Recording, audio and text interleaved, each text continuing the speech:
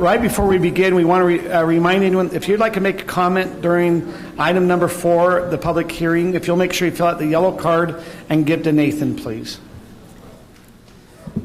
We'd like to welcome everyone out to the Highland City Council meeting today on March 15th. We will begin by having an invocation by Council Member Scott Smith, followed by the Pledge of Allegiance with Council Member Sarah Peterson. Our kind Father in heaven, we are thankful this night to meet together as citizens of Highland. We are very thankful for the rich blessings we receive living in this wonderful city. And we're thankful for the participation of all those who are present this night. We are thankful for the service of our city staff and for our House representative who's here this night and for all those who serve on the council and the mayor.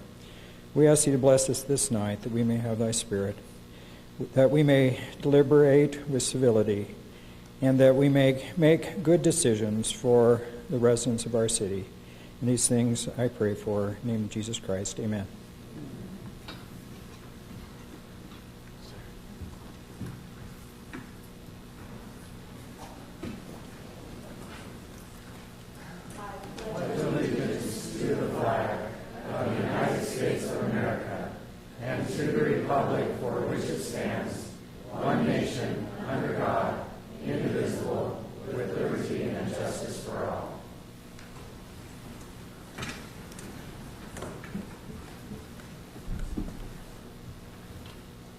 We'd like to welcome everyone out. Do we have a youth council representative here tonight? At this time, we'd like to have our youth council representative come up and share with us a little bit what's been going on with the youth council. Hello. So just for our activity last time, we just stuffed eggs, like plastic eggs for our egg hunt that's coming up on April 9th.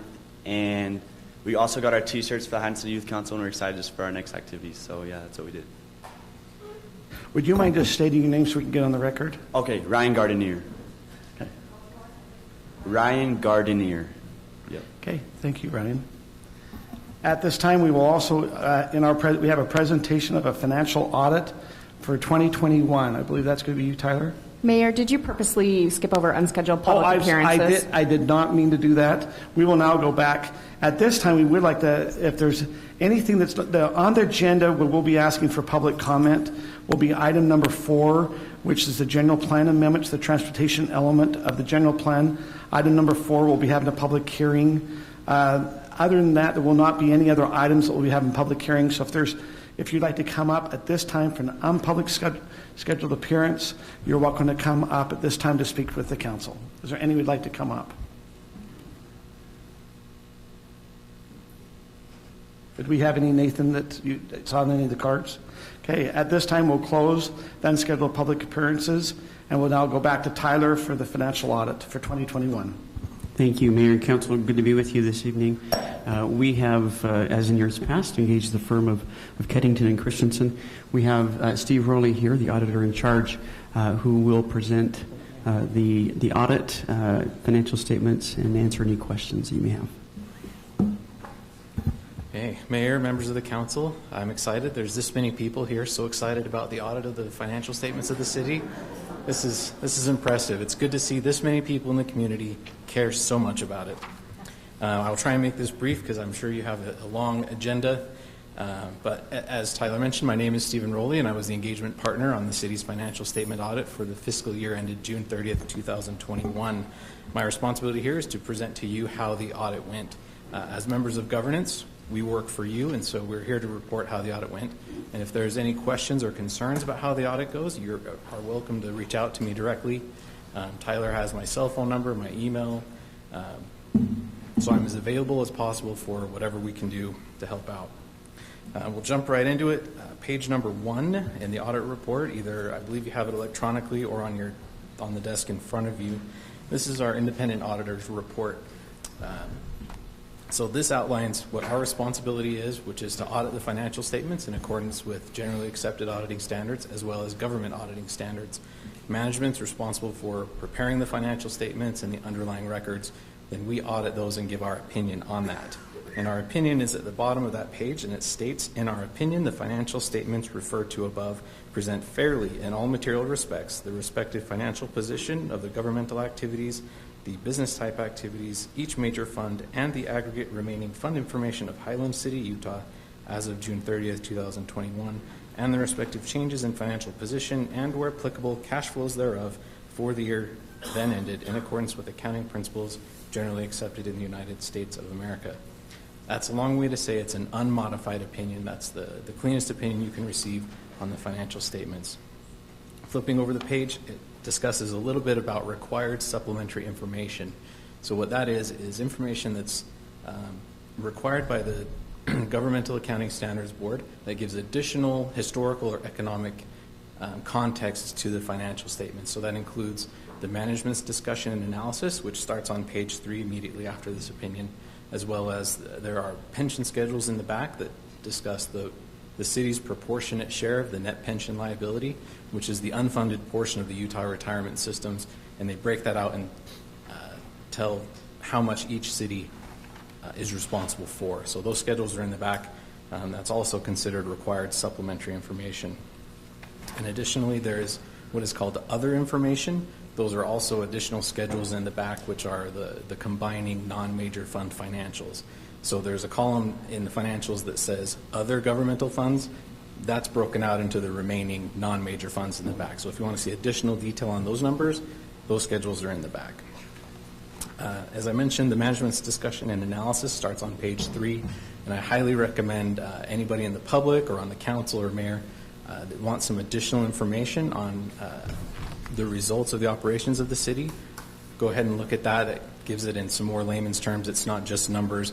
There's some context there with some narrative provided by management to help everybody understand what's going on.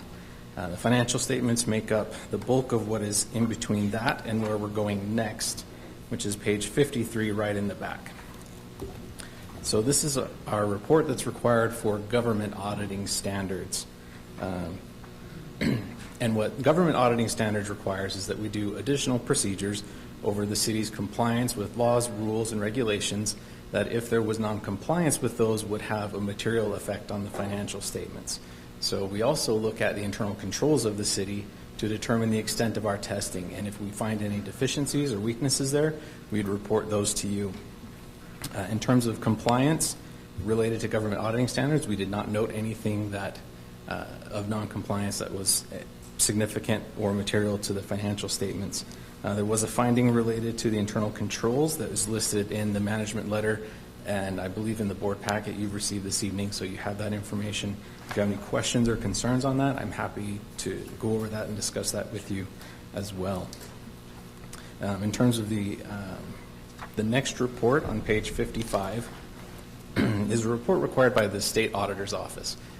They send us out, and we work under the purview of the state auditor, and therefore they have us select from procedures that they've dictated which procedures to perform that relate to the city's compliance with state compliance requirements. So those areas that we tested are there indented in a little bit, about a third of the way down the page: budgetary compliance, fund balance, etc. So each of those areas we look at from two perspectives. We look at the city's internal controls related to complying with those requirements, as well as specific instances of compliance, so that we can give an opinion on the compliance and communicate if there are any weaknesses or deficiencies in the internal controls over the city's compliance with those. And as it states there at the bottom, there was a qualified opinion on the budgetary compliance, as one of the departments was significantly over budget, and that's typically due to year-end accrual entries that come through. A lot of times projects happen in the summer that were normally going to be pushed more towards July or August, but happen right at the end of June, and there's not time to amend the budget. So that seems to be a fairly common finding that is seen. So that information's there as well as in your packet. But for all of the other compliance requirements, our opinion is that the city complied in all material respects with those compliance requirements.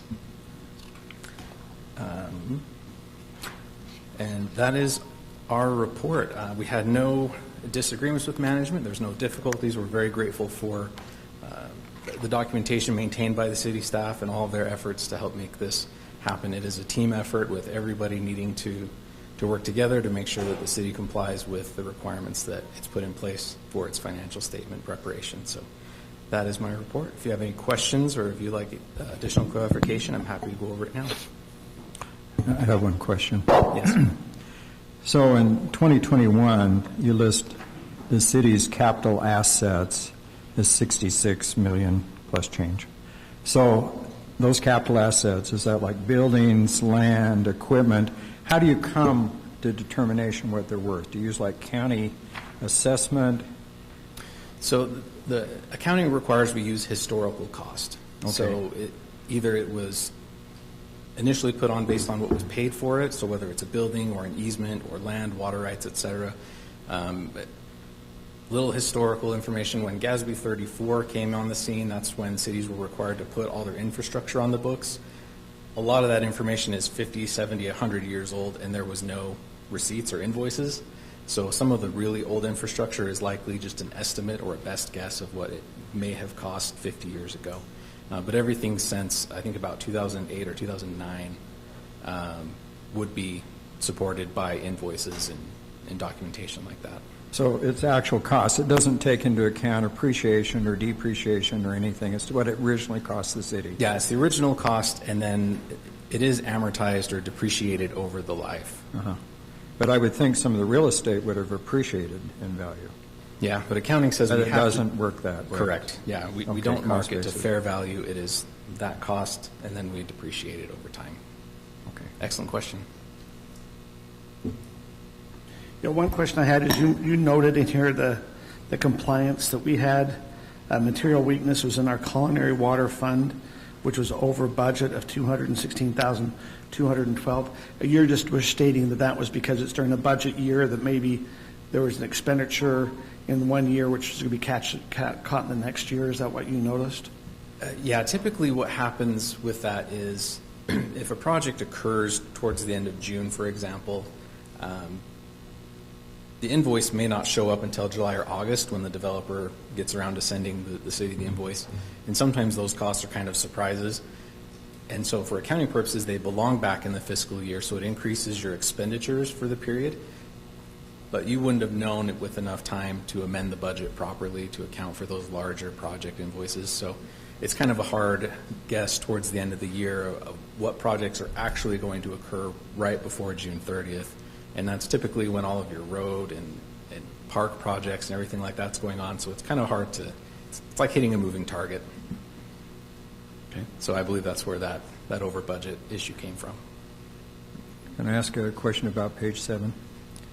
So on your nifty bar graphs, you may have explained this, but on public safety, our revenue is $3.5 million behind what their expenses were. Is that because it comes out of the Lone Peak Safety District? It's page 7. Yeah, let me see.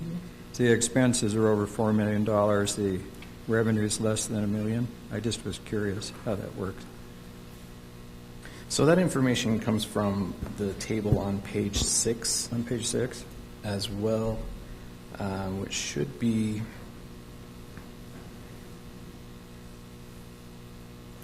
So yeah, page 6, so the governmental activities column, down in the expenses, so the 4.3 million, and then the related revenues, I believe those would be, let's see.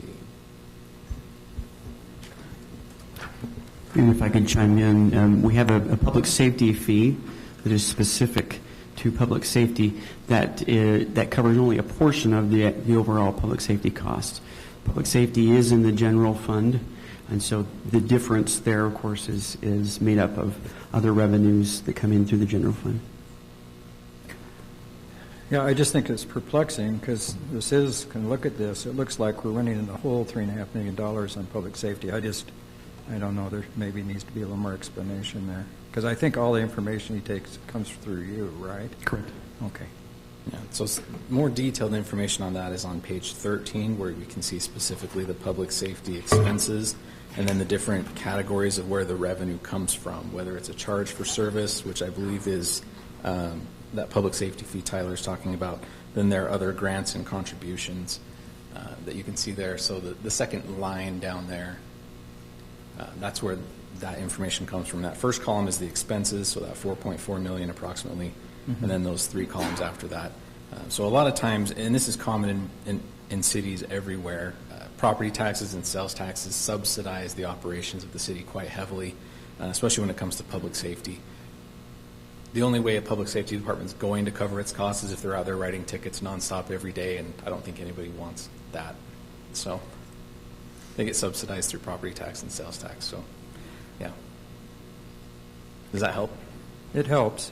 I just think it's a little ambiguous, because I understand a lot of this because I've been doing this for quite a while. But I think if people looked at this, they'd say, "Why are you $3.5 million in the hole?" I don't. When we're really not, right? Yeah. Well, with that department. Yeah, with that department. Yeah. No, excellent question. Good observation. Any other questions? Okay. Thank you very much. You're welcome. Also, tonight we have a privilege of having one of our legislators here. We have the House Representative Brady Brammer. We'd like to invite him to come up and maybe give us a legislative update, which is finished over the last 2 weeks. Thank you for coming, Brady. Thank you very much. It's a pleasure to be here. There's a saying, never blame a legislative body for doing nothing, because when they're doing nothing, they're not hurting anybody. When they do something, that's when they become dangerous. So, unfortunately, there was a lot that was done this session, and I want to talk a little bit about it, but most of it is quite positive. Utah continues to be, in terms of managing our budget and in terms of our fiscal responsibility, I think we're 12 years in a row the top-ranked state as far as rich states, poor states, and the economic metrics that measure the health and the fiscal viability of a state. We're doing quite well that way. In terms of our general budget, a couple of things that I wanted to focus on. In terms of our education budget, the per pupil spending was increased by 6%, which is one of the largest that we've ever done. So it was 6% this year, 5% last year. That's a huge increase to public education. Additionally, there was $248 million put into a stabilization account. So our public education system just was rocked in 2008 when the economy went down. Because our public education system largely relies upon income tax revenue, that's a more variable tax revenue source. And so in 2008, when the economy went down, our education revenue dropped in a huge way. And so what we've tried to do is build a fund while times are good over the past, since 2008. So, we're looking at about 14 years. We've tried to build up a good education rainy day fund and a stabilization fund so that if the economy does go down, education won't take the same lumps that they did in 2008. And we made good on a lot of that stabilization fund hadn't been in place prior to this. Now, we did a lot with water, and we can get into that more and more as far as if there's specific things you want to hear about. With Great Salt Lake, with Utah Lake, transportation, we did $1.2 billion in additional transportation funds. And a lot of that is related to Utah County. So because Utah County is such a high growth area, it's starting to grade out really well in the transportation criteria for which roads are going to be built. Now that isn't so much, Highland really has, one state road, which is SR 92. So we don't see a lot of that, although we do have some funds that are not necessarily, they're through MAG that are going to be going in for expansion of SR 92 from North County Boulevard to the mouth of the canyon. But the need for infrastructure in the northwest portion of Utah County is quite great. And so we're trying to get out ahead of that because we see a huge amount of growth coming. And then Utah County did quite well with getting their buildings funded. Those include an engineering building at UVU, which is an $80 million building. It includes a new tech building in Payson.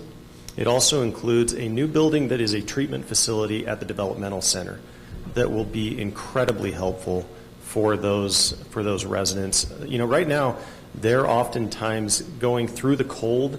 They're being pushed in wheelchairs for a quarter to a half a mile to move around the campus of that developmental center, because it's not built with vertical, because it's there, you know, it has to be all handicap friendly. And so they're being pushed from building to building in wheelchairs, oftentimes in the bitter cold. This will be a centralized building that has treatment facilities that will really help that community. And it's something that, you know, all of these buildings really come about because we met early with the groups. We helped them, and they put together great data, and they were early in the process. And then as we went through the legislative process, we had a good caucus from all of our legislators in Utah County really pushing for these buildings to get funded and making sure that that happened. And we did a great job with that. As far as my personal legislation, I had several bills. Probably the one that you've heard the most about is the Utah Lake Authority bill. And that's a bill that allows for, so right now we have a Utah Lake Commission. It doesn't really have any authority. It doesn't have the ability to do much. And it's basically a volunteer group. It's an interlocal commission. The authority gives them the ability to receive far more revenue from the state. Originally we had it as that they would have local taxing authority, but we were able to get it into the state budget instead of the local budgets. And so we received, right now the Utah Lake Commission operates on about $500,000 per year, roughly. The Utah Lake Authority will be receiving $1.5 million per year, plus it opens them up so that they can apply for grants and have matching grant money, and there's so much more flexibility with an authority that you really don't have with a commission. And so this will, additionally, it's a tighter group that has far more local control than the commission had. And so really what we received with the authority is the ability to have more of a push on the lake from the local voice with more state funding. So it's kind of we did well on that one. And with that, you know, I assume there's a few questions, and I'm still kind of recovering from it and processing everything that happens during the session. It's a quick 45 days, but it's a busy 45 days, and I'm happy to answer any questions that you have. Can I make a little comment? Sure. I really appreciate your help on getting the physical facilities building at the USDCI. As you know, I serve on the governing board there. We've been trying to get that building for years. Yep. What it also does, besides consolidating a lot of therapies and that in one place, is they'll be able to tear down some buildings that are over 100 years old and are not earthquake safe. The other thing is that building will be used for a lot of outpatient for people with disabilities. And so it really helps all the surrounding neighborhoods and things and cities everywhere in the state besides just the residents of the USDC. So thank you. Yeah. We were also able to get quite a bit of an increase in the amount of wages that we can pay to our state employees in the health hospital, you know, in the state mental hospital and in the developmental center. And if you look on the marquee, you can see that the starting hourly wage has gone up. I drive on North County every day, so. Well, that's great help too, because as of 2 weeks ago, there were 81 positions open. Yeah, it's been a major problem. You know, the labor shortage has hit hard. It's especially hit those positions because you have such a high risk of, you know, these are patients that often, you know, that it's not uncommon for them to have a physical assault on an employee, and so it really gets to be a tough position to keep filled. Thank you. Anyone else have any questions? Brady, I have a question about the, I think it's HB 242, the secondary water metering amendment. Basically, what does that mean for Highland City, and how can we take advantage of that? So there is a grant program that you can apply to, and I may be getting the exact what they call the program incorrect, but you'll want to get your applications in early for secondary water metering because it's a program that it's not a renewing program. So there's a set amount of money. Get your applications in early to get your spot. And one of the hard parts with that is we're not sure that we have the workforce to do all of the secondary metering throughout the state. So you'll be doing your application, but then there will be a wait in order to have the workforce come and install the meters and do everything with the grant money. The details, you know, it's as far as like how to do the application and all of that, I wasn't involved in that as far as like the nuts and bolts of it, but apply early and apply often is what I would say. Just to follow up, I understood that there was only a 2-year period that we had to get the meters in. That you had to do it within the next 2 years, and it was going to be 70% or a certain percent, and then it would start dropping. What you just mentioned, you're saying if we start in the process, is it still just that 2 years we get the money, or? So a lot of the metering is based on ARPA funds, and those have a 4-year window of expiration, and I'm not to be spent. And so I'm not sure exactly when their starting point and when their end date is for that 4-year period. But as far as the 2-year, I'm not sure exactly on that. What I am advising you as much as I can is be early as much as you can. I don't know the nuts and bolts in terms of, how that's going to work out. So did they talk about supplies too? I mean, one of our wells here that we had to redo this year, it took almost a year to get the supplies for it. I mean, so we can apply in that, but is there some leeway there? Because we may not be able to get the supplies to do it in that short a time. I think there will be some leeway, but those are some of the details that they're going to be working out as it moves forward. If it's just we're getting a bottleneck, if there's any way that we can give people more time, we'll go back and revisit and we'll give them more time. But we kind of need to see how that program rolls out before they have that level of detail on it. I have a quick question. And you may not have gotten around to this yet because it just happened. I know you've been busy, but the Utah Supreme Court heard the Pleasant Grove case this week about fees, and I was wondering if you had listened to that or have any insight based on what you heard. I have some opinions on it. I didn't listen to the Supreme Court oral arguments. My opinions are probably not the favorite ones of this body. I think that Pleasant Grove will lose that case. I think that what they called a fee is a tax. And the court, they already lost at the trial court level. And the Supreme Court is likely to affirm that, which means that they'll agree with the trial court. I felt like the reasoning of the trial court was pretty solid. And what it will likely mean is that the transportation fees in various cities will likely need to go through a truth and taxation process. Now, as for what that means for fees that have been collected along the way up until now, I don't know. I have asked the league if they wanted me to address that through legislation, and the league declined that offer. They said they'd rather go with the court process than a negotiated solution out of that. And so I wasn't going to offer a hand if they didn't want it, and they didn't really want that. So one of the problems would be for Highland City, since we have a road fee of $18.50 a month, we've collected for 4 years, and spent $4 million. Are you suggesting we might have to refund all of that? I don't know the exact legal impact. That basically, in many ways, bankrupt the city.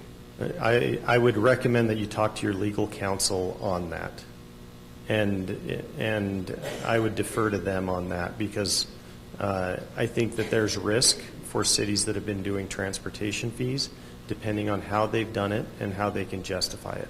And I would recommend that any cities that are using a transportation fee should work with their legal counsel to understand those risks.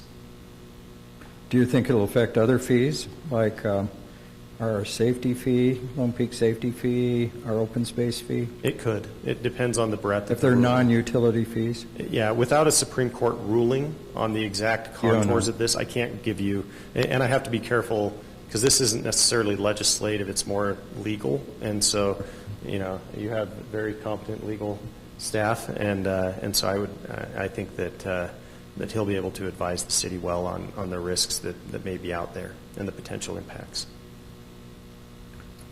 Another bill that came about was affordable housing. That was a big, thing that was coming through, and the news reported it. Of course, the League of Cities was very. As you look at Highland, the bill that was passed, how do you feel that would affect Highland? Well, there were a few that were passed. What's the main one that you're? The 462. 462. Okay. I don't have them memorized by bill number. Okay. What were the primary thing? Because It was about, I think they had the transportation corridors that they need to have certain, then we had the criteria that the city had to go and check off if we were meeting certain affordability measures in the city. On the that's the HRTZ zones, or the HRTZ. So let's see, I'm trying to remember what HRTZ or HTRZ stands for, but HTO. It's a transportation reinvestment zone, and then along those corridors they require a certain higher density and perhaps some elements of housing affordability along those lines. I don't see that impacting Highland all that much. It depends on if SR 92 were characterized as that type of zone, but a lot of those characterizations depend on mass transit more than just traffic flow, and I don't see the traffic. I don't see it being applicable to SR 92. It would take a different reading than how I read it. It would be more along the lines of you're following Front Runner, you're following tracks, you're following a few other local bus BRT type systems. Things like that are going to be the more likely candidates than what you're getting in Highland and the cities around here. I have a question. Yeah.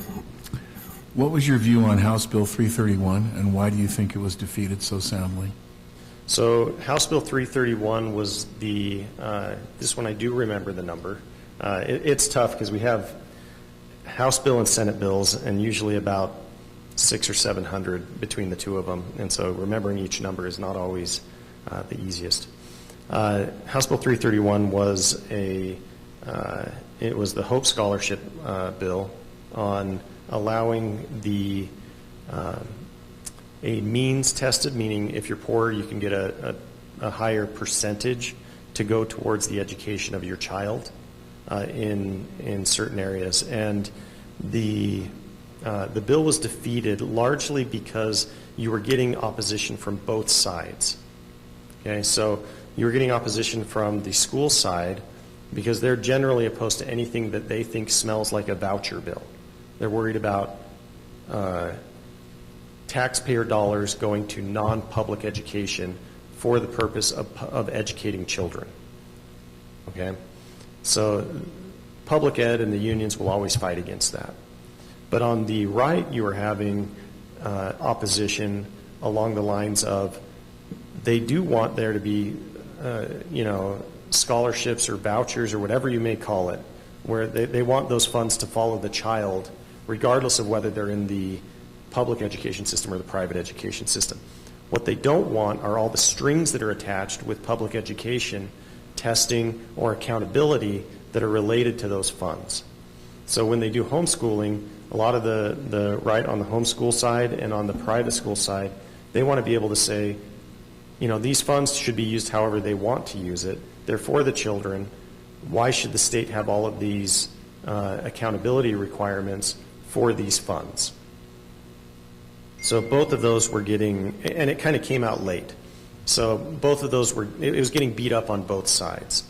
As far as why it went down like it did, it wasn't fully baked. I don't think that it was there all the way. I think that it was kind of something to get it out there to test things. The bill sponsors won't say that, but I think that's kind of the case. The other reason why I think that it kind of went down was towards the end of the session, there was a discussion about the legislature is having a really hard time because the way that our budget is set up, we're the only state in America that has an earmark for education, meaning that our income tax can only go towards education. And we are the only state in America that does that. And that's created a lot of pressures because our general fund, which comes from our sales tax revenue, it funds our basic government, but it's been falling short. Even though it's been increasing, it's not keeping up as a portion of our economy, as a portion of our population, and all of that. But the income tax, we're getting faster income tax growth year over year over year, And so if you're trying to deal with a budgetary issue, having that earmark that puts a firewall between education and the others has created a lot of problems legislatively. And so there was talk of, okay, what if we work with education to tear down the earmark wall and we can work through these various things? Do we really want to spit in their eye, as they would perceive it? I don't think that it's really that way, through a Hope Scholarship bill at this time. And so that's kind of what's going along. You know, you knew beforehand that it was going down. You know, some of it I had, you know, and so I think that's the dynamics of what was going on at the time. Okay. I don't think there's any other questions. We really appreciate Representative Brammer for you coming today. We appreciate you serving our community, so thank you. Thank you for all you do. Highland is just amazing. I've loved living here since 2012, and I really appreciate the thoughtful things that this council does. I hear about the problems that other cities are facing, and you know, we have kind of an embarrassment of good things here in Highland, and so I really appreciate your watchful eye on that. Thank you. Hey, Brady, will you just let everyone know if you plan on running again or not? I am running again, but I do not have a Republican challenger. I do have a Democrat challenger and a United Utah challenger, I believe. So, yeah, thank you. Thank you. We now have item number 3, consent items. Does anyone want to pull any of those consent items? If not, we'd be ready for a motion. I'll make the motion. Mayor, I move that the Highland City Council approve consent items 3A, which is the approval of meeting minutes from February 8th, 2022, and 3B, which is amended interlocal agreement with Utah County for 6800 West. I'll second. We have a motion by Scott, seconded by Councilmember Rodella. We ready for a vote?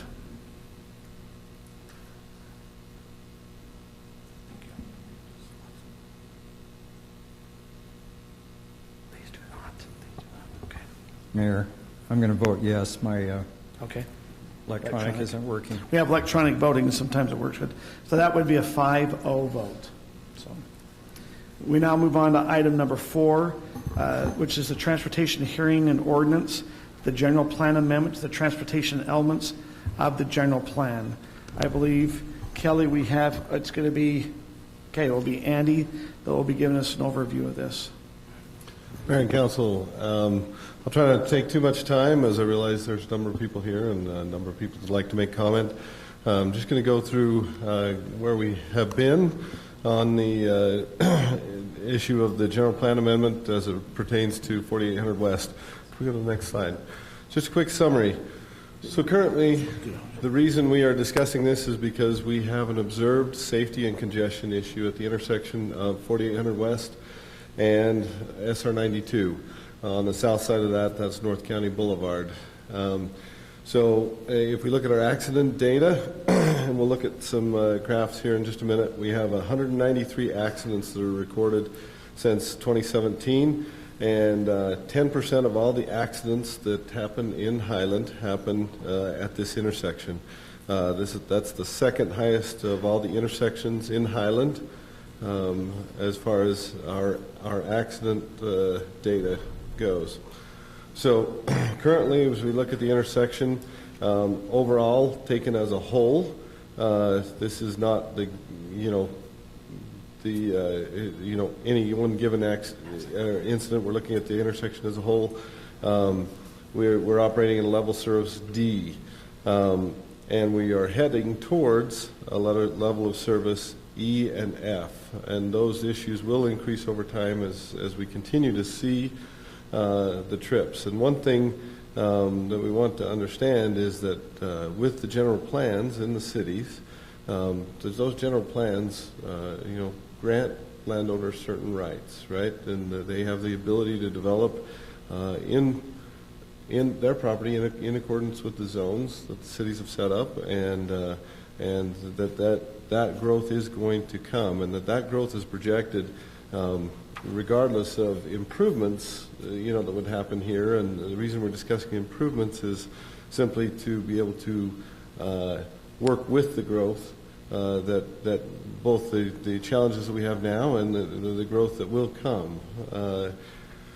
One of the challenges we have is that the southbound and northbound lanes do not align. That is one of our safety concerns. We don't have a good lane alignment as we go through the intersection. Another concern that we have is that we're missing sidewalks on the east side as we look at the section north of SR 92 on the east side. That sidewalk system is not complete.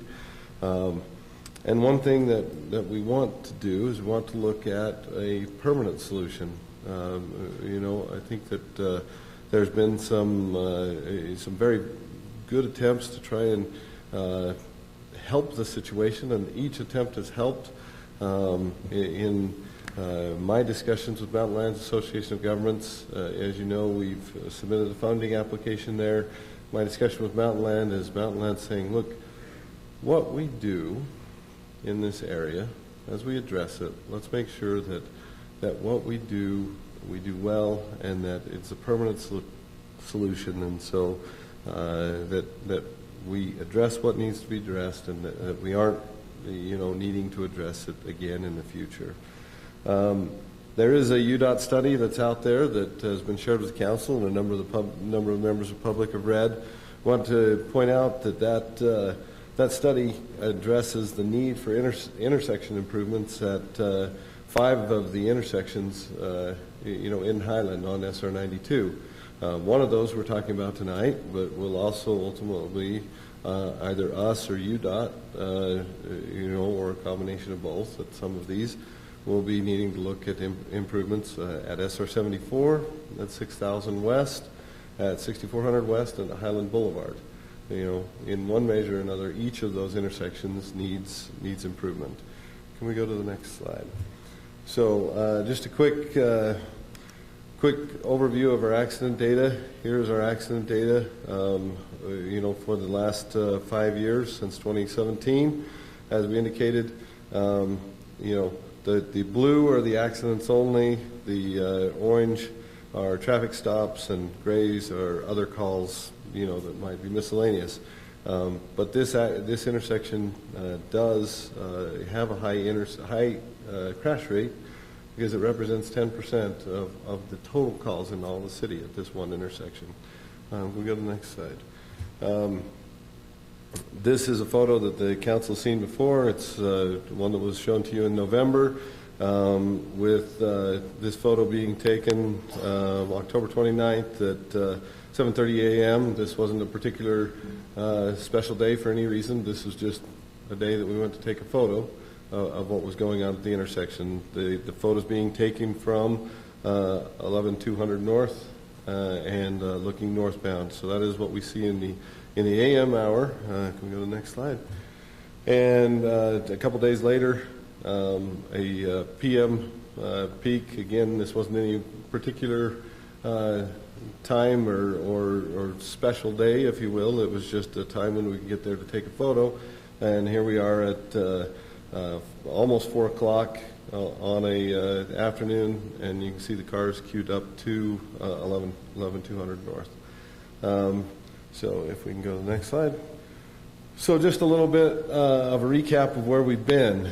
Initially, we were talking about, we had a discussion and a lot of discussion here 2 weeks ago, and the Planning Commission looked at a solution that extended a 5-lane arterial all the way from SR 92 into the roundabout.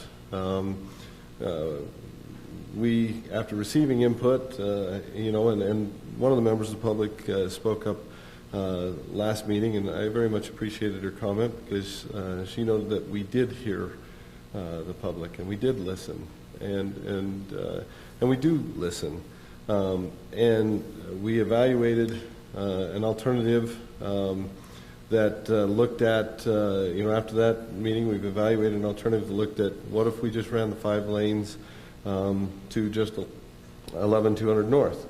and made the transition just on the north side of 11200 North back to the 3-lane section. And then in further listening, we've also looked at an alternative that addresses the core safety improvements needed and even minimize that transition further, trying to bring that transition happening somewhere in the vicinity of Snowflake Drive.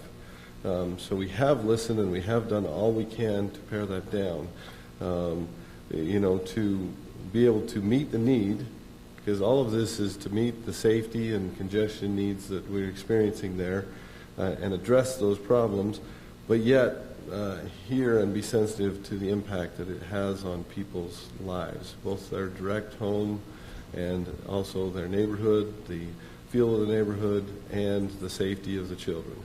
Can we go to the next slide? So,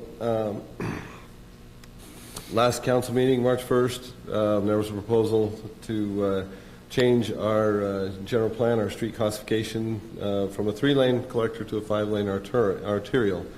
In an effort to be sensitive to those concerns and to really address the core issue, what we're recommending, as staff this evening, is that we really look at that minimized section, that we really try to address the core issue, that our actions be focused on how can we help that intersection to be safer?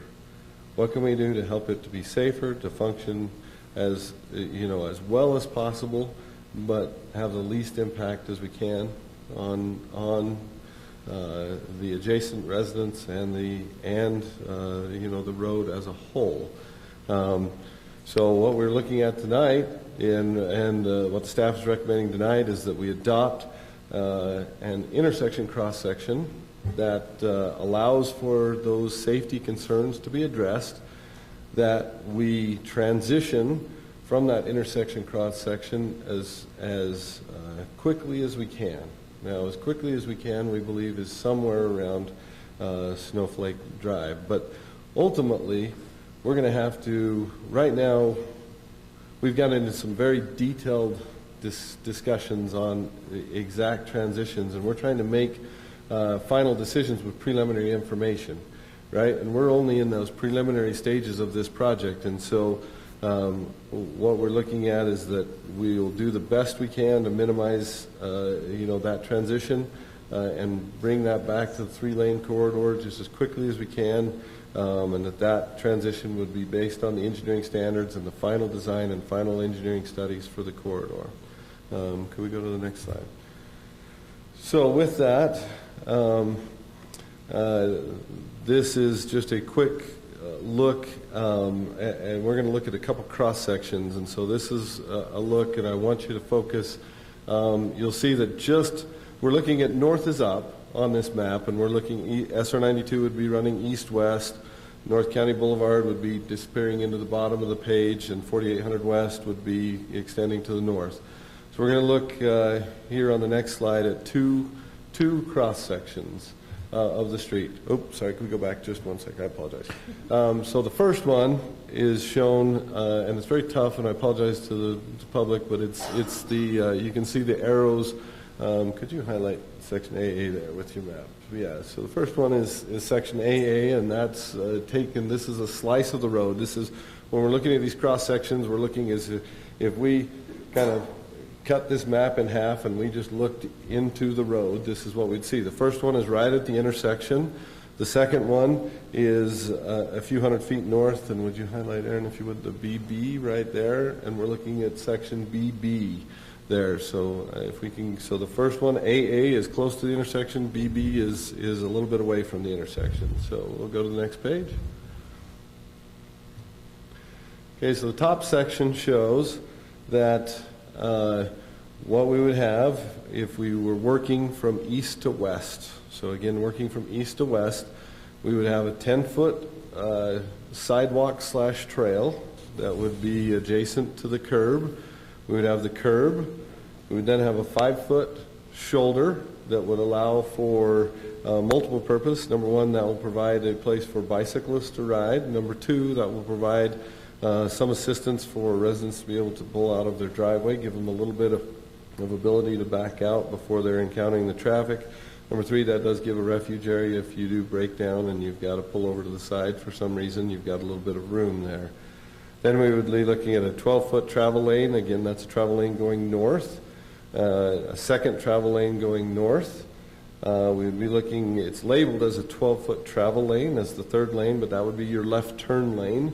That would be turning from 4800 West onto eastbound SR 92.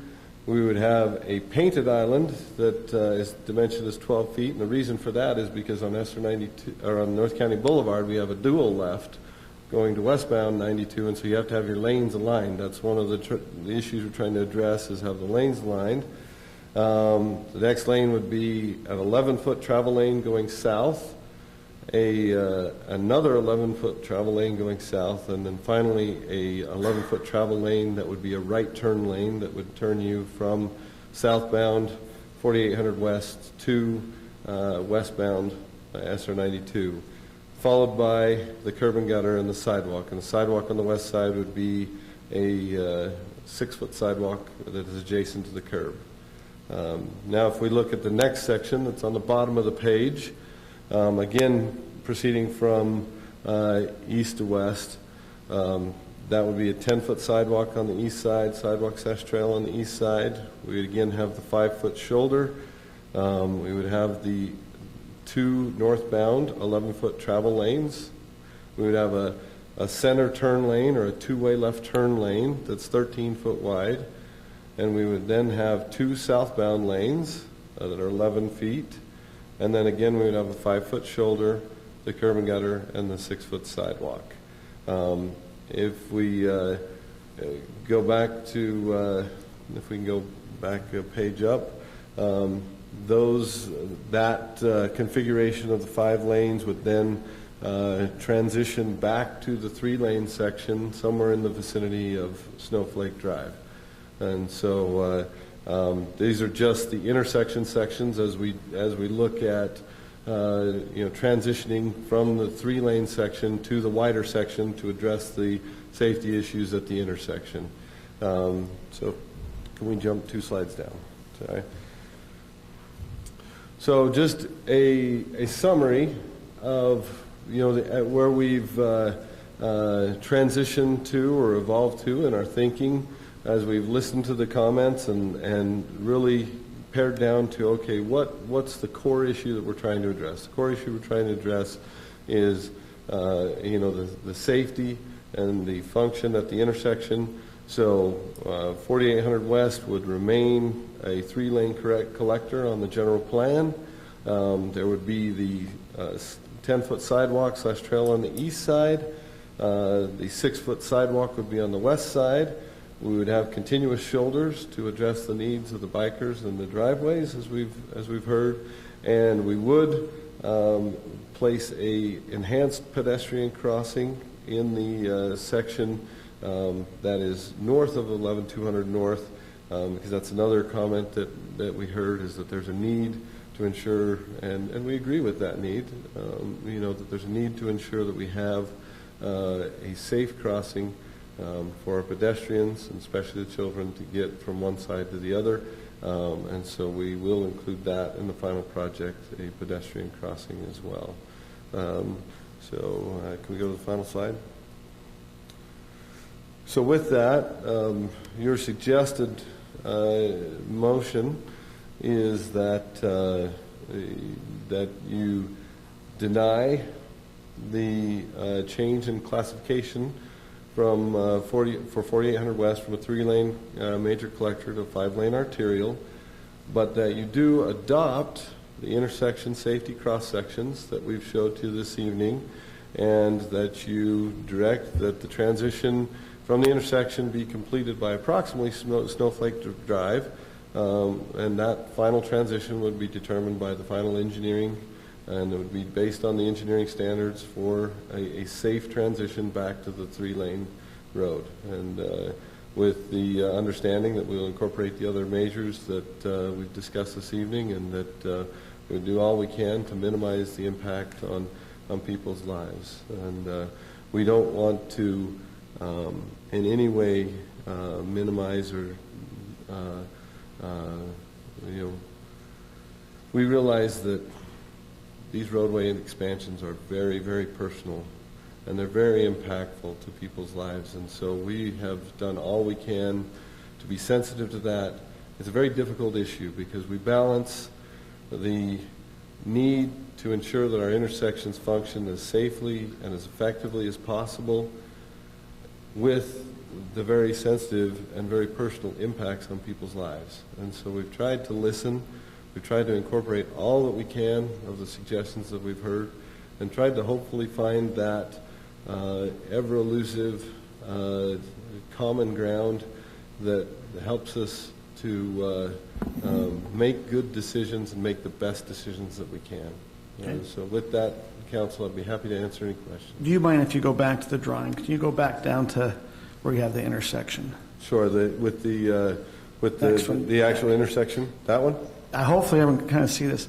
Okay, so I just want to make sure I understand what the proposal is to deny the change to the transportation elements in the general plan. So what we're stating is we are not going to be changing 4800 West to 5-lane arterial, correct? Correct.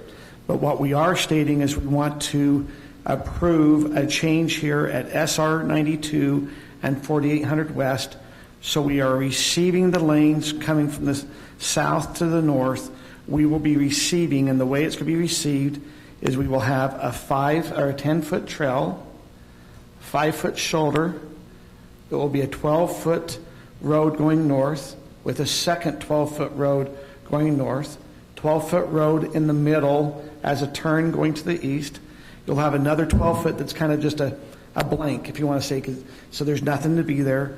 Then you'll have 11-foot through to the south, going south, another 11-foot south, and then another 11-foot turning to the right with, is it a 6-foot sidewalk on the west? 6-foot sidewalk on the west. Okay, correct. that is at the AA area, so Yeah, here at the intersection. That's right at the intersection. So that's where you'd be when you were lined up, if you were the first couple cars in the light. So to help with this transition, you're stating that by the time we get up to Snowflake, so if you see we have a power line corridor, the next intersection is Snowflake. Yeah, just off the page is Snowflake. That's the road that At heads to the Snowflake, we will have a 10-foot trail. Yes. Will we have a 5-foot shoulder? Yes, we will still have shoulders. We will now have transitioned down to one northbound lane, correct? Yes. And We one will- southbound. And we will have, in the middle, we'll have a turn lane. Yes. Southbound, we only have one southbound lane. Yes. Will we have a shoulder? Yes. 5-foot shoulder? 5-foot Will we have shoulder on the- a 5 or 6-foot sidewalk? A 6-foot sidewalk on the Okay, west. so on the west, it's still said. So by the time we get to Snowflake, we are recommending the recommendation is it's transitioned back to a 3-lane, if you want to say it's back to where the road is now, or if it doesn't have a center lane, the recommendation is to put a center lane in.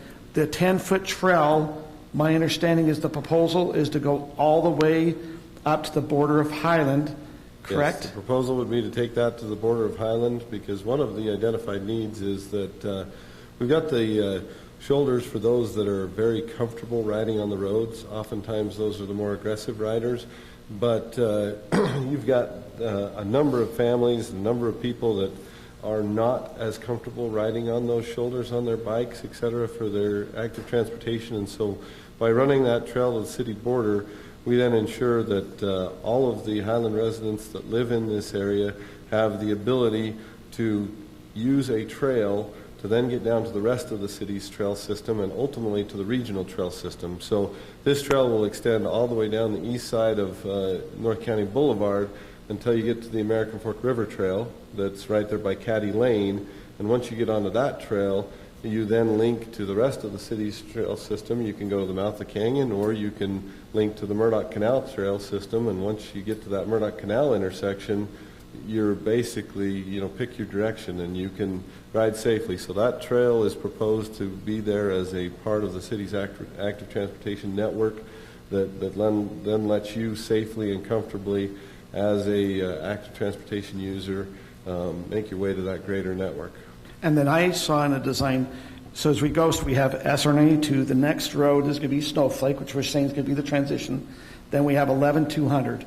Right. And between 11200 and the Highland border, you're talking about having, if you want kind of it's going to be a pedestrian crossing where they come in, get to the center island, and they have to turn to face the traffic to walk up, that then come across again, correct? Right.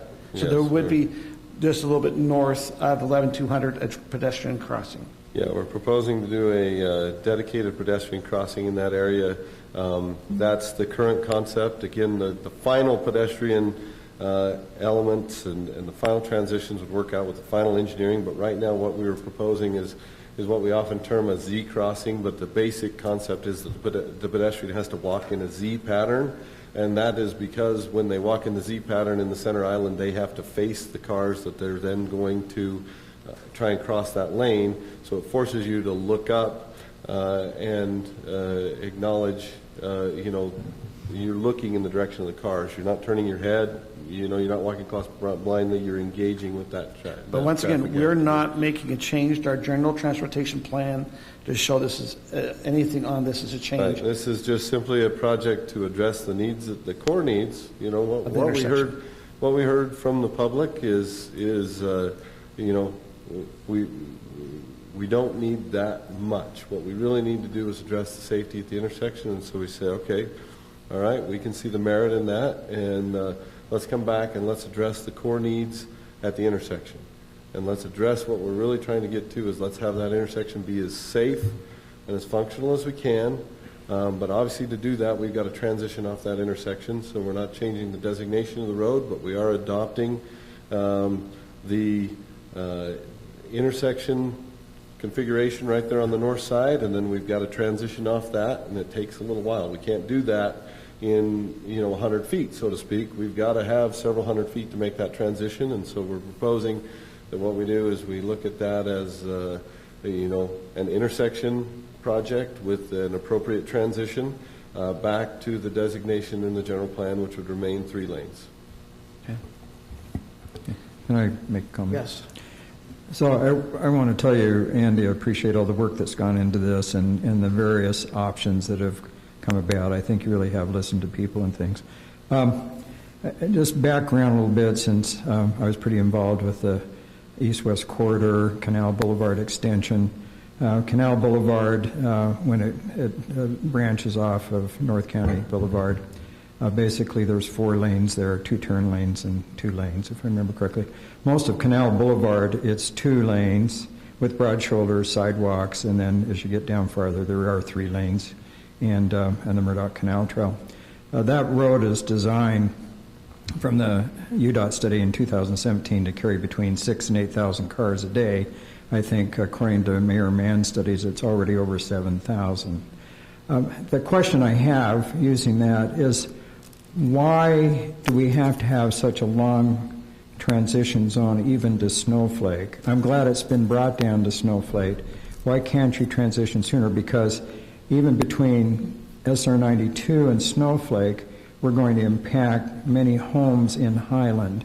Why can't that transition happen a little faster? Because on the North County, it transitions rather rapidly, much sooner than that, and yet carries 7,000, 8,000 cars a day. So I'm just curious, is there a way to transition it before Snowflake? Because it looks to me like you're still going to have to take out a home or 2 or take out people's front yards, basically, to do this. Am I mistaken? It just seems like, I'm glad it's not up at 11,200, but is there a way to shorten that transition a little bit? So we've looked as much as we can.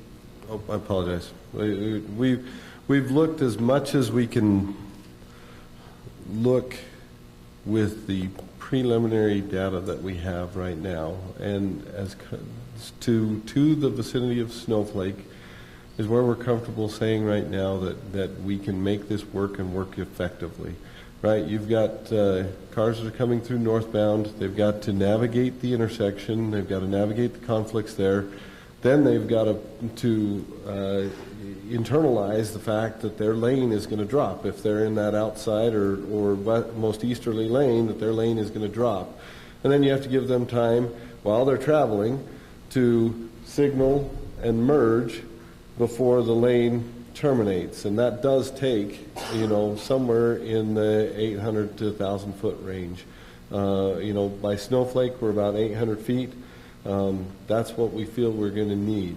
Now, if we can do it less, and we can make it effective and be shorter, that's wonderful. None of us have any desire to impact people's lives and their properties and their homes any more than we need to. But that is what we feel like we need in the northbound direction. In the southbound direction, what you want to do is you want to be able to, during those peak hours, have 2 full lanes stacked with cars that can make it through in one signal cycle. You want to be able to make sure that you can maximize the cars you can get through in that signal cycle. So similarly, it's in the vicinity of Snowflake where we feel like we can maximize the benefit of the signal, and then after that, that's all the cars you're going to get through in that one signal cycle. And then as the signal, changes and it's going east-west, those that are queued up farther to the north can make their way down and fill those lanes. But we've looked very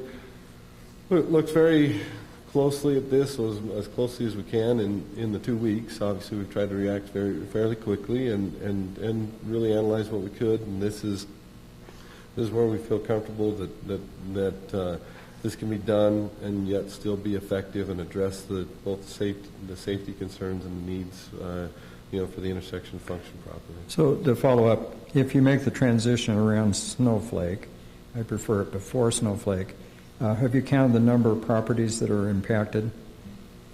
I was up trying to count yesterday, but I counted actually up to 11,200 instead. Yeah, I know that there, to 11,200, there was, 13 properties. To Snowflake, it's probably around 9 or 10, because there's about 4 north of Snowflake out of memory. So it's on the order of 9 or 10 properties.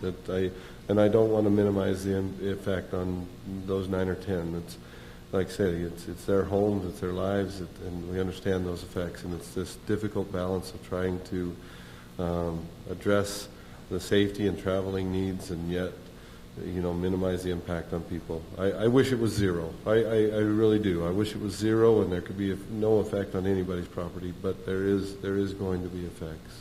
So on the light signaling, I've had a lot of emails and people who have investigated the light signaling. Are we going to make a lot of effort to make that a better signaling process? Because I understand basically people are saying the signals are too quick. Well, and that, again, all of that, excuse me, I apologize. Will come in the future. All of that, and this is where I was indicating that we've got the very difficult task because we're so early in this process, right? We're going from a concept plan to, how do we address an appropriate decision from the council, to then seeking funding, to then, really studying out in the design, in the final design, hey, how can we optimize that signalization? I mean, all of that will be accomplished as we move forward. But, we're at the point where we have to make, what is a very difficult decision. And we're trying to make as close to a final decision as we can, but with preliminary information and preliminary design. And so we will do our best to vet that out as we move forward. And that we will certainly have additional open houses and additional exchanges and dialogue with the residents. And this won't be the last that we talk about that, but at that point we will have,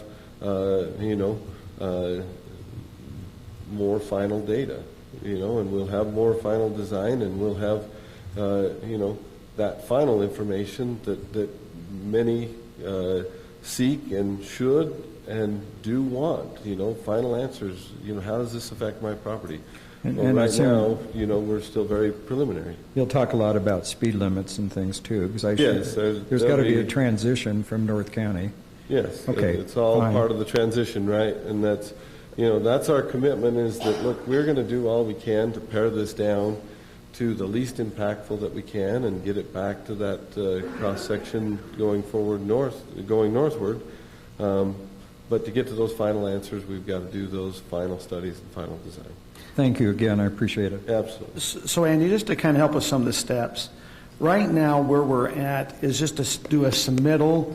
If this was approved tonight, is to submit to Mountain Land Association of Governments to put in as a vote to say that they will even look at this as possibly a plan to then go and consider funding, and then you go to design. So my understanding is submit to MAG, then in June it comes up, June of this year, it will come up. They will then vote if this is a project they want to look at taking on. It then gets put on their docket, which probably sits for a year, just kind of waiting. Then it kind of goes to design. Right. At that time after design, it is my understanding that then we will probably have an open house or Yes. some public input for the public to see the design. Correct. It then comes back out of design, and then it would get ready to get prepared to go to bid, and probably. In between design and bid, there would be the right-of-way negotiation But that's what process. guys. When will we start Yeah. talking to the property owners? Is between the design and bid. Once it's kind of been settled in, Right. they'll start doing the right-of-way acquisition, Right. and then it kind of gets ready to go to bid. Right, yeah, and that's an elongated, that's in the nearest of term, probably about a 4-year process, in the shortest of terms. Assuming that everything went just exactly you described, we're probably, it could happen as fast as 3, but more likely it's 4. And it could be elongated from there. You look at our 6800 West project, that was funded and approved in 2016. In 22, we're going to build it, right? You've got 6 years later, and so they do take, some time to come to fruition, and there's good reason for that, because it does need to be a thoughtful and evaluative process. And so, yeah, we're very much on the preliminary side of that. Okay. Council, do you have any other questions of Andy? I just have a question. So Kurt talked about us submitting to MAG and then them coming back with the design, having open house, suggestions from residents upon that design. Then would it come back to council and we would take in the suggestions and everything from open house? I mean, if UDOT does give us this design that we're not happy with, where does it go from there? So the designs, in this case, to some extent, UDOT wouldn't be leading the design effort. We would hire a consultant, meaning us and MAG jointly would hire the consultant. UDOT would be a big part of this because, there's improvements suggested to the other 3 sides of this intersection, right? There's improvements suggested to the North County side, so they're definitely going to be a part of that. But the city would hire the design consultant, and there would certainly be some presentations, et cetera, to the council through that process of that design. And, it would seem, although not mandatory, it would seem, an appropriate step given the high level of concern for this, that come back to the council to approve. Yeah, that's the design we want to go with. I don't think that would be mandatory, like I say, but it certainly, seems advisable.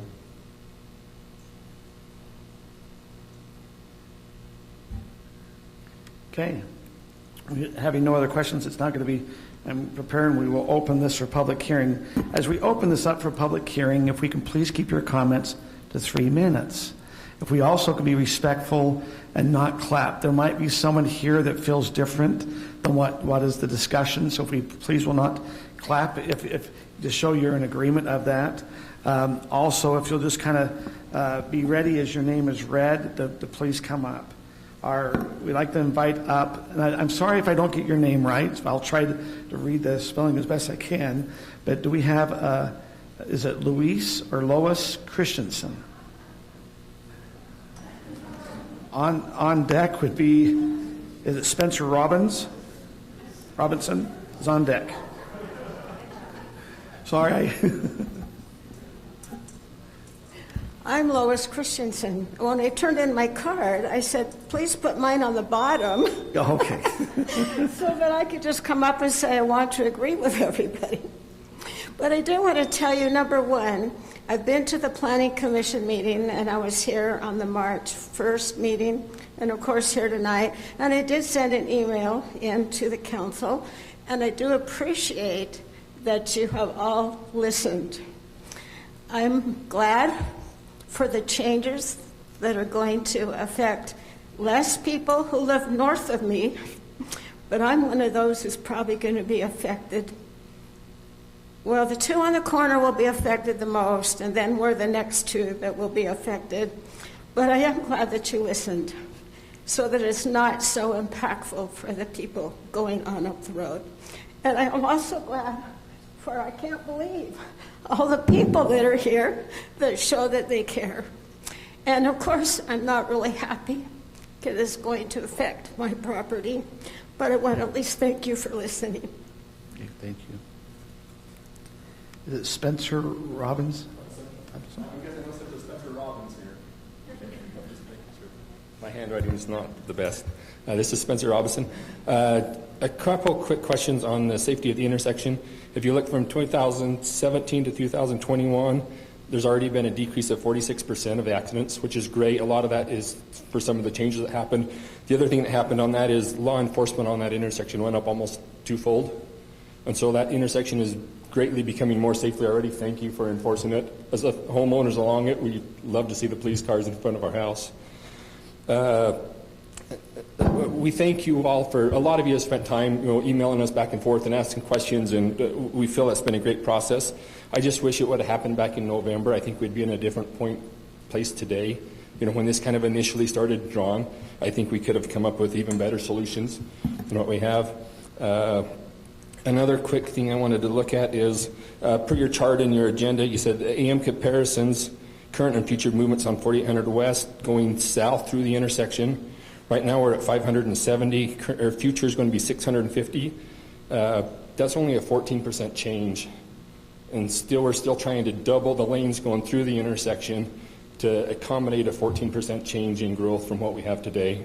Most of us residents that live alongside of it, that we're used to this already. Another 14% change isn't really going to affect us. We don't see that being a dramatic thing to where all of a sudden we do need to change the road other than safety. If it comes down to the safety of the intersection, but has anybody studied and seen why those accidents are happening? Is it because of the left turn, the left turn lane just barely went in?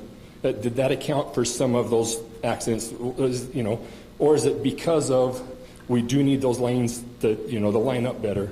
The bad thing about doing two lanes there is you don't have any more room, so two lanes and more speed, you might increase your accidents there instead of decrease them. So just a couple of thoughts. Thank you. Thank you. Jerry Symes?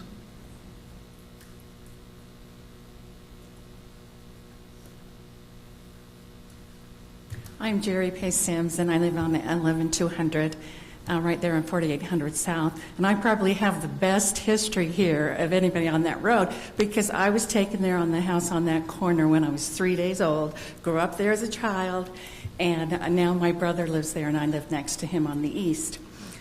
I believe in growth, and I applaud everyone here who wants to raise their children here in Highland because I was raised in this wonderful place.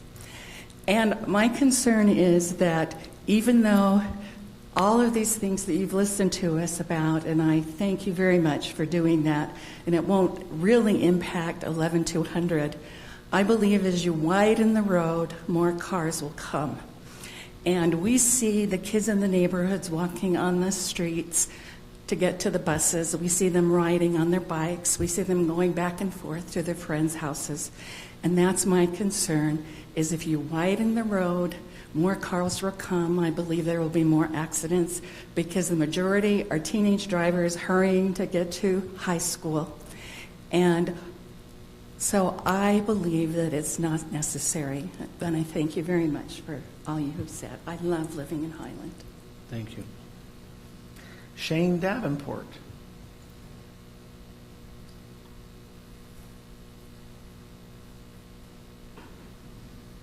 I put my name on the docket, so in case I had something to add, I would be there. I want to thank those who have come before me, and they really covered a lot of what I wanted to say. Thank you for listening to us. I feel like you've definitely taken our concerns into your hearts. The things were mentioned ahead of time. I guess if I had anything to add, the timing of the turn signals, I think I'd like more. I'd appreciate more study in that. There's been some changes in those turn signals recently that I feel personally has made it a lot safer. So the data moving forward, I'm more concerned about. I think that's become a safer intersection, but I would like the timing of those, the intersection to be taken into consideration. And also, I just wanted to reiterate, that not to point out something petty here, but the timing, the pictures we're taking during those really busy times, they weren't arbitrary. And the timing is really, there's only an hour, 45 minutes to an hour in the morning, and 45 minutes to an hour in the afternoon, and then it's really kind of not a busy street. So I guess that's all I want to say. Yeah, thank you, Shane. Do we have Sean Aldrich?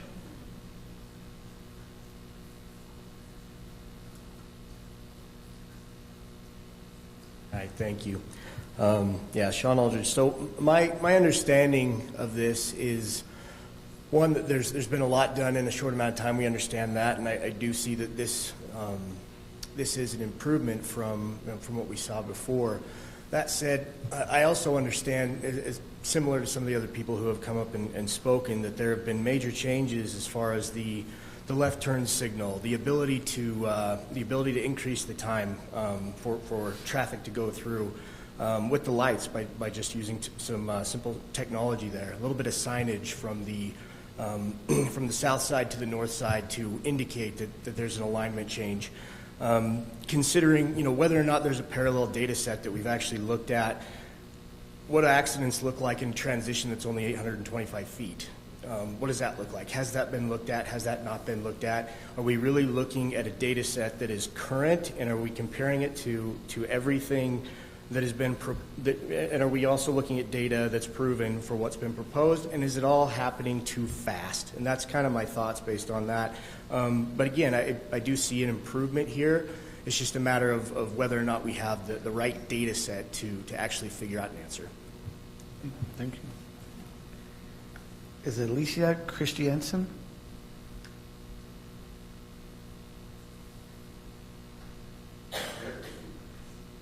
Hi, my name is Alyssa Christensen, and I actually just moved to Alpine from Las Vegas, Nevada. And I want to thank you guys so much for considering, taking our opinions into consideration, because I've been in many meetings in Las Vegas where it has turned very differently, and so I really appreciate that. But two things that I wanted to bring up that were some of my concerns is because I live on Allegheny Way, and my kids are the ones that cross the street to the other side, and I also have a high school driver who has to make that that turn, and get it to go to Lone Peak, and my biggest concern is bringing more traffic onto that street, because our neighborhood is very unique. If you look at the roundabout, our neighborhood is smack dab in between the two busy streets. It's Alpine Highway and Canyon Crest, and it makes it you kind of feel claustrophobic living in the neighborhood. I love it, but it's a little claustrophobic. And having that traffic on both sides, it makes it really hard. The bus system is an issue, because on both sides, the buses, they drop off our kids on the opposite sides of our neighborhood. So our kids have to cross the street to enter into our neighborhood on both those busy streets. And so what we've done as a neighborhood is we've created a carpool system. So I don't know anybody in my neighborhood that actually uses the bus system because of these streets. My recommendation would be is there's so much traffic coming into this street from High Bench Road. If you look at the development of Alpine, a lot of our development is coming from the east side of Alpine. And if you look at South High Bench Road, it actually connects. There's a connection to North Park Drive, and there's a field that's separating it from South High Bench Road to go into North Park Drive that actually attaches to Timpanogos Highway. If we can just connect those roads or create a road to go around it and give us access from South High Bench Road, it will alleviate this intersection, the congestion on the intersection, because all of the residents now will be coming to another intersection. So we're just adding another intersection to the east side of Alpine. Thank you. Okay, hey, thank you. I'm sorry, and this was going to be, I think the last name is Danku. Davis. Canyon Crest. They're in that from Alpine. Starts with an I'm maybe we skipped our doctor. Maybe he can figure it out. Please state your name. My name is Elizabeth, and my last name is Damas, D-A-M-A-S. Okay. I live in Canyon Crest in Alpine, and as a new project, looks like it doesn't affect me. But then again, I hope that people are here not just because it affects them, and it's just because they worry about in general the safety of the road.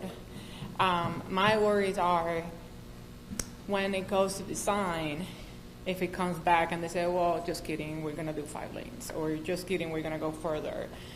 And that time, the ordinance already changed, and we have no voice. Even if they have a room full of people in June listening to us, they'll still do whatever they want because it's already changed. That is just me. I have no knowledge of this. I have never dealt with MAG. And it's just a lot of safety concerns that they're there. The shoulders, if when it goes all the way, I'm talking about the previous project, if that's going to be the case. The lights, they don't have pattern. I have a neighbor that she called, and nobody have called before, and it has no pattern whatsoever. It just change, and there's no timing for, the times of their peak. Timing and all that. So I'm just really concerned about widening a road. It's going to make it safe at all. I mean, that doesn't solve safety problems. It solves maybe traffic, and maybe there will come more cars just because it's wider now and they want to go in the scenic right. I don't know, but that's just my take on that. Thank you. Okay, thank you. McCall Aldridge.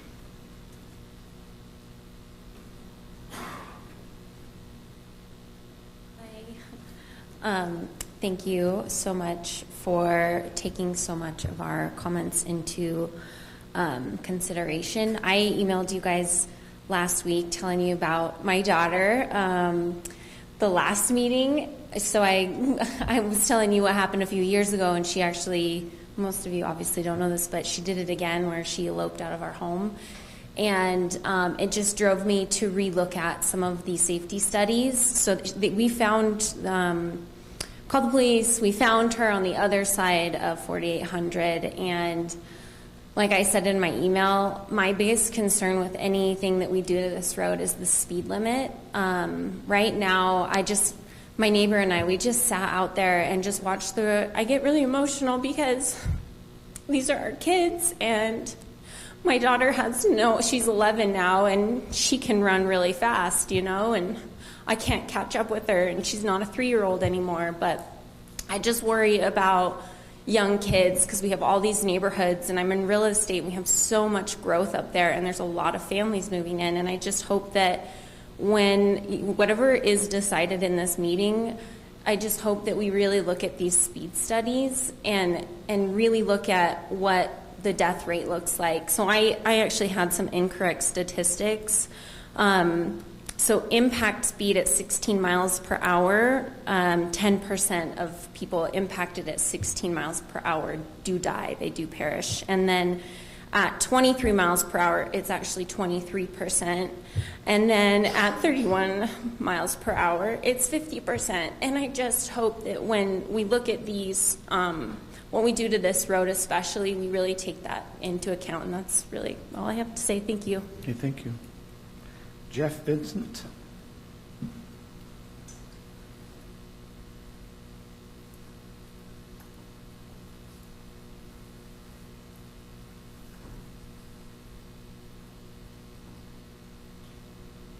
Yeah, so my name is Jeff Vincent, actually a resident of Alpine. And I'm pleased to see that this is probably not going to affect me, but I still am concerned about if this is the right direction. I mean, you've stated in your statistics that 10% of your accidents occur at that location.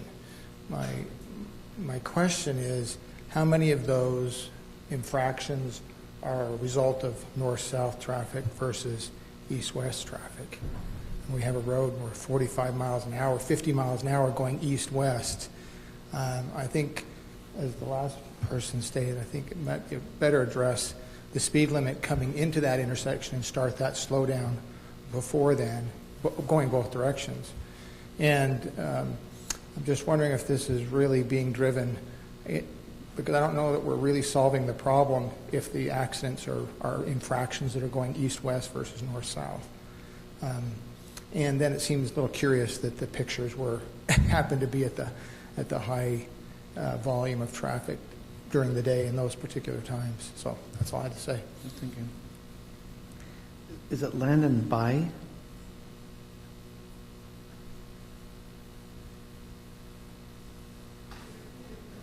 Landon By, or if you can just double check to make sure I'm saying it right. Yeah, By. Landon By, yeah.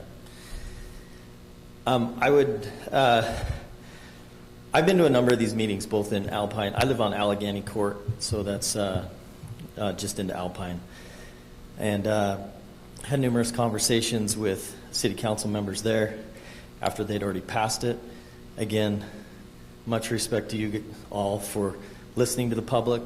Alpine pushed this through in what seemed like a very backdoor way. They didn't notify any of the people involved on either side of the road. And it's kind of soured a lot of us on this whole process. We do have a referendum in to try and get the change of their general plan switched back from 5 lanes to 3 lanes. They said they'd never had to deal with the referendum. Well, they are now. And we're... but really, I appreciate that they're hearing us, even us Alpiners that come down to get a voice. It's interesting to me, and we haven't heard from everybody yet, but I've been to 2 Alpine meetings and to 2 meetings here, a planning commission meeting and the last city council meeting. I've yet to hear anyone come up to this microphone and say, I love the idea. I've yet to hear that. Everyone here thus far has been opposed to any general expansion of this road, and I would say that we're going to hear a lot more people that are opposed to it. I just feel like with what's happened thus far with Alpine City, and I've talked to the mayor, she seems more concerned that Jimmy and Susie can't get to school on time than anything else. That was really one of the arguments that I heard, was they're driving up on the curbs and they're speeding to school because the attendance policy is so strict at Lone Peak. And I thought, that's ridiculous. I feel like our friend, and I don't know his name, he lives on the corner there. He said something at the last meeting here in front of all of you, which I thought was very insightful. And he basically said, why don't we just embrace the traffic? I mean, it's at 2 times of the day.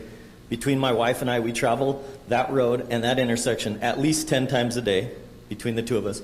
And there are really the peak hours when our pictures were taken, the peak hours when people are on the way to school and people are on the way home from school. Those are the times it's busy. Any other times you do not see backup. The only time, and one of the arguments about changing the light timing that I've heard, that I disagree highly with, is that the traffic coming east and west sometimes will back up to the mouth of the canyon. I think when nobody was working at a workplace and they were all home for COVID, that was true. But since then, I rarely see more than 3 or 4 cars backed up towards American Fork Canyon, towards the east. So I think there's a lot of leeway to reset that and time that light differently. Anyway, some of my points. Thank you. Okay, thank you. Is it Cameron Gregory?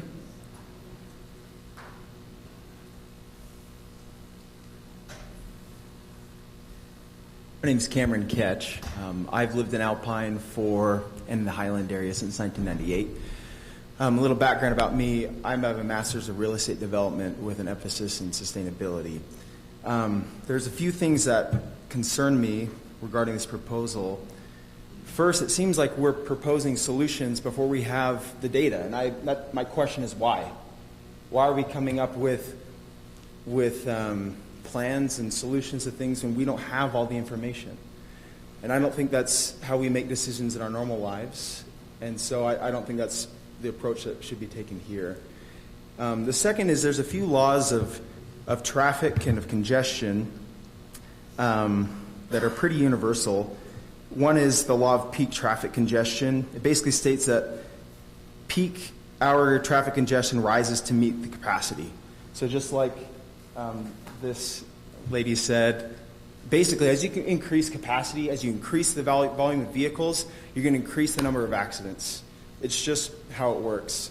If you go, basically more lanes equals more cars equals more accidents. And so if the primary concern is indeed safety, then we should look into reducing the number of cars and making other alternatives easier. I do not feel comfortable having my children cross that road. My family lives on the opposite side of the road. They would never be crossing that street by themselves. And so instead of them being able to walk, it's another drive, right? Also, as we increase speed, we also increase the danger of it as well. And so I feel like instead of looking to create solutions before we have the whole picture, that we should really look at alternatives, and we should look and take our time instead of rushing to get funding that is there. I feel like funding will be there. There will continue to be programs that will be available for us, and we can embrace those in the future. But until then, listen to the citizens of the cities in the area and make sure that we make proposals that are conducive to us. So thank you for your time, and I do appreciate you guys a lot. I know it's going to be a long night for you, but thank you for serving your capacity. Okay, thank you. Greg Ketch.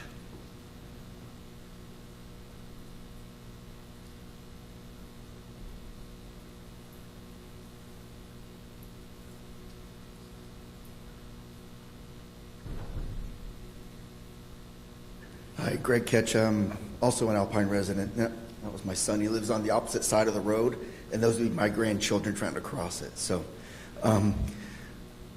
I think the behavior of the high school, anyway, the high school just recently, a couple of years ago, started allowing sophomores to drive. I'm not sure if everyone realized that. And then they built that hole on the north side of the high school. They increased the amount of parking, and lo and behold, guess what? It filled up. And you just drive by there now, and it's all full again. And I don't know about you guys, when I was in high school, only the seniors could drive. So if they, instead of addressing and trying to impact all these people who are going to be impacted by their land values, everything else, I'm also in real estate, it's kind of more of a behavior type of thing. I was wondering if there's a way to talk to the high school and say, hey, can we allow only, seniors to drive or what have you, and then that way force the issue of, hey, let's get on the bus, encourage the public transportation type of thing. I know it's not real popular with the kids. I've raised 5 of them, and they don't want to, it's not the cool thing to do to hop on a school bus. And also I know there's a lot of activities. They're all, they're, on this team or that music lesson or this. Well, again, we used to have late buses. Oh, you didn't get that, if you're staying after for this event or whatever, they had a late bus that would go also as well. Again, embracing the whole public transportation thing instead of just trying to expand, and then again, people are just going to be driving faster. The larger the road, and you get up on that hill, it's a blind hill. Anyway, I appreciate you guys listening to us because I don't feel like our city council really gave us a chance. So anyway, thank you. Thank you. John Ort.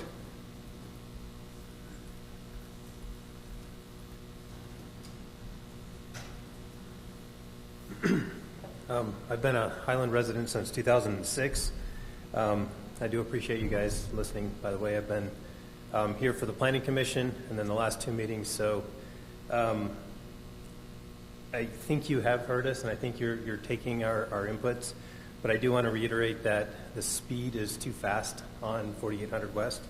I run there all the time. Somebody mentioned it. One of the ladies here said, my son says I have to hit boost to go across that road to time the gap to the next cars. There's no traffic lights. There's nothing to pause the natural flow of traffic, and with those speeds, I mean, physics says mass velocity squared is energy, right? And we heard somebody mention the risk of death based on the speed of vehicles. So We need separation. We need reduced speed. We need, things to reduce the impacts to our kids and our families. So sometimes when I'm running, I've ran every day since the Planning Commission on this loop around, and I've been thinking about why would we want to change to a 5-lane when we haven't completed the construction on the Alpine Highway? I've been counting the cars at that intersection when I turn and I go from heading north on SR 92 up into 4800 West. The most cars I've seen heading south, not in the peak times, is 14 cars. And that was actually yesterday afternoon. So it's not a problem under not peak times. Speed is a problem. I see people, when she said the message about the boost, I've got to cut across, my kid's got to make it go faster so I can hit that gap and get my vehicle to match the speed of everybody that's speeding on the North Country Speedway there. I'm running north on the sidewalk, and people are looking to cut out or to make, they're looking left to make that right. And I'm trying to look at their eyes, because most of the time they're not looking to see where people are coming into the equation. They're looking to time that gap and make sure that, that 37 feet between the next car, that they can squeal their tires and get out and get into traffic. We've got to get the speed slower. We've got to get speed bumps in there. We've got to bring the speed down. It's to me, with what we have in place already, we can get better speed control. We can do structural items where we put speed bumps in, where we constrict maybe where there's crosswalks where it feels narrower, even though it's maybe not that much narrower, but it just brings people's attention to the fact that there's a congestion or a pinch point, and you slow down and you make it a 25-mile-an-hour speed limit. It doesn't need to be 35, or you put it 35 and people go 45. I mean, it's just the nature of what we do. Second thing is northbound. I'm concerned with 850 or 1,000 feet that we will get people racing to get to that front pole position. So just a concern. And I don't see the backup traffic, heading northbound into that intersection, even with just one lane. So, okay, thank you. Scott Fuller.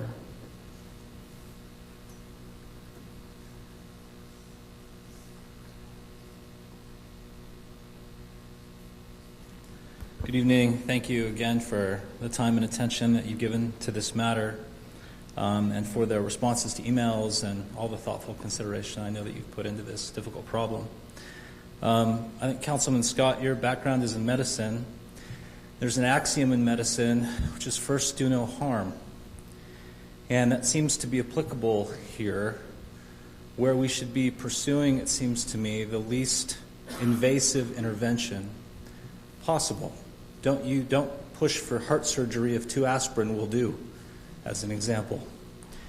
And here, as we look at this proposal, and we appreciate the thought and time and consideration that went into this, and it obviously reflects on feedback that you've received, but it still leaves some questions unanswered, as others have spoken about, missing data.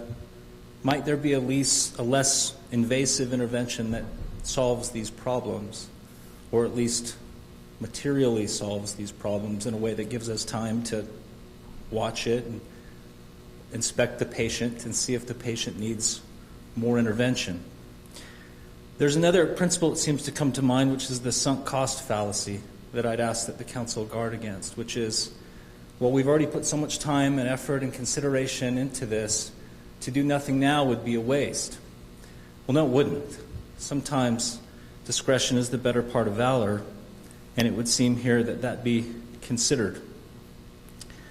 Finally, one question that I'd ask the City Council to consider as they deliberate on this is, if this were purely going to be funded by Highland tax dollars, are we even having this conversation? Does the fact that there is free money, is that what's compelling this solution, or is the solution stand on its own merit? And would it be worthy of Highland tax dollars if that's all we had? Is this where we would spend that money?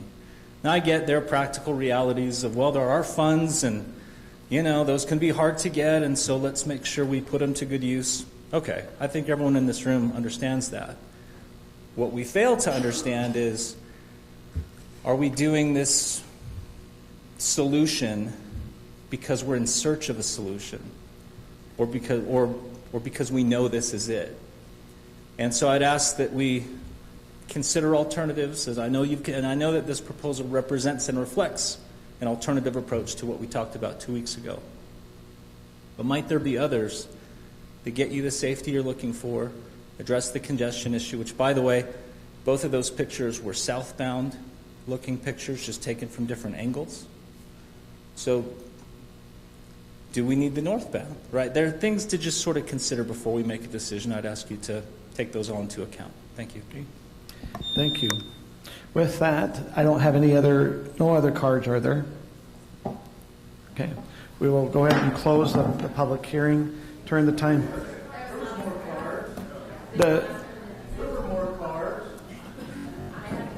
Wait, pass those back over. Let's just make sure. Sarah's been hoarding them. Oh, on the cards, if you put down that you did not want to speak, Yeah, Many of the cards didn't those are all address if you cards wanted that to say speak or they not. don't want to address the council. No, there's more cards. A bunch of us handed cards in saying we wanted to speak. okay, and we'll be sensitive about that. That's what we had down as what we had down, those like to speak. We'll go ahead, and if we'll be sensitive and just be respectful, we'll go ahead and open it up if there's some others that'd like to come up and speak, because we have cards, and if you didn't mark down if you'd like to speak or not, we have probably several others. So we'll go ahead and just open it up if there's others that'd like to come up at this time.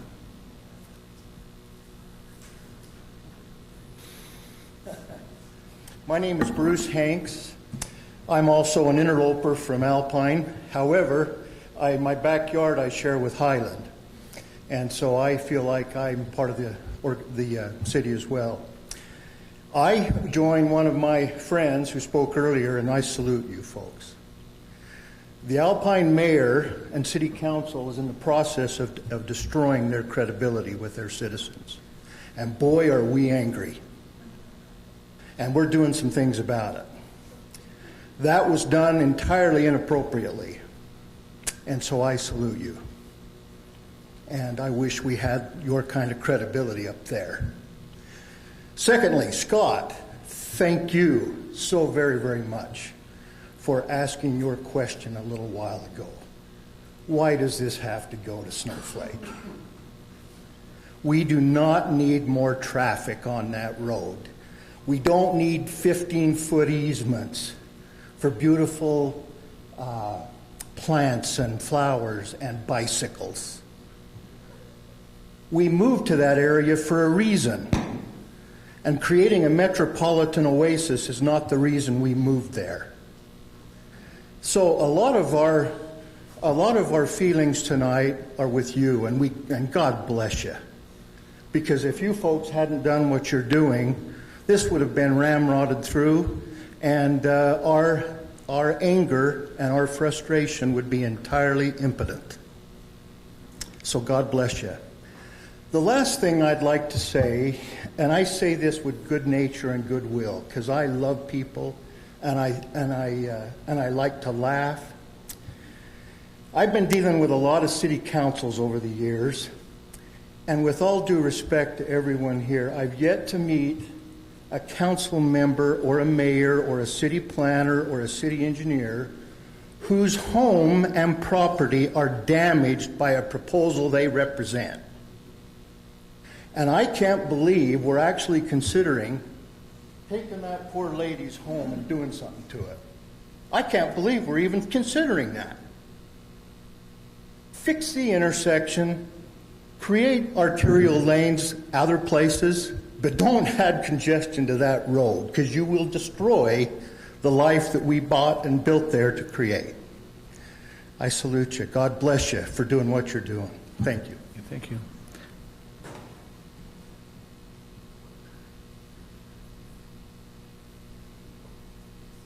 Hi, my name's Tatiana Lindsley. I live on 340 Carlisle Avenue.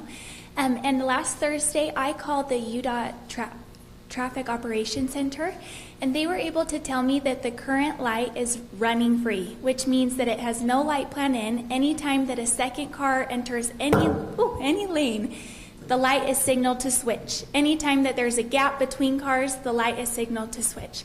They taught me what a light plan does. They said the Delta Center does them all the time. Whenever an event is getting out, they change the light plan to get all the traffic to the freeway. In Park City, they do it for their movie theater. When the showtimes get out, they change the light plan to get the traffic to the theater. They told me, I told them, I can have 100+ neighbors call you to really push this through. And they told me mine was the first call on this intersection. They have never gotten a call with a complaint. They had no red flag of any problem being on this intersection. And they told me that my call was sufficient and that it would take 2 to 3 weeks to get a light plan in there. They're already running a study. I called and checked with them today.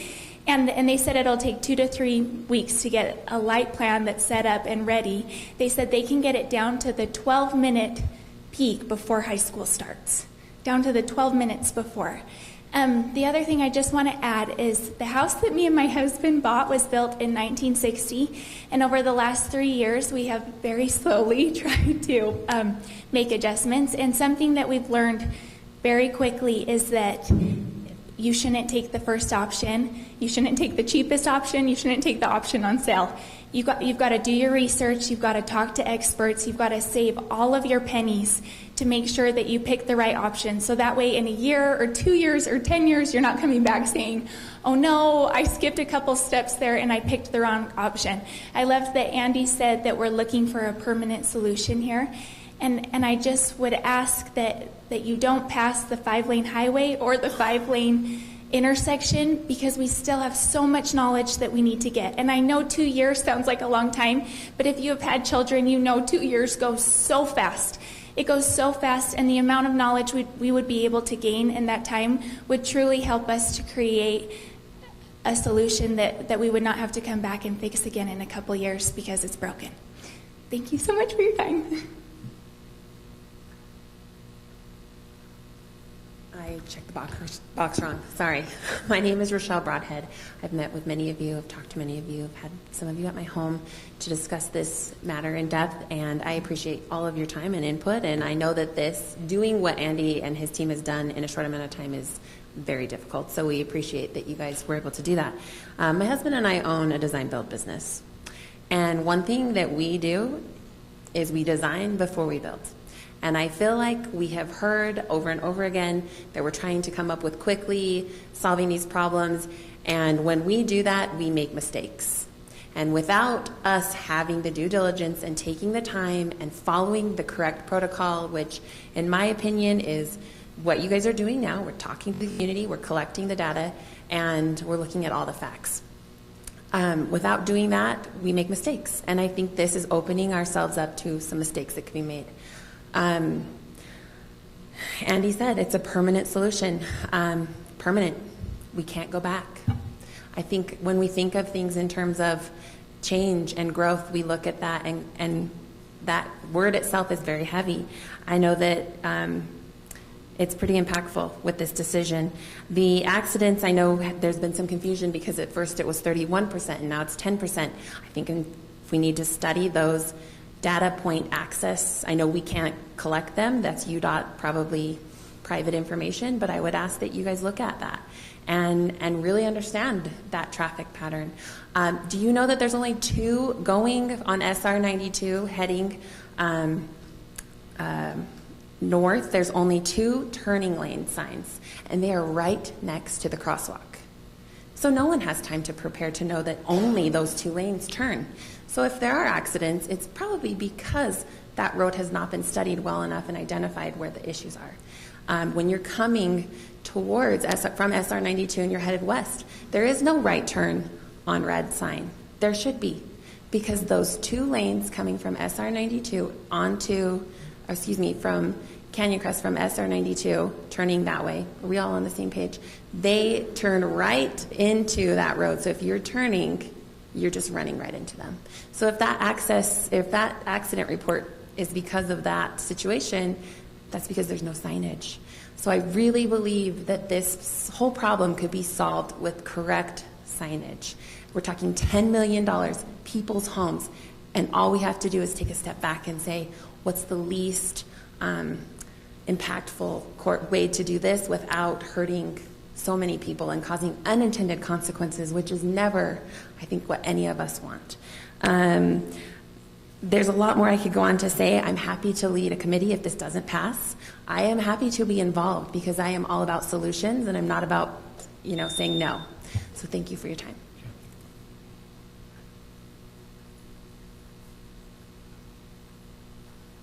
Hello, my name is Zachary Boyle. I am a former UDOT traffic engineer. And so I have been looking at the same studies and probably much of the same information that you have been looking at. And I applaud you for listening to what the residents are saying, that sure enough, the traffic study shows that the growth in the traffic will happen on the Alpine Highway, and that widening this road to 5 lanes would not make sense. It would actually be a waste of your funds to do so. The other thing that I want to add to the proposals that you are looking at now is that you have these 2 lanes trying to get through the intersection. Additional lanes typically does not address safety problems. It increases safety problems because you have more crossing conflicts. Now you have the turning cars trying to cross over 2 lanes, 2 places that people could hit them instead. So instead of trying to squeeze in 1 extra car at the light, it sounds like the light problem is at least being investigated. But I would recommend, as others have said, that you look at the types of crashes that you are seeing and look at what are the things you can do to address those crash types, whether that is flashing lights to warn you that the light is going to turn red, or more signage to indicate which lanes are turning and which ones are through. So I would encourage you to vote both against the 5-lane road all the way up the street and also the 5 lanes at the intersection, because it is too short of a space to try and merge right after the intersection. But as was mentioned, your traffic demands do not seem to be high enough to need 2 lanes through the intersection, northbound and southbound. The timing pattern will probably address that. Anyway, thank you for your time.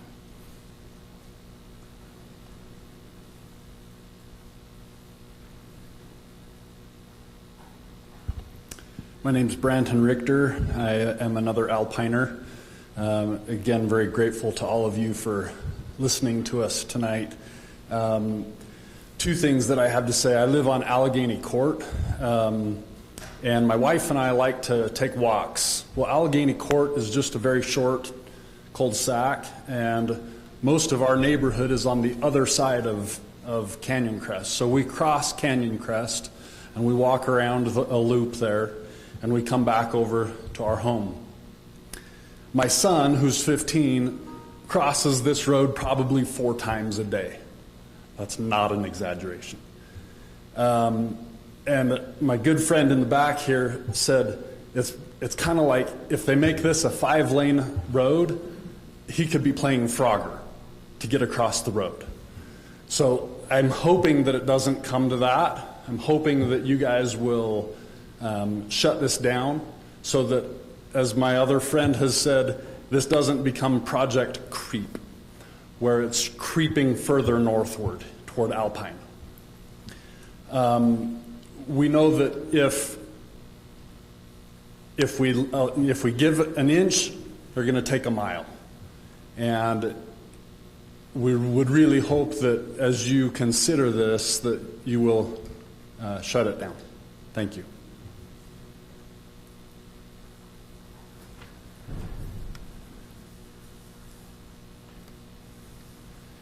My name is George Bishop, and I'm one of the ones that marked I didn't want to speak on my yellow card. I apologize. Basically, from what I am understanding, the proposal is to take a chunk of North County Boulevard and plunk it in up to Snowflake. That's what the road would look like. I live right in the middle of it, next to Spencer's. So he and I both have a pretty good idea of what goes on right there in the problem area. Northbound traffic is never a problem unless we are trying to get out of our driveway and go north. There is a turn lane which helps eliminate that problem for the most part. The other thing that I don't think anybody has talked about is if you do 2 southbound lanes through that intersection, you're eliminating the turn lane from SR 92 onto North County Boulevard, which in the morning when there's high school kids trying to get to school, that right-hand turn lane is backed up just like the southbound 4800 West one is. If you do the 2 lanes, you're eliminating their ability to turn on that right-hand lane and keep traffic flowing off of SR 92. So I hope, along with all of the people pretty much that are here, you don't fix something that doesn't need fixing.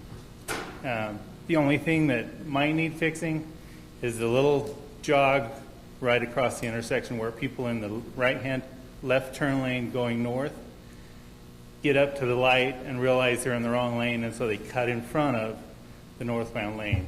That could be resolved within 20 or 30 feet of the intersection without having to impact everybody going north from there.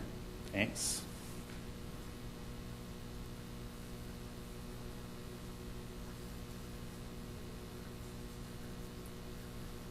My name is Harold Christensen.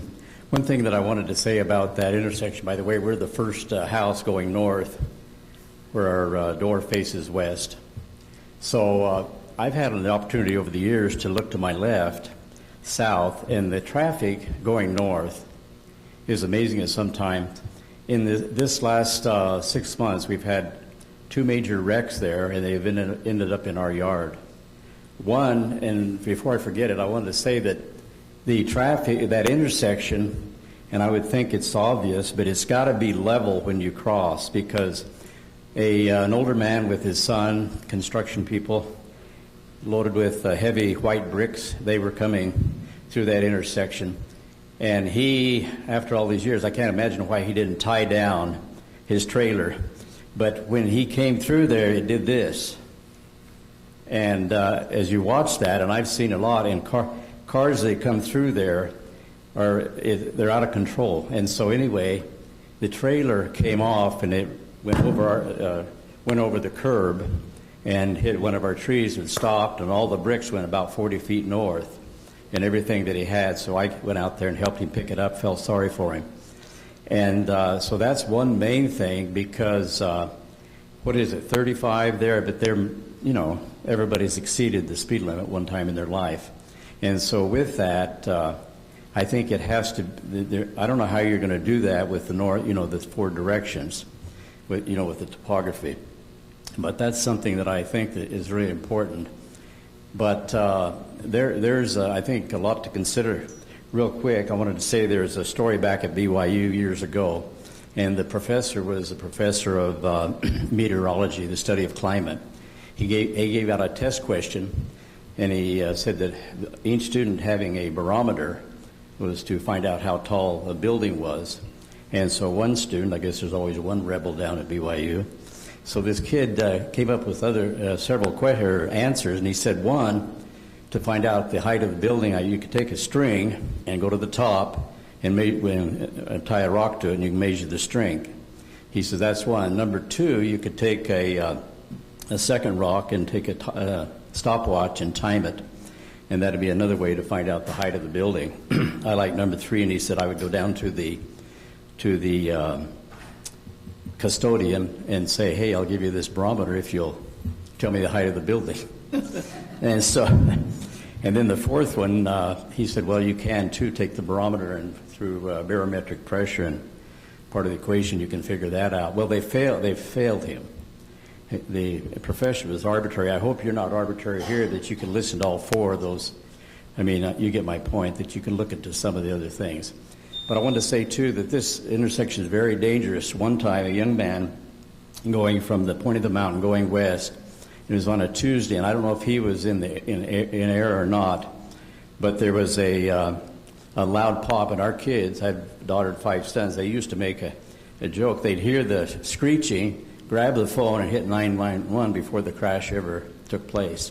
And on Tuesday, a young missionary was in one of that serious wrecks on Tuesday, and he was going to go into the MTC the next day, and he was killed right there. And I don't know if you know about that, but he died just going on the left side, upper left side of this intersection. My youngest son went out there and he said, Dad, this is really bad, and he did die. And then I've seen a lot of other situations. Of course, well, with that, I just hope that we're not arbitrary like the professor had a right to be, but that we can really look at, because I was really excited what Scott Smith said here as a city councilman when he said that we need to look at the Alpine Highway. We went over that a couple of days ago, my wife and I, and there's really an inordinate amount of traffic flowing that needs to be looked at, I think, in a more serious way. Thank you. Thank you.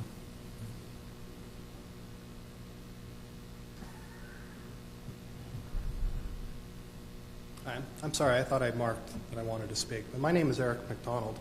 I'm actually Harold's neighbor, just one house north of there. My home is probably the closest home to the road. And it looks like from the last meeting we had, Andy has taken some time to address some of the concerns I had brought up with the shoulder there. So with the shoulder being only 5 feet wide, that's not quite wide enough for a vehicle. It's not wide enough for Mr. William here to patrol. You all are going to hate me. I don't think this plan is enough if we're really trying to address the traffic issue here. If we're really wanting to widen this out to a 5-lane arterial road, why are we bottlenecking it at Snowflake Drive? It's going to get widened out eventually, unless we fight it like crazy, which I would love to see it just killed right here in this meeting, because I don't think enough research has been done for this. And I think this is just kind of a money grab for MAG, for an opportunity to potentially improve the city, but without really having considered everything. Alpine Highway is a highway. 4800 West is a street that I moved to 20 years ago. It's already been widened once. It's been widened twice on the Beasleys. The third time that it gets widened, I think it's going to take them completely out. Any widening of the road at all is going to take me out through inverse condemnation. So anyway, I hope you guys take to heart everything that everybody said here tonight, and really do consider whether we're just kicking this problem down the road, of whether we're going to need a wider road and then bottlenecking it at Snowflake, or do we really need to go back to the drawing board and look at this from square one? And that's really what I think needs to happen. But I appreciate your time and all that you do. Thank you.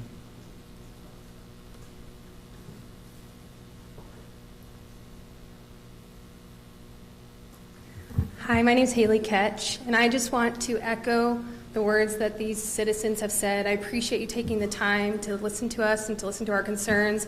I am an Alpine resident and didn't feel heard from my own city council. There's a couple things that stood out to me in the current plan that was proposed or talked about today, was talking about aggressive cyclists and talking about this crosswalk that is a Z pattern, so that way pedestrians, as they walk across, they're looking toward the traffic to make eye contact and make sure they're safe. I feel like that's not the proper way to look at it. I feel like we need to protect the pedestrians and the cyclists, and that's through the cars and managing the traffic and the speeds, because I think it's already unsafe to be on that road. If you've ever walked on it, there's a portion that doesn't have a sidewalk. There's not a proper crosswalk. It's at the top of the hill. It's really blind. It's very scary. So I feel as you look at this proposal, please take into consideration the safety of the pedestrians, children, people just out trying to use the public trails and just enjoying where we live. It's such a beautiful place, and I'm afraid that this 5-lane highway will be a detriment to our society and where we live. So thank you so much for taking the time to listen to us.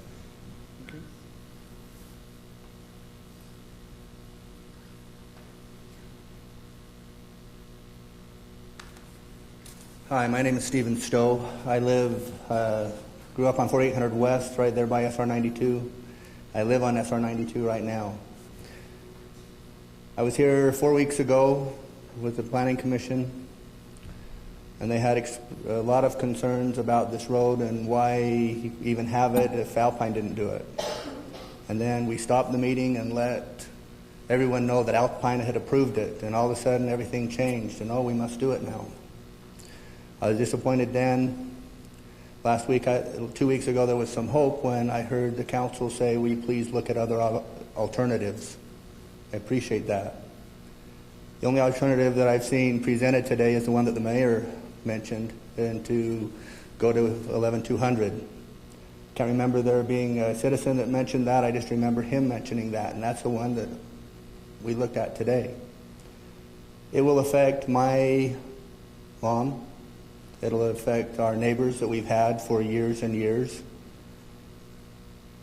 I have an opportunity to talk to a lot of people in American Fork, Alpine, and Highland with what I do. Every time I bring it up, they say, well, why are they doing anything? There's no problem. I don't know if any of you drove on that road yesterday. There wasn't very many people. I mean, there's times, there's occasions, but school wasn't in session yesterday. I garden on that street. I mow lawns on that street. I prune my orchard on that street. I see how the cars are. I see what takes place. The proposal that's on there is that if it comes through and we do that little section and everything, from SR 92 north, it's 7 lanes. It's not 5. There's a turn lane on each side that you got to consider as well. It's 7. It's not 3. It's not 5. I've mentioned alternatives, the Alpine Highway, which has been mentioned. It's always been an Alpine Highway. It's always been listed as such. It's already wide enough. The people who moved there were expecting that. We have a high bench road that could connect, come down through the gravel pit. Nothing's been said for the most part today about that, but it was asked to be addressed last week, to be looked at, and nothing was said in this presentation, which I appreciate, and it was very well done, and it's very good. There are some things, some of the number of cars, miraculously, if nothing is done in some of the reports on here, it actually decreases turns off of that street, not increase. I appreciate your time, I appreciate your effort, and I hope that you will turn this down and leave it alone. It is not needed. Thank you.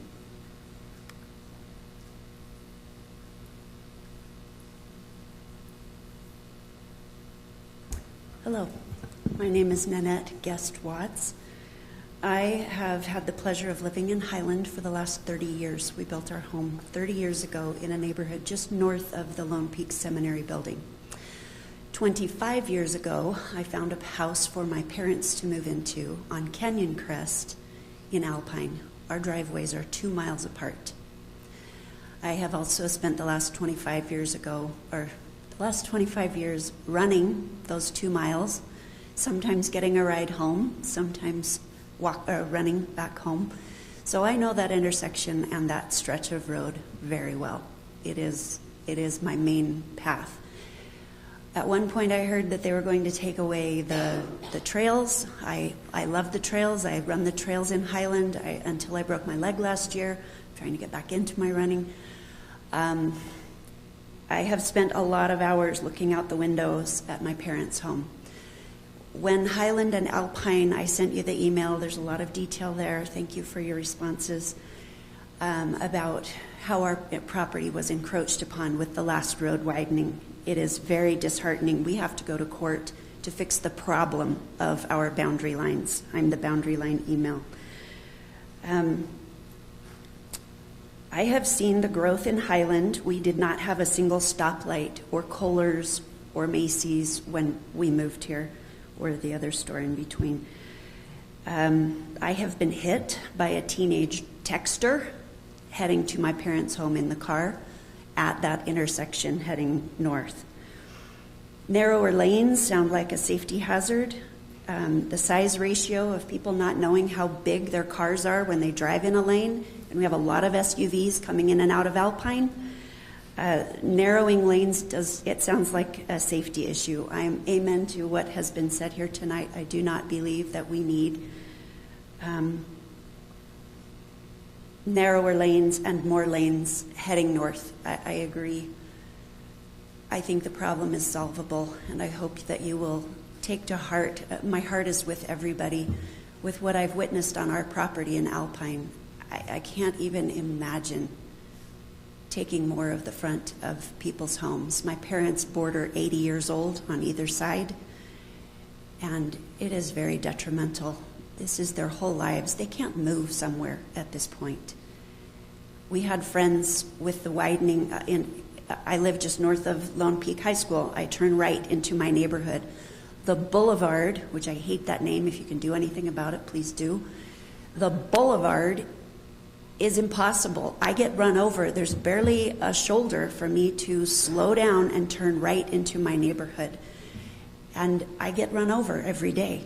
My mom, up on Canyon Crest, pulls over to the side, lets the traffic fly by. Again, the speed is an issue.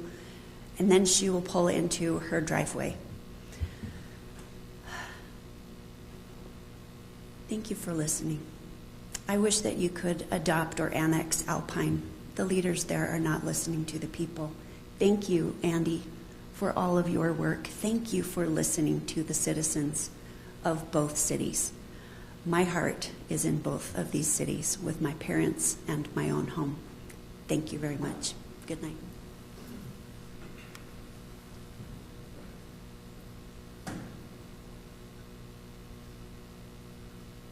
Hi, my name's Jim Betcher, and I do live in Alpine, but my property borders Highland, so I'm practically a Highland resident also. But something that hasn't been brought up, and if we increase this to a 4-lane road, it becomes like a new State Street. Next thing, it's going to be going further and further north, whether we want to have it be that way or not. And what's next? Is it going to become commercial property? Or are we going to have developers asking to put condominiums and apartments and things like that there? I mean, people may be shaking their heads saying no, but it may happen when you guys are not in these chairs. And that is something that will change the whole landscape of north of SR 92. And I would hate to see that happen. I've been a resident there for about 35 years, and that road has changed dramatically in that time. So I appreciate everything you guys are doing for us in the community. Thank you.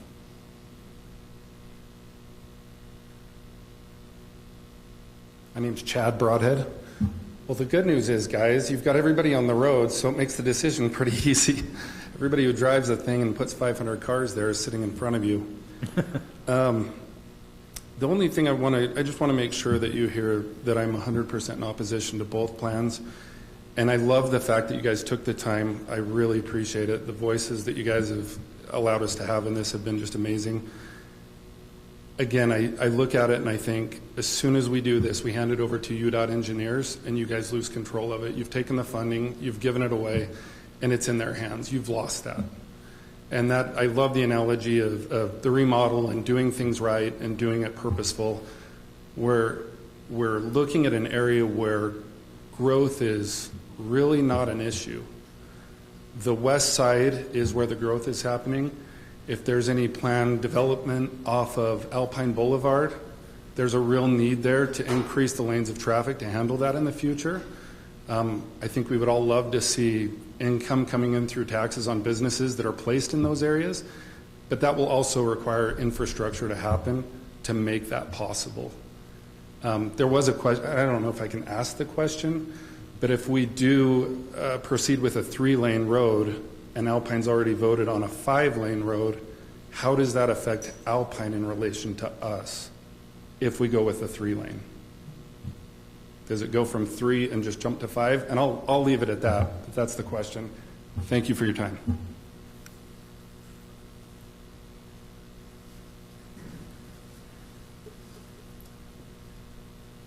Hi, my name's Gary Pay, Highland resident. Appreciate you guys taking the time. Just wanted to, again, make clear also my vote and my encouragement of you to vote down either proposal at this point in time. I think it's important that before we take anybody's property or impact a property value, that we look for a less intrusive means, right? And I think there are those options. As has been pointed out tonight, the real issue is just in the morning and PM time going to the high school. I coach at the high school. I come back that way every day because we have weights early in the morning. I do see the line there as I turn into my neighborhood on 11200. But again, I think adjusting that short window, the timing of the light, will do a lot to alleviate that concern. It'll also, again, the more time, less stop and starts, the less chance for accidents. Safety is one of the key issues. So I think that can help impact the traffic flow. Again, a lesser intrusive means to handle it. Also, enough time hasn't gone by since that left turn lane was put in. It's only been about 3 months. We need to let more time and more water run under that bridge to make sure we have the data to determine if there is still a safety issue there, or if that doesn't help solve that problem.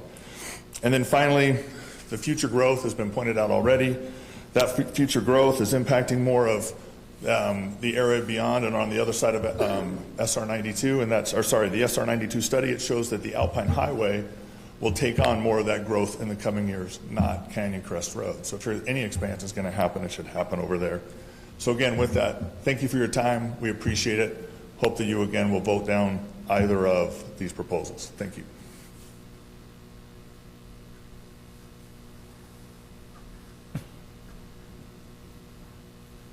Hello, Council. Wesley Warren, Highland resident. I'm in advertising. I collect comic books. I go to concerts. I love baseball. Nothing about me qualifies me to answer or address any of these issues. What it does qualify me to do is ask a lot of questions. And I think of a lot of qualified people behind me asking lots of questions. That's what they're qualified to do. And they're really, really, really good questions. And I think that there's so much value in the questions. So many experts have weighed in on this, and being an expert in comic books, if you were to ask me, hey Wes, what should I read? And I got book club coming up, whatever, I would say X-Men, I would say Spider-Man. I would be very narrow and myopic in I'd be right, but I would be very limited to my answers. It's limited to my expertise.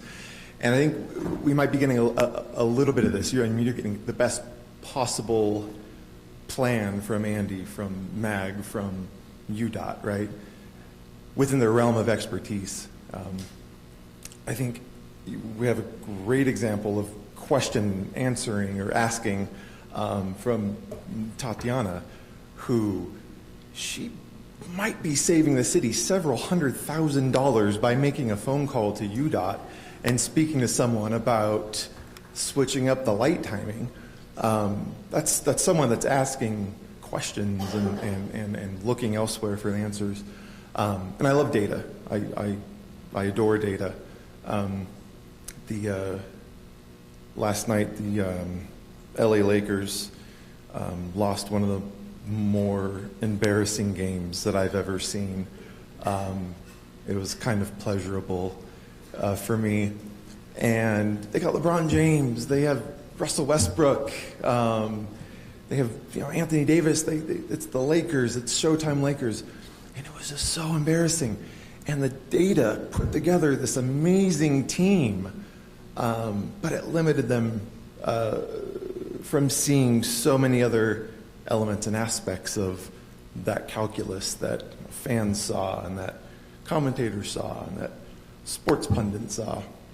And I think that they were too narrowly focused on the data. So I'll stop with my weird analogies and encourage you to vote no to all the stuff. I support my Highland and Alpine neighbors. Are these Alpine neighbors, are they paying any taxes? Are we getting anything?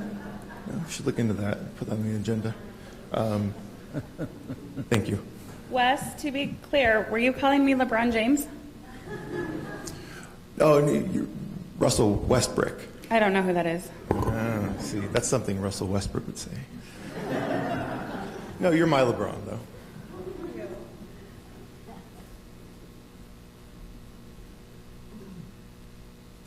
My quick question that I've had as I've been listening is, if you change that intersection, do you know that the accidents will go down?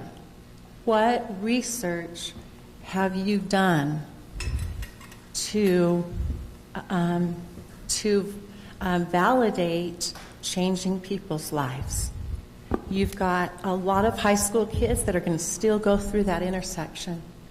And I don't think changing that intersection is going to change a lot of those high school student accidents. I think someone has said, let's put some signs before the intersection saying this lane goes straight these other 2 lanes turn left. Let's do that way before the intersection. And then at the intersection, let's have up top, and maybe you have it up top, I don't even know, but up top on the light, hey, this lane goes straight, these go to the left. And then let's try changing the light so that it's longer in the morning.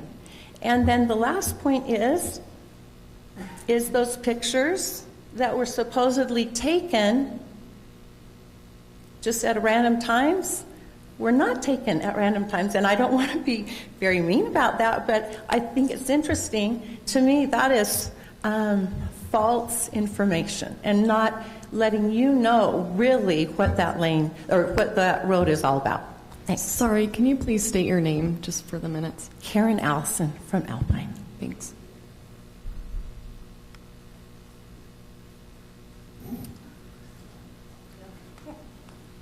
Amy Nelson.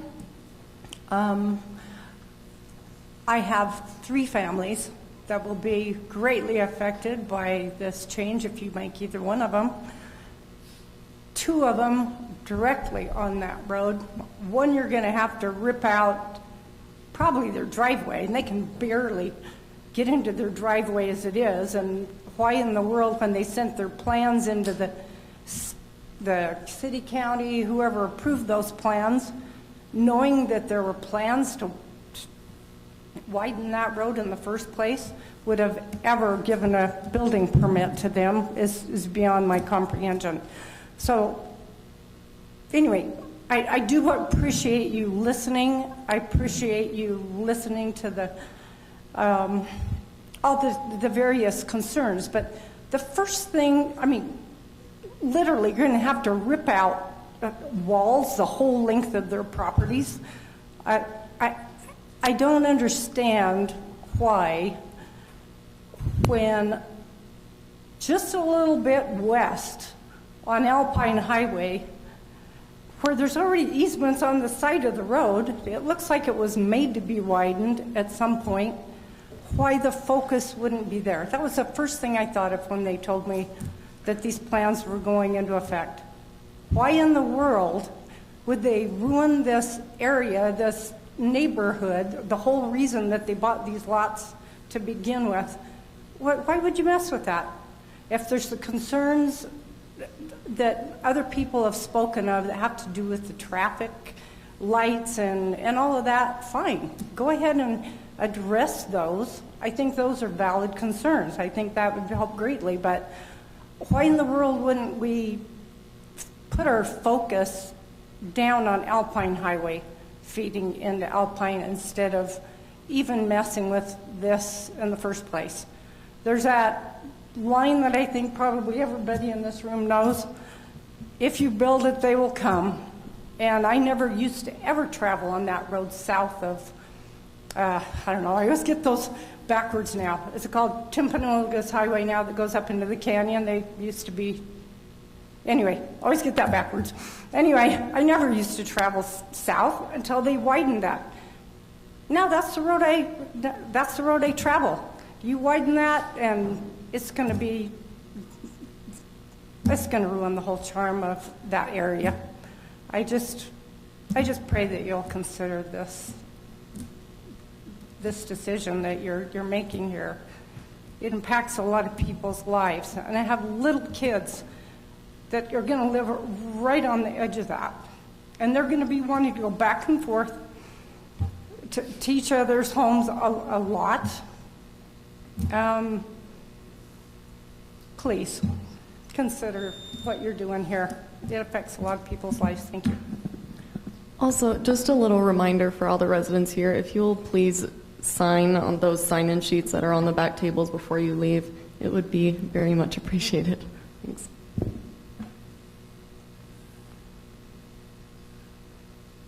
I want to thank all of you for listening to us. Do you mind stating your name and just, yeah.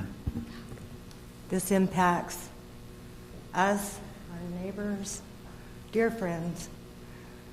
Andy, I appreciate everything you've done. I'm Shelley Beasley. I've been waiting on the email. I don't know why I haven't received it. My son's been sick, so that could be why. The light at the intersection for the high schoolers. I can only echo what everybody has said here. You change that light, it's going to take care of the problem. Coming from the other way, I don't know how that's going to work other than, like my neighbors have said, put more signage up there. Let them know what's happening at that intersection. Our property's been hit a couple of times with this road. This one, I don't know that we can handle it anymore. It's going to take away from not only our property value, but our neighbor's property value. And I just, like I said, I echo everything everybody said in here, and I thank you all for listening to us. And I thank all of you. Thank you.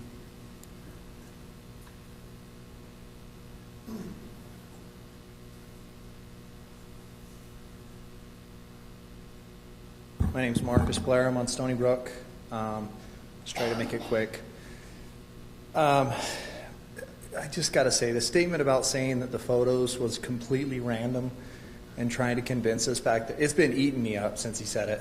I mean, honestly, either the statement is extremely naive or extremely deceptive.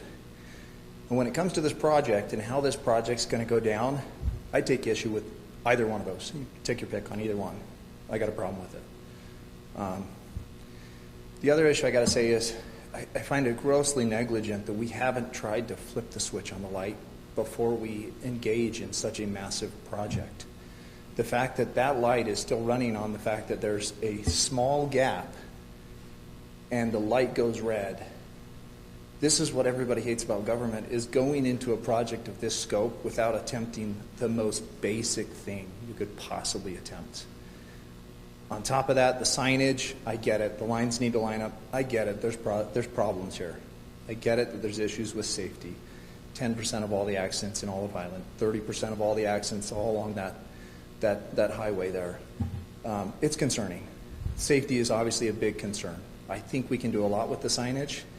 And if this really continues to be that big of an issue, I find it hard to believe that 2 years from now, we're not going to be able to get the funding for an actually needed project. If it's that serious, let's make the most basic attempts to see if we can fix this other ways and then address it, because it's a real issue. I'm all for it. I realize I'm part of the growth issue there in Stony Brook, but I do think there are other ways to go about this other than slamming this through and trying to be using information that is not maybe necessarily appropriate. Thank you.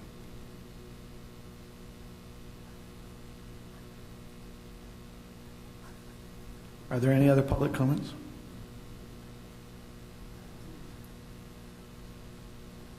My name's Chad Bybee. I'm one of the Alpiners on 315 Allegheny Court there. Like everybody, we want to just thank you for giving an ear to what we had to say. As has been said before, not one person was even at the Alpine public hearing. Not one person.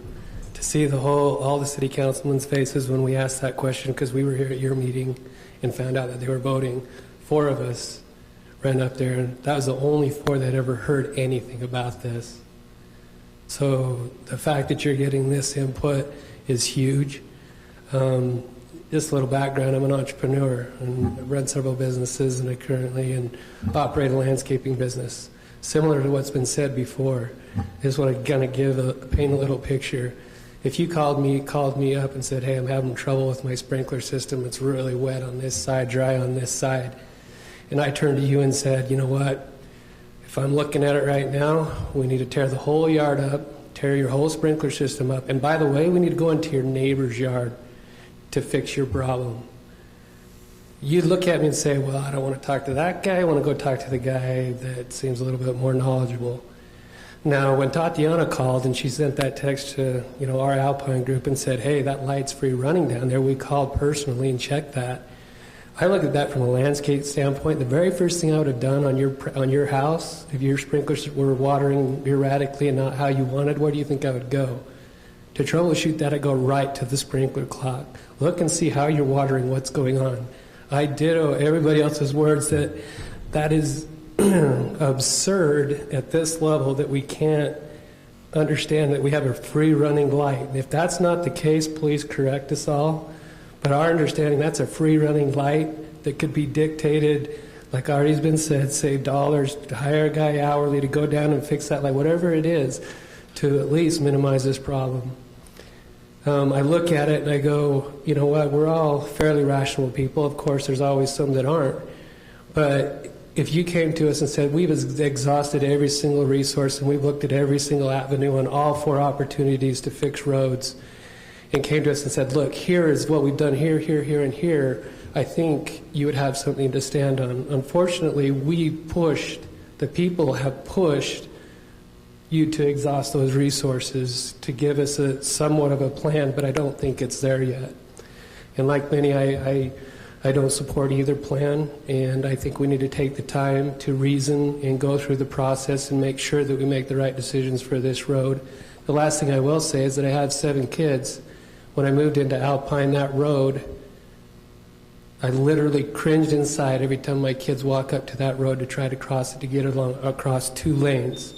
And it's not worth a child dying at all, period, for us to push this through and create more traffic on that. I think we would all regret that deeply. It's a concern. Thank you.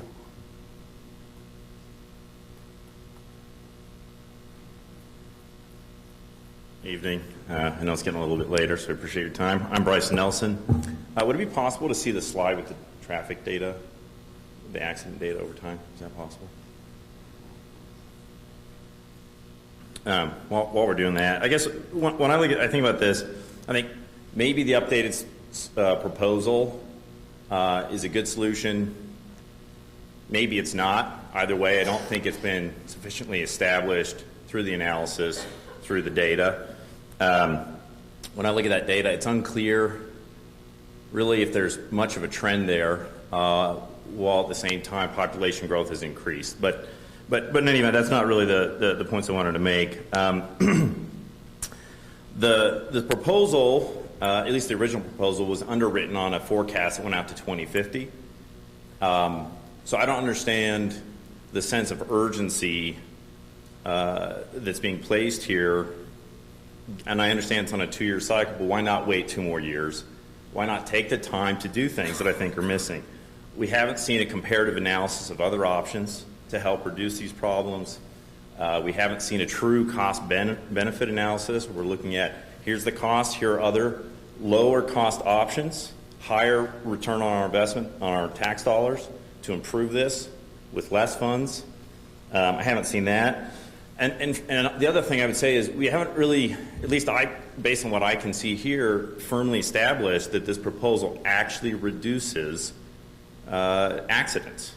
We had a UDOT engineer who came tonight and pointed out that expanding the number of lanes actually increases accidents for various reasons. But and maybe that's right, maybe that's wrong. I mean, I think he's got a lot of experience. He's the expert. I'm not. That sounds convincing to me. Either way, I don't think it's been firmly established one way or the other. And so for me, again, when you're underwriting a proposal over decades and decades forecast, waiting 2 years seems like an easy thing to do. Right? I don't understand the urgency. So to use the analogy that was used earlier, why not try aspirin first? Maybe aspirin's a sufficient proposal instead of heart surgery. At the very least, if we think that could change things, using aspirin first, using these other options, why not try those first? Why rush this? I really don't understand, why we would take such a drastic change, when it really feels like, the analysis has been insufficient. Anyways, thank you.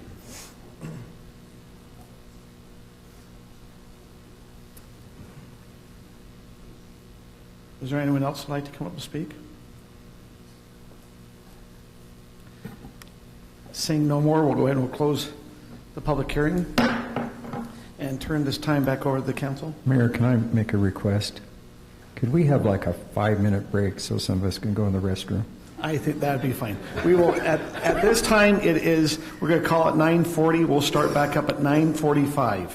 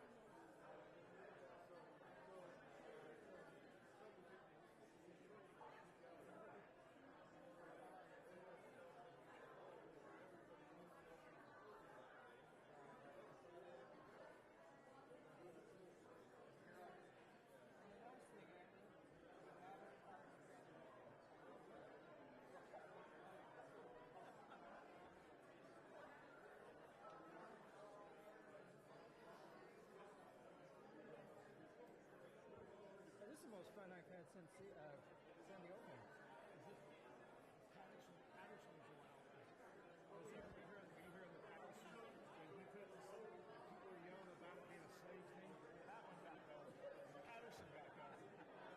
That's why I don't want to see come back in with Patterson.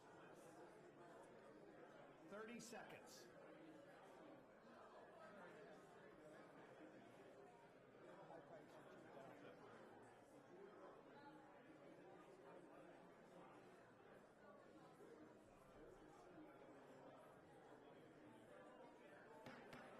If we can go ahead and begin, please.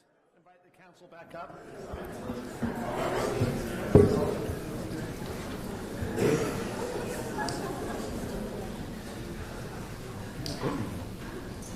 She's coming. There she is. We do appreciate everyone being here. There was a couple of questions that came up during the public comment. I have received, we did check as a city with UDOT, and here's what they are stating on the signaling there, because I think a lot of people were asking about the light signaling. As far as the timing goes, the intersection is running free, meaning adjust based on demand at the intersection. The following are the maximum green times for the intersection and represent their operating time during the peak times. Going northbound left and through is 35 seconds is the max. Eastbound left and westbound left is 20 seconds. Eastbound and westbound through is 35 seconds. And southbound left and through is 35 seconds. So we had kind of checked with this with UDOT. Just I think there were some questions. We have been in contact with UDOT a little bit about trying to look at the signaling, and that's what so it is running free, but it's based on what demand is for the light signaling, the maximum being 35 seconds, opening either going north or south. There was also a couple of questions, and I appreciate about the pictures. You're going to laugh. I took my drone 2 times this last week to try to get the pictures. I went on Tuesday, and Andy was there with me, and we're there. I get my drone up to try to take the intersection. Maybe some of you drove by, and you're seeing this the weird guy with his drone, and we come to find out there is no traffic.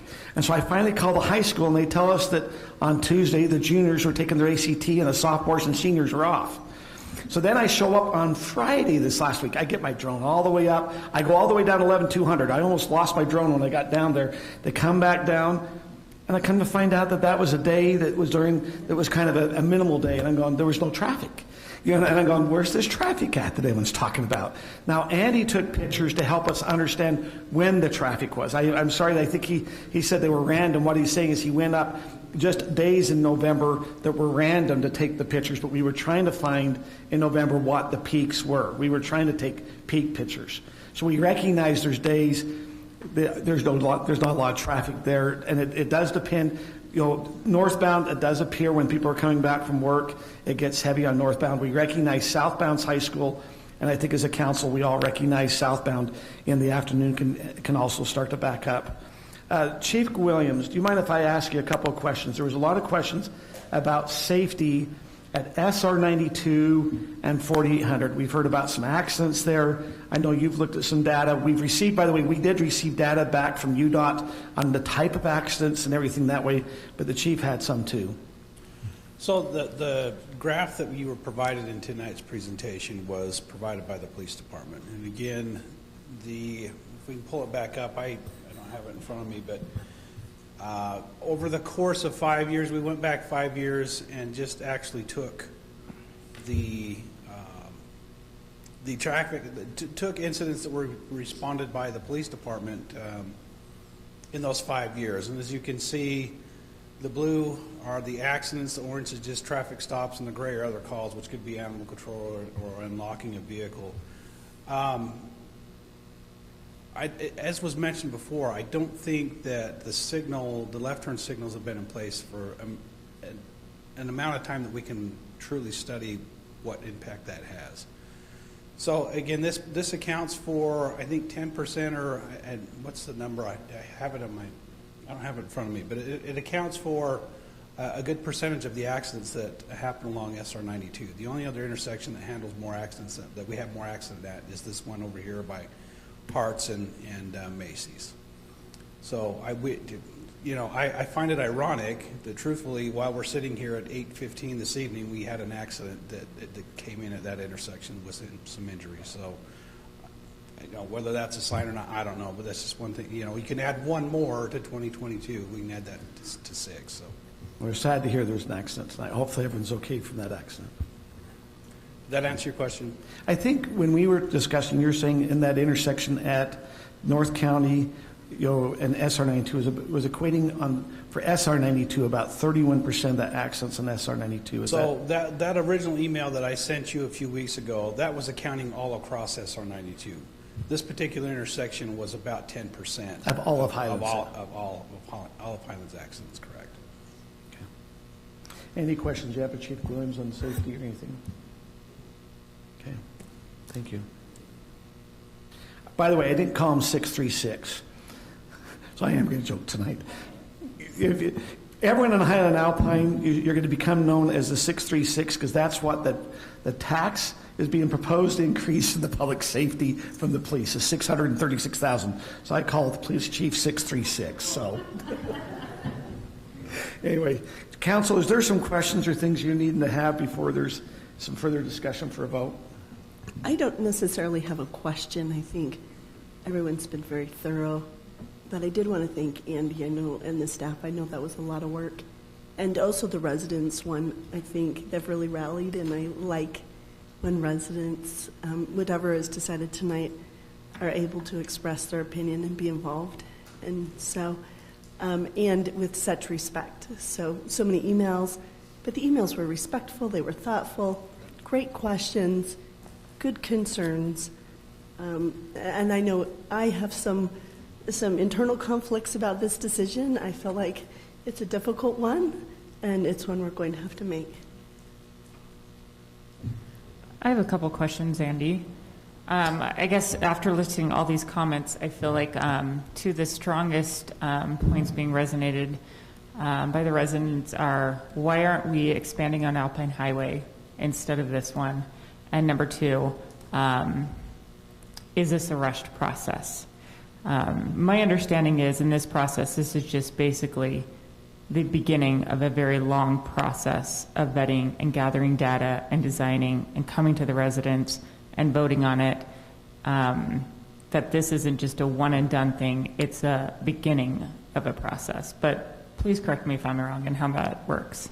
So I'll answer your first question first, and that and we touched on that the study that was done of the SR92 corridor recommends improvements at 5 intersections in Highland with SR92. So there are improvements planned for the Alpine Highway intersection, and there are also improvements planned for 6,000, for 6,400, and for Highland Boulevard.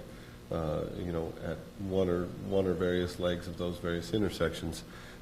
So it's not just this intersection that's being signaled out. The study was done of the whole entire SR92 corridor. This just happens to be the first, if you will. To answer your second question, yes, very much we are at the initial steps of this process, right? The process starts with an observed problem, right? If there weren't problems at these intersections or concerns at these intersections, the study would have never been done, right? So the process started with an observed process. The study was done to recommend changes. As we look at this particular intersection and look down the road, yeah, there's a lot of refinement that may yet happen in this design. We may be able to optimize some things with the signal. We will certainly, and hopefully that our track record to date with the citizens would show that, look, we do listen when we come to these meetings. I've probably not noted everyone because I do try to take my own notes, but I've written down 21 notes as I'm sitting here and listen, and as we move forward, we'll incorporate those considerations, and so very much we will do all we can to limit the impacts, to achieve the goal of making this a safer and higher functioning intersection with as least impacts and as least changes as we possibly can, and there are certainly many steps yet to come, as you've indicated.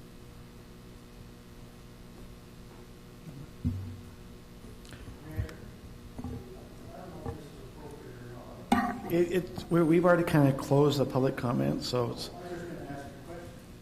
Go ahead and ask your question. Andy, there are a number of large developers who roam throughout Alpine, I assume they roam throughout Highland as well, that think that these properties are their own private people. We see it in their lawsuits against the city. We see it at the Auditor's meeting. We see it in their lack of respect of the rules that are in place. I think many of us would like to know if developers are behind it. The question was, were developers behind the proposal or pushing this proposal in any way?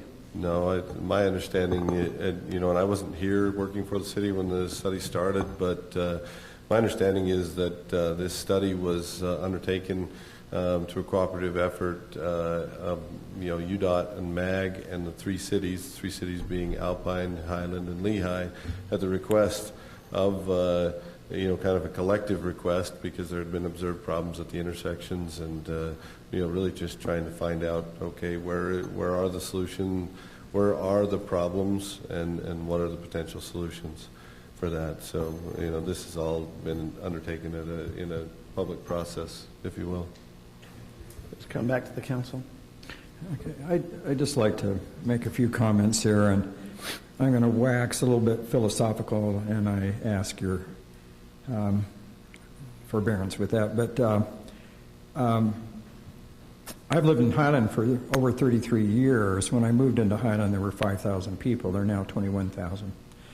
My family is one of the old families in North Utah County. We've been here since the 1850s.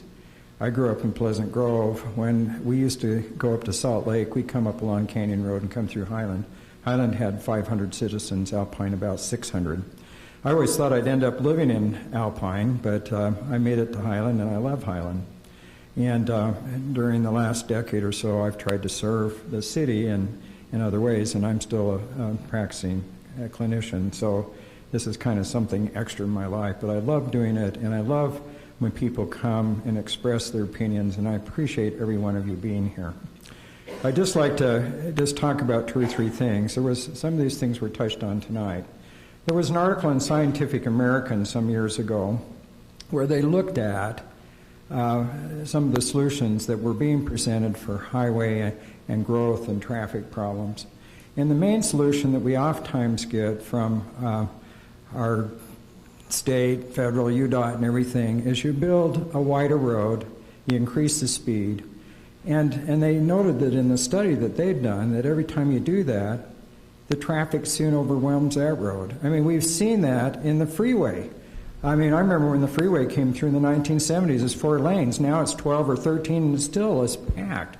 And so since I've been in Highland, we developed North County Boulevard, which is 4800 west south of SR 92 or Timpanogos Highway. The traffic doubled on that road, in my opinion. And one of the problems that I noticed also is the speed limit went way up as well, and has been noted tonight, people routinely drive 5 or 10 miles over the speed limit unless there is careful policing and signage and all those other things, and I've seen that. Now, what's always interested me, too, is you can go down North County Boulevard, you hit American Fork, and it's 40 miles an hour. And if you go down the Alpine Highway, which is 45 miles an hour in Highland, if you go down the road in American Fork, it's 30, then 35, then 30. So the question is why do we have to have the major highways through Highland? Why do we have to have the highest speeds? I watched the development of Timpanogos Highland, and I use these roads all the time. But, when they built Timpanogos Highway and widened it, they blighted the neighborhoods on the north side. And so many of us moved to Highland because we wanted a neighborhood community. We didn't want a lot of commercial, we didn't want a lot of traffic, And yet our proposals is always to widen the road and increase the speed. So, you know, the road studies, I mean, the population study shows that maybe Alpine will build out at 14,000 people. Highland's supposed to build out at 26,000. My opinion is that we really need to look at alternate solutions. And the big one I'd like to look at is, why can't we work with the school district and the high school and limit some of these drivers down there? So the solution's always been to build a bigger, faster, wider road and put more lanes in. And so what happened at the high school? All of a sudden, all the sophomores can drive now. And so what did we do? We built a great big parking lot for them, and they still don't park in the parking lot. They park all along the street. So my opinion is we ought to work with the school district and the principal and say, issue parking permits. If you're a junior or senior, you can drive, but not every kid has to drive, because why do we spend millions of dollars to enable these kids to all drive to school? And you know, I might get stoned saying that, but I don't understand. When my kids went to Lone Peak, it was my youngest daughter, because we spoiled her. She's the only one that ever drove to Lone Peak. All the rest of the kids either walked or we took them there. So I don't know. I don't think we've really looked at that. I think we've heard a lot tonight that we need to look at the signal lights. And I agree 100%, and the mayor's touched more on that. I think we need to look at that. I personally think that we don't need a 5-lane road on any of this addition. I lean towards a 3-lane road with nice shoulders. It'd be nice to have sidewalks and a nice bike path. Because if it's 5 lanes up to Snowflake or up to 11,200, before long it'll be 5 lanes all the way up to Alpine. Now here's another observation. I'm going to talk like a Highlander tonight, okay? I appreciate all the people from Alpine. You're all my friends. You know, growth is inevitable in different things. But time and again, I've noticed in Highland, as we build these big roads in Highland, and the neighboring towns all of a sudden cancel their plans to put in their portions. Example 1, Cedar Hills, east-west corridor. Drive east on the east-west corridor through Cedar Hills. It goes to 1 lane. But they were so eager to have the east-west corridor, which, by the way, is in my backyard, so I know what you guys have gone through, or going through, okay? And I like the east-west corridor. I drive every day. Number 2, American Fork, in their road study that we did in 2017, in 2019, they were supposed to connect 700 north to the Alpine Highway. It'd be another east-west corridor. Does that happen? It's 2022. And it probably won't happen because we put the connection in Highland.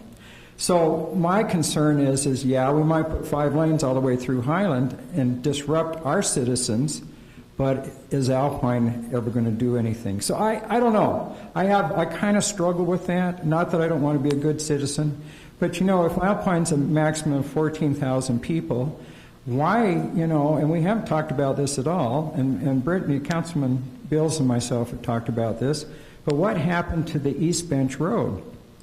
I don't know why you can't bring that down through that gravel pit. I've been told, oh, it's way too expensive, but I just watched them spend $9 million on the east-west corridor, you know, and we want to spend millions on this. You'd have 5 ways to get out of Alpine. Let's keep the areas rural and nice. I mean, that's not why you moved here, to live on a highway. So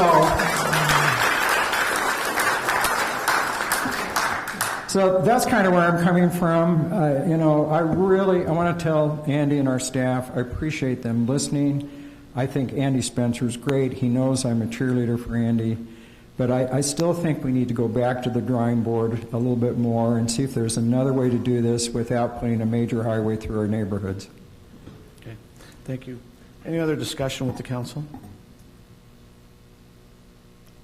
If there isn't, is there a motion? Well, I just give me a second. I'm just trying to think. I've been taking notes this whole time.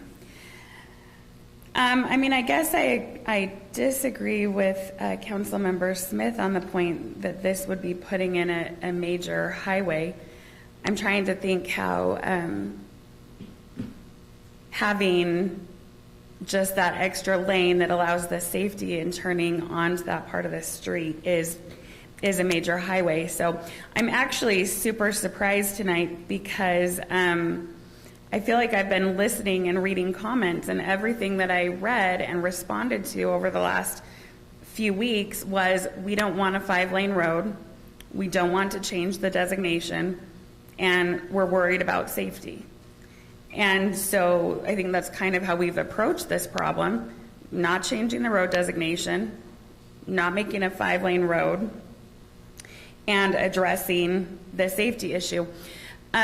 Whoever is the mom that has the little girl who wanders, I've been thinking a lot about what she said, and here's the thing.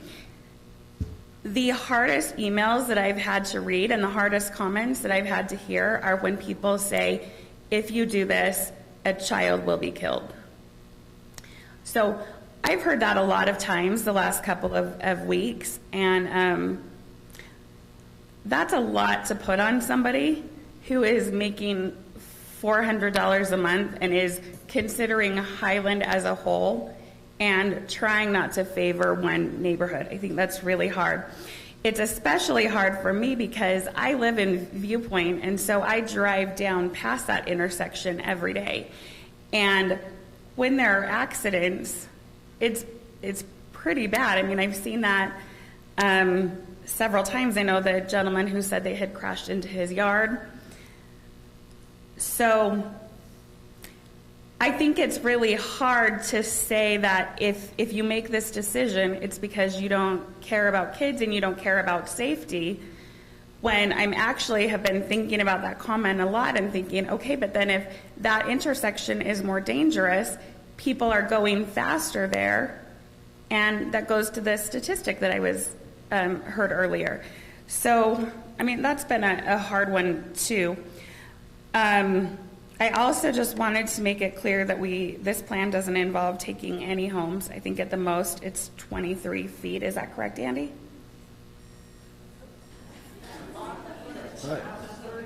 I don't know the exact maximum at this point, but the most is really at those homes at the corner are going to experience the most. The gentleman with the pool in his backyard, Eric, I can't remember. He also has. And I don't minimize that at all. I mean, excuse me. It's here. Let's get the comments here. So,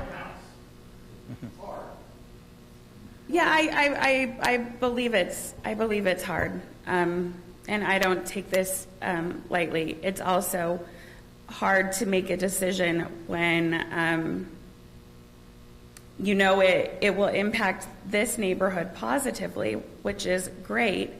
But this isn't the first time we've made a decision like this. We have to make these decisions all the time, and every time there's another neighborhood. So I don't even know at this point what I think, because I'm kind of wrapping my head around the fact that I thought we had addressed some problems. I'm wondering if there is one of the other interesting things that I've learned this last couple weeks is I've had so many people say we need sidewalks and we need bike lanes and we need a shoulder. But those things all take up width in the road too. So, I mean, is it a possibility to say, let's not put a sidewalk on one side of the road? I mean, I'm just not sure what, I'm just not sure what is going to make everybody happy. Okay, excuse me, let's just keep this up. I mean, I've literally spent, I would say, dozens of hours over the past few weeks thinking about this. So, all right, I'm going to be done. Okay. Is there any other council people that have questions that need to be answered before there could be a motion or vote? Okay. Now we're ready for a motion. I just have one more question. So one of the points that people have brought up is, why can't we just bring this back in 2 years to MAG when we have more data and gathered more information? What happens if we pull this away and we bring it back in 2 years? What is the likelihood that we'll get funding for sidewalks and trails and to make this intersection safer? are you asking what's the likelihood if we are only asking for sidewalks or trails, or I'm not sure what the question is. I apologize. I'm not giving you. Yeah, I guess I'm asking. So we go back, we do our analysis, do even further studies, and we still determine that this is an issue. We've looked at the traffic signal. We've kind of dotted all of our I's and all these other suggestions that people have given us, and we still have a problem, and we still have determined that, yes, we need to fix this, and we go to MAG again and say, yes, we need to fix this. What is the likelihood that we will get funding for it? Well, on any given MAG, you're asking me a little bit to predict the future, right? So at any given round of MAG, you're looking at how much funding is going to be available in that cycle, and you're also looking at what other projects are in the hopper, if you will, and who are you competing against. So it's very difficult for me to answer that because I don't know what funding is going to be available, nor do I know who we're going to be competing against, right? The process at MAG is there to help communities and the other transportation entities and interested parties to fix problems, right? So that process is going to be there. It's going to be there every couple of years. All I can really tell you with certainty is who's turned in their projects for this round and how we're looking this round. You know, and you know, will there be another round? Yeah, there'll be another round in 2 years. Who's going to have what projects there? I don't know. How are we going to score? You know, I don't know. It could be very good. So, Andy, my understanding is that we're supposed to have an application at least to say we'd like to have them consider a project here in a couple of days.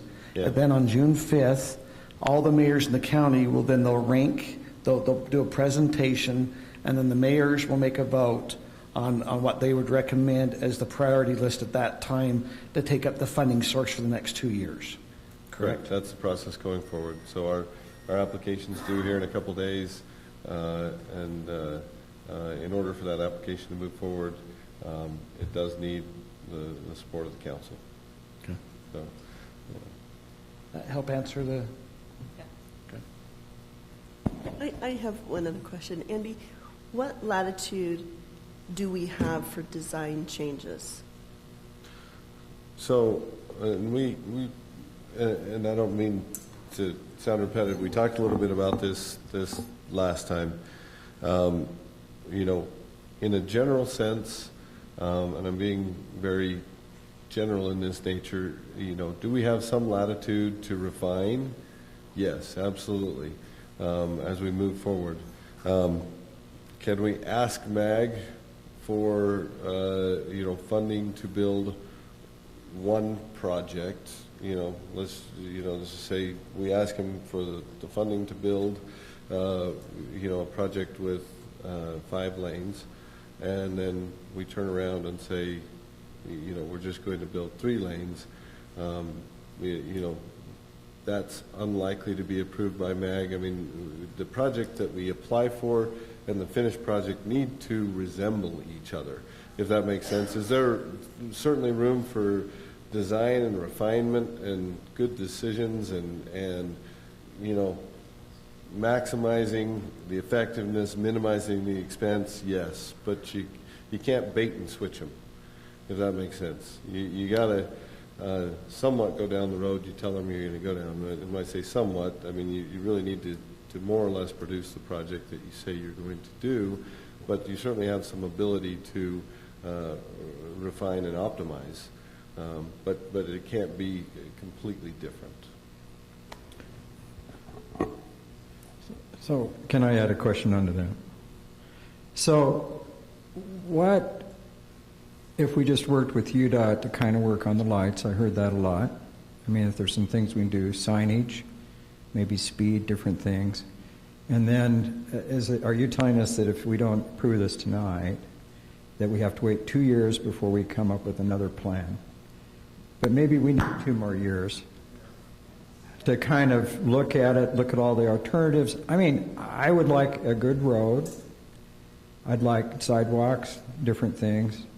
I kind of favor a 3-lane road rather than 5. I hate to disrupt any property, but is it the end of the world if we wait 2 years and maybe work on some little things? I mean, the police chief himself admitted they've just made some changes in the lights and the signage and different things. Let's see how that affects things. Yeah, I don't want people to get injured, but at the same time, it would kind of give us time to maybe work with the high school and look at some of the other things. And I think we'd have a better product. I think waiting on the east-west corridor, although it frustrated a lot of people, I think in the end we got a really good product. And so maybe we just need to step back. I haven't heard anybody that supports this, honestly, to be honest. And so why can't we just step back, maybe take a couple years and make sure we're doing everything right and we've heard everybody? Is that a possibility? It seems like I kind of sometimes feel like we got to do it now. It's kind of like, yeah. The deadline for our application is Thursday, as far as this round. We have to have, if we are going to turn in for funding and keep on this round that we're talking about currently, we have to turn them in our final, what they call the concept application, by Thursday. And at that point, that concept application has to have the support of the council. It's every 2 years. One thing that I think, though, that we have to be careful of as we think about this is that we cannot make a decision because there's money on the table. We have to make a decision based on, is this the right thing to do? And the money on the table is a thing. Well, Andy, let me ask you a question. Okay, right now they have a study that is just got completed. If we waited 2 years, is the study that was completed still, if you want to say, could they weigh that for the decision in 2 years, or would that have to be updated, or how does that work? You would want to update the findings. I mean, you would go through an update to show that the need's still there. You wouldn't be starting from scratch, but you would definitely have to do some Which work. we'd have to, okay. Yeah. So I'm going to make one more comment at the risk of, I don't know, Wes will still be my friend maybe. I'm your friend. I know you are. The other thing that I have been thinking about over the past, well, really since our last meeting, was if we came up with that first proposal of 5 lanes and said that was the best thing, and now we're coming back and saying, this 5 lanes, but only to Snowflake is the best thing, then I can see the merit in thinking about it longer, because we use the same study to say 5 lanes is the best versus the same study that we're looking at to say 3 lanes. So, well, and that study's projecting to 2050. Yeah. Yeah, and we're we kind of put out 2 outcomes with the same study. Okay, council, it's time. Do we have a motion? Do we have anything to move forward? Mayor, one thing that you could consider, you always have the right to pull your application. So, I mean, even if you, at any given point in the process, you can say, we've decided we want to take more time, right? So what you lose out on, if you will, if there's no action tonight, is you lose the opportunity to continue in the process. So just because you continue in the process, take a couple months, things come to light, you have different thoughts, you can always pull your application. But if you don't continue in the application, you don't have the opportunity to keep going, right? So one way to look at it. We can pull the application any time until it's built, really, right? Yeah, you could actually get it funded and then say, never mind. Okay, so council, if we're ready, I don't know if there's a motion. Someone's ready for a motion?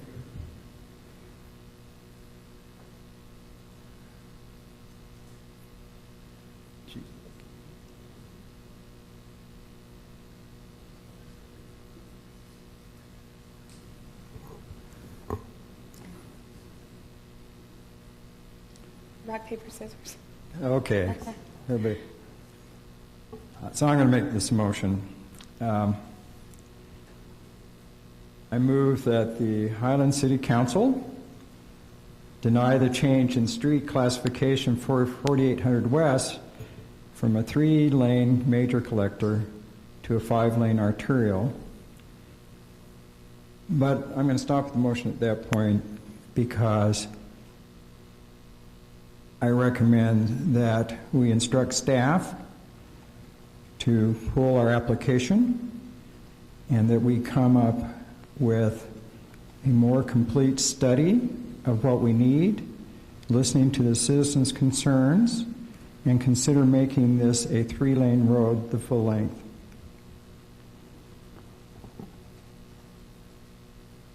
Does anyone need to have a clarification what that motion was? Yes. So Scott, in a sense, it's a denial of the general plan change of 4800 West from a 3-lane to major 5-lane collector arterial, and then you want the staff? Yeah, I'd like to pull this application. I don't think we need to make it in 2 days. I think we need to go back and look at things like changing the light and a few things, signage, and reanalyze this and come up with a different plan that's not so invasive with the citizens of Highland. So I don't know, that's a hard one to put into thing, but. Is it just, you're just denying the proposed general plan amendment? Yes. Right? Okay. Is that? Yes, and I gave my appropriate findings. Okay. So that's the motion. Is there a second? Is it too late to make a comment? No. Go ahead if there's any comments.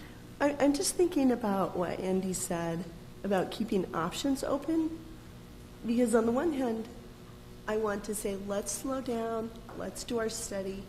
On the other hand, I'm not one that likes to close doors on opportunity. So I just think my oldest daughter went to college on a softball scholarship.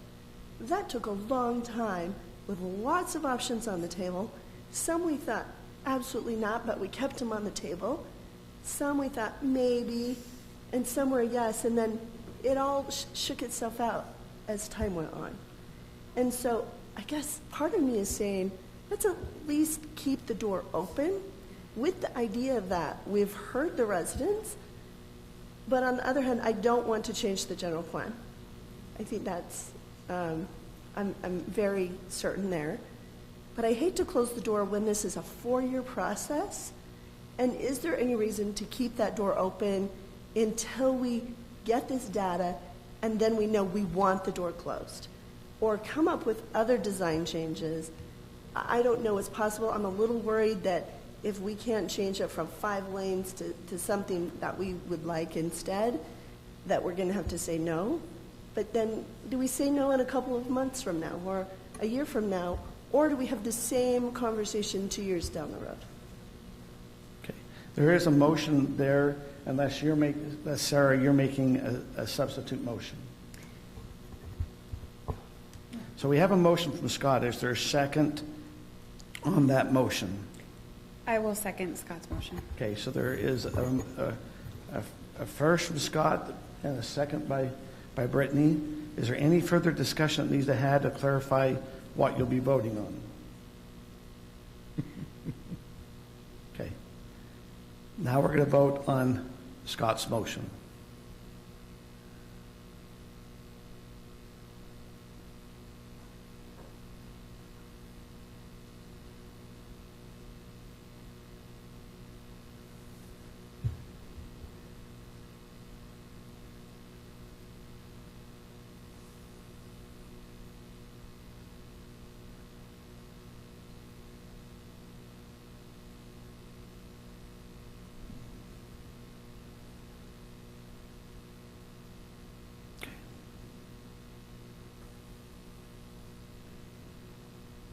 That is a 4-1.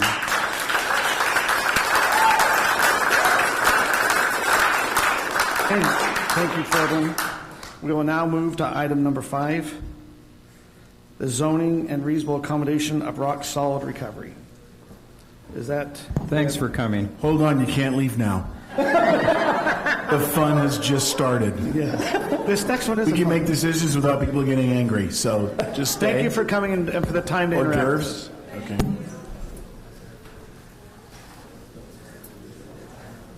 Kelly, are you doing number 5? Yes, I am. Okay. Maybe we'll give it just a second. I agree. Thanks.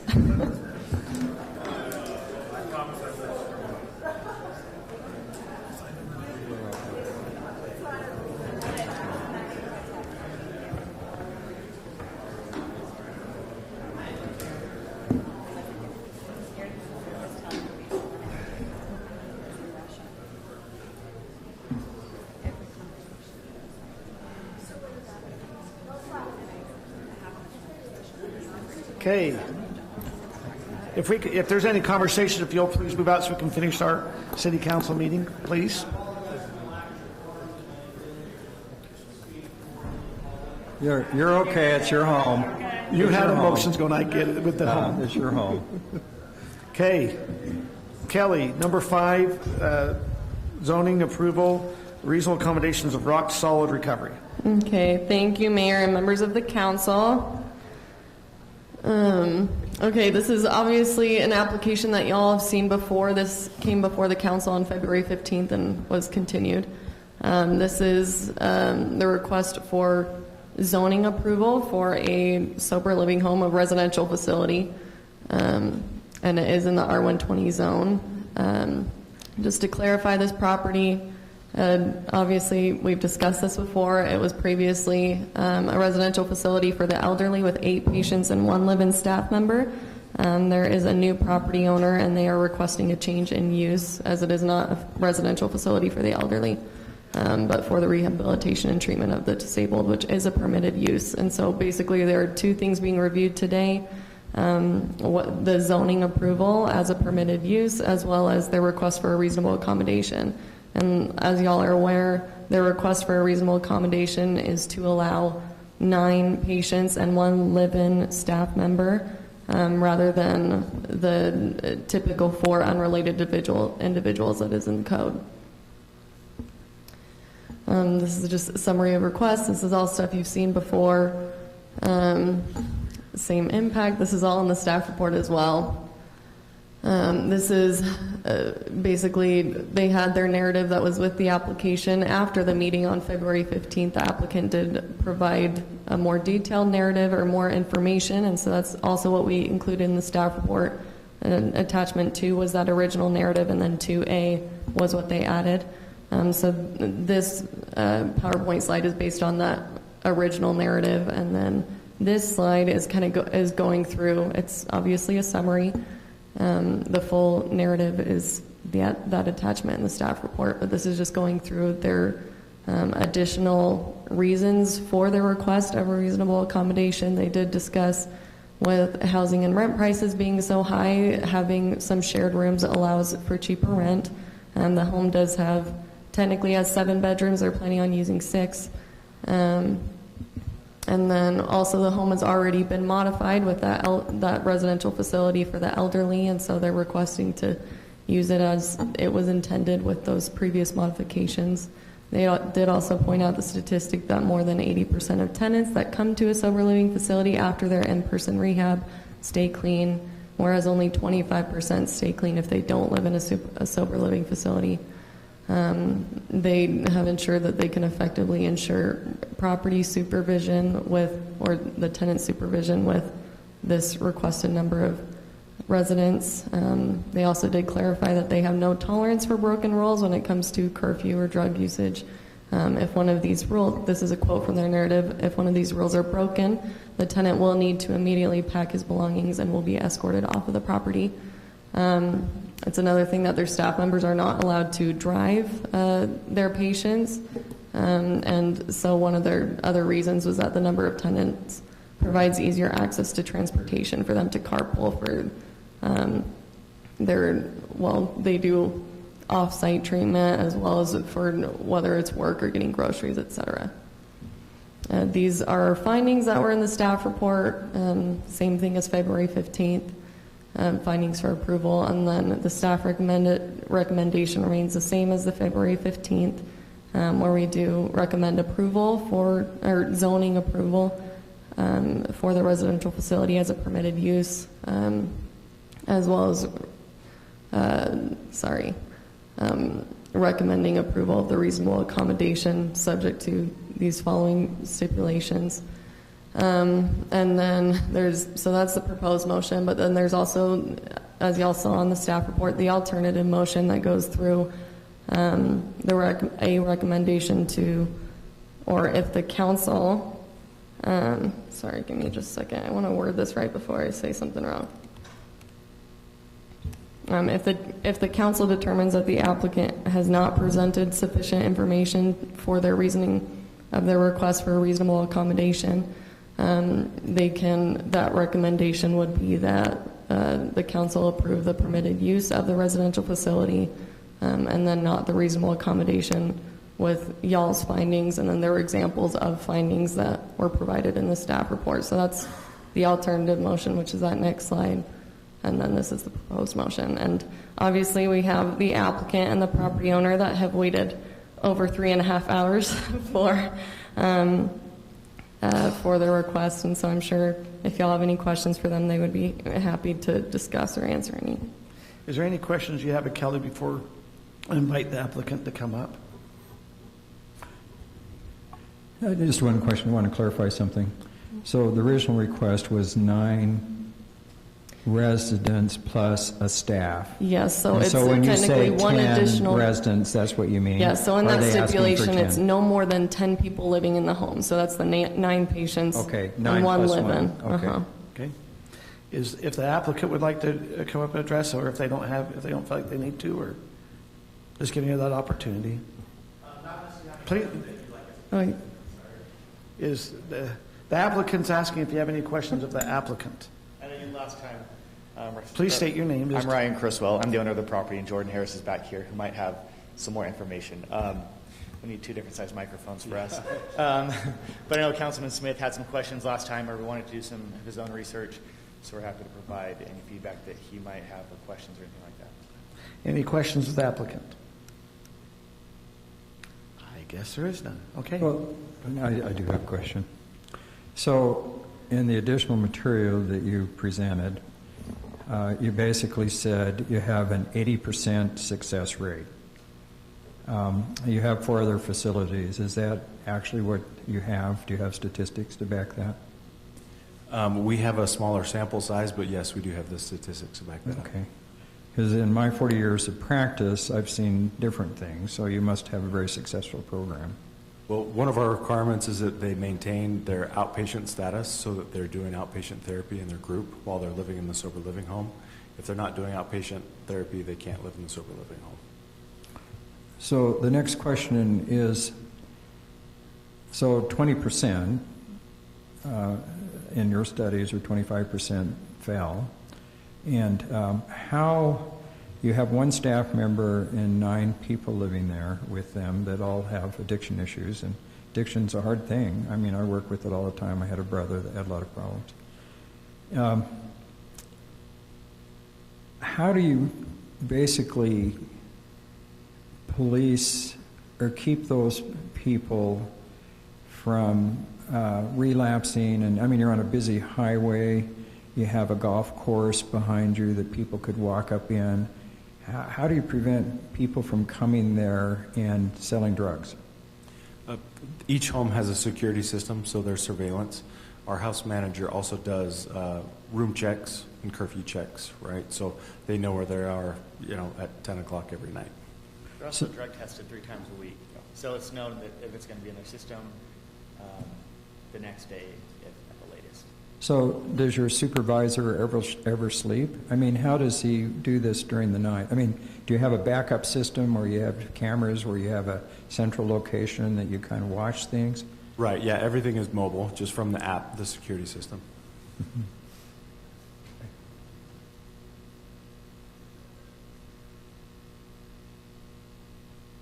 Okay, if there's no other questions, thank you. Thank you. Thank you. Appreciate it. Is there any other information the council needs before they make a motion? I'll make a motion. But I would like to make a motion about the other. What's the second one? So I move that the City Council approve the request for zoning approval for the residential facility, subject to stipulations 1 and 3 through 6 recommended by staff. Oh, do you have, is this the one I'm supposed to be reading? Am I got it right? Because I want it to be the 4, so I think this is right. With the additional stipulation that only 4 unrelated persons may reside in the home, as it says in code, and deny the request for reasonable accommodation regarding the number of unrelated residents based on the findings A through L set forth in the staff report. Motion made by Sarah. Is there a second? I'll second. Second by Kim. Any discussion before this vote? Seeing none, we're ready for vote.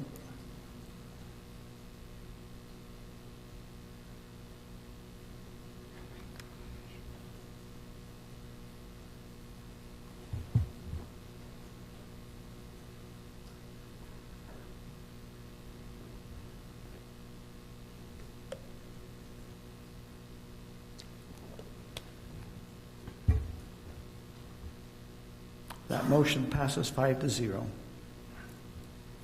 We'll now move on to item number 6, road easement agreement with Rocky Mountain Power.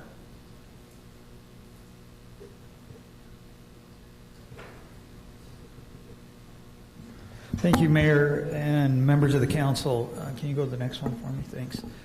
As you know, quite some time ago, the council considered site plan approval and a purchase of a small piece of city property for what we call the Meyer Shopping Center. One of the things the council asked us to look at is some alternative connections to try to improve the traffic flow. With the assistance of Mayor Mann, oftentimes elected officials have more success than staff. In these type of things, we're able to procure, we have the opportunity to procure an easement from Rocky Mountain Power that would go across what's called affectionately the electric park. They own, because it has a substation. The city had landscaped it and we maintain it, but hence the name Electric Park. Anyways, it's late, sorry. So we have opportunity to procure an easement. The cost of that easement is, let me pull that exact cost up. $43,800? $43,800, yes. We anticipate that the up to $30,000 will be provided by private owners, and we're working on that. Once we have this agreement and Rocky Mountain has approved it, we'll be approaching them to finalize that. So we would recommend that funding will have to come from previous year's earnings,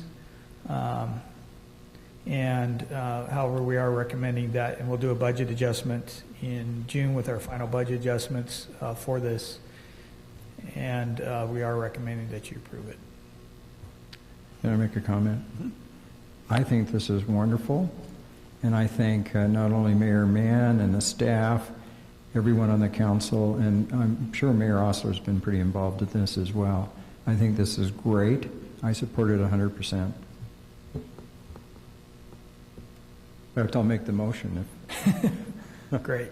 Maybe before you do, just FYI, WPI, Westridge Properties Management, that is building that extra building there next Myers. They also, if you remember in our motion, they agreed to pay for the road to go in. So that's even better. And we've also went back to them to ask for to help with some of the easement costs as well as Myers. So those are probably where we'll be getting some input there. But anyway, we're ready for the motion. Okay. So I move that the Highland City Council approve the road access agreement with Rocky Mountain Power and authorize the mayor to sign the agreement. I'll second. Motion made Scott, seconded by Kim. Ready for a vote?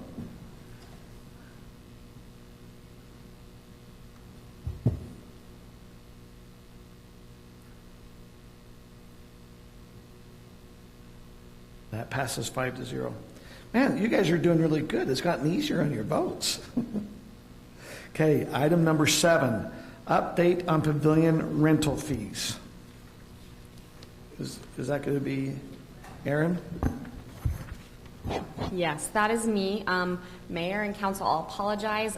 Josh is on his way. I did not anticipate number 5 going so quickly. So he'll be here, but hopefully I can answer your questions in the meantime.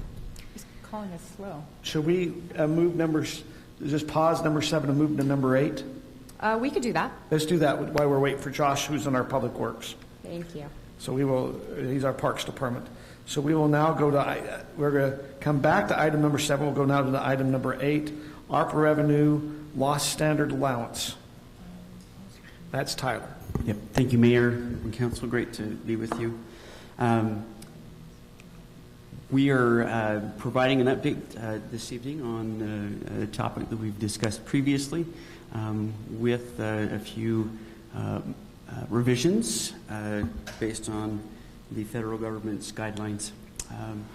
So ARPA stands for the American Rescue Plan Act, and by way of review, the city stands to receive a total of $2.3 million roughly, half of which was received in July of 2021, and the other half is anticipated in July of this year, at the beginning of the next fiscal year.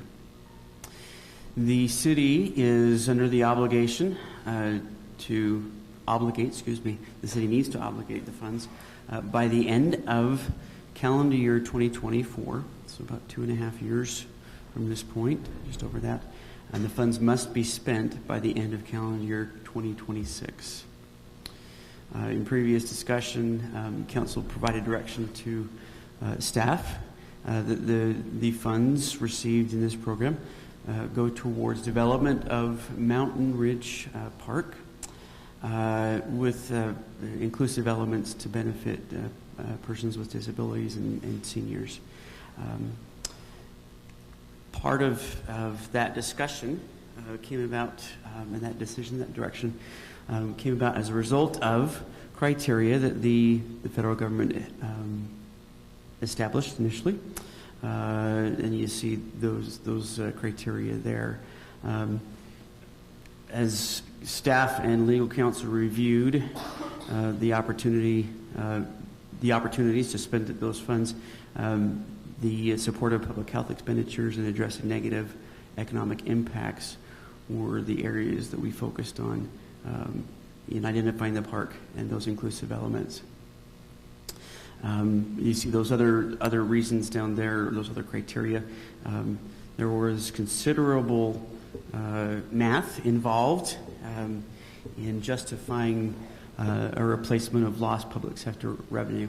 And as you may recall, the city has actually seen, in particular, the sales tax has increased tremendously, contrary to what we had anticipated at the beginning of the pandemic.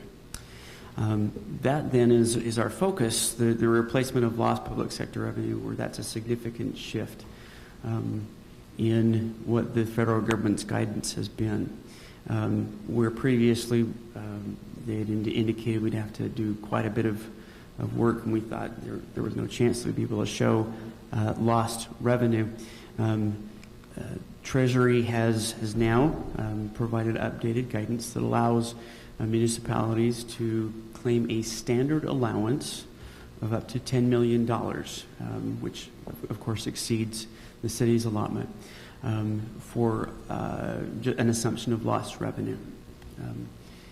Treasury's seeing, of course, a tremendous amount of work coming their way, the U.S. Treasury Department, in administering the program and validating that these submissions.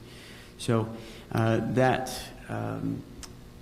new provision has been touted quite a bit, has been validated there, of course, by our own legal counsel, as well as the League of Cities here in Utah and other entities.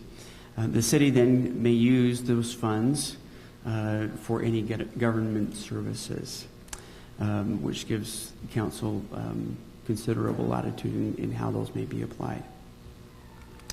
One particular consideration to keep in mind, a transfer to a capital fund may be necessary at the end of the current fiscal year if the funds aren't spent. We, of course, have until 2024 to obligate and 2026 to spend the funds. But those funds may require a transfer to a capital fund, such as the Park Capital Fund, if council chose, at the end of the fiscal year. So we provide this information, this update, there simply for to give you an indication of the additional latitude that you have, where previously there were quite a few requirements in place for use of those funds. So we don't need to vote on this or anything. We just say, hey, that's great. Correct. And I assume we're not trying to spend these funds before the end of the year. That's correct. Okay. So that was my question, because there seems to be a contraindication. This slide said if the funds are not spent, we have to transfer them. The other side said they don't need to be spent until 2026. Right. So the funds don't actually need to be spent until 2026. The transfer would become necessary if the city is above 35% of general fund revenues for that year. So that's the $2.3 million would push us well above that. We're at about 35% where the fiscal year 21 ended up. So it's just a matter of putting that to a capital account, but does not need to be expended by the end of the fiscal year. For that clarification. Any other questions? I don't think there is. Thank you, Tyler. Thank you. We see that Josh is here. We will now go back to item number 7, resolution updating the pavilion rental fees. Aaron, I believe you have that, and we do have one email that came in to be read. That sounds good, Mayor. So to give you some background, we have 5 different pavilions that we rent in our city. While there are more than that in the city, there are 5 that we rent because there are parks that we have the capacity to handle rentals at. Heritage Park, Highland Glen, the Merlin B. Larson Gazebo, Mitchell Hollow, and Town Center Meadows. In 2021, just for your information, 216 individuals rented our pavilions. Of those, 170 were residents and 46 were non-residents. In relation to pavilion rentals, there are costs that we are incurring. As we talked about a couple of council meetings ago, we are going to be purchasing more garbage cans for different areas of our parks. In addition, there's a lot of staff time that goes into that relates to the use of our pavilions. So we're talking about emptying the cans, cleaning the pavilions, and our staff who actually processes all of our rental reservations.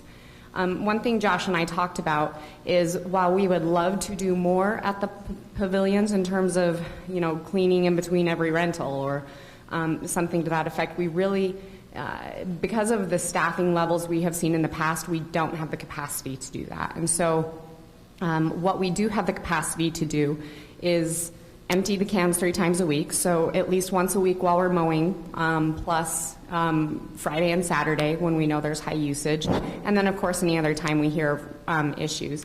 And the same thing goes for cleaning pavilions. We're checking them once a week when we're there mowing as well. Or when they're looking at the garbage cans. Again, if they see something egregious, they'll take care of it.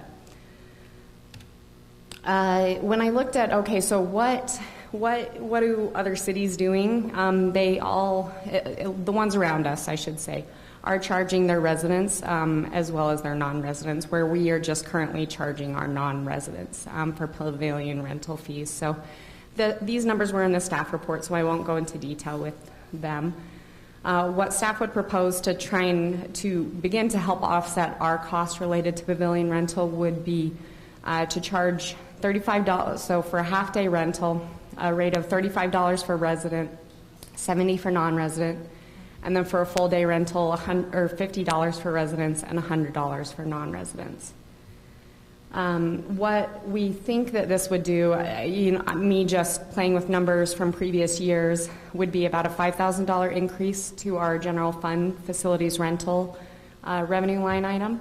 That again would help to start offset some of those costs that we are incurring. And I'm open to any questions that you have, Mayor and Council. Or any questions before I read there was a former mayor, Jess Adamson.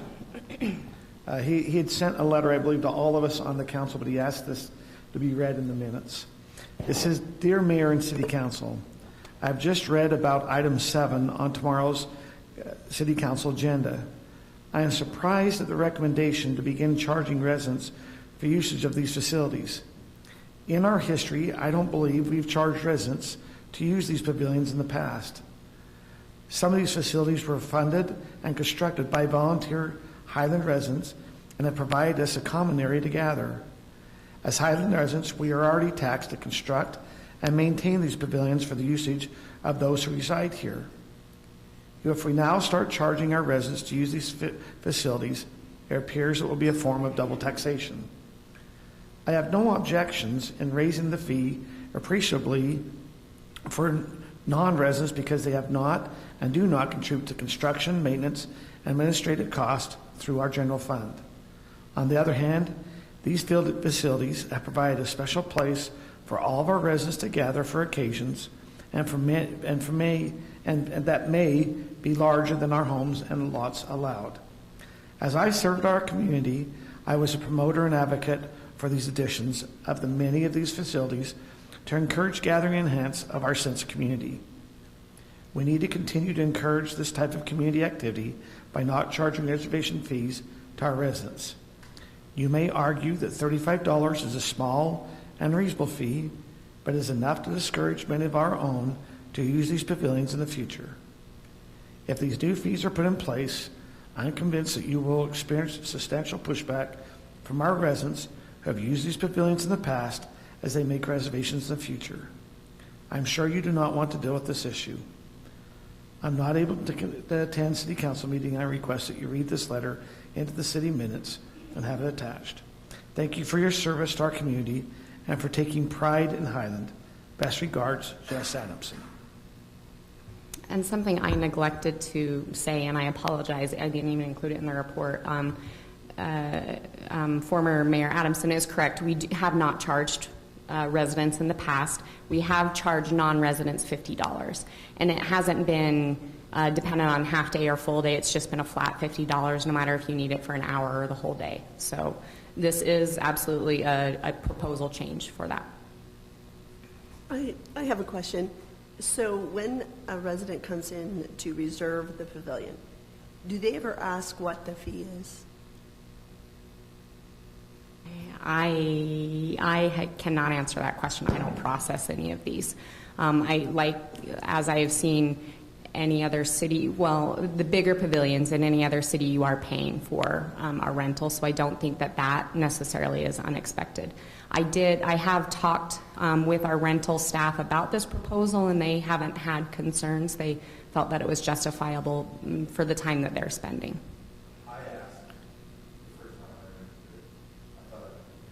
Well, there you go. As a voice from a Highland resident who said yes, he assumed he would have had to pay for a rental he did. And this question I have might be, for Josh or those who might, since they don't have to pay when they reserve, do we see there's a lot of no-shows? I mean, if they reserve, do they seem to come and use it, or do we have a high no-show because it's easy to reserve and there's no penalty? I know that there are no-shows because there is to your point, there's no penalty. Why would I cancel if my plans cancel? It's kind of, it's just another step I would have to go through. I don't know. I mean, is there anything more you would want to add to that, Josh?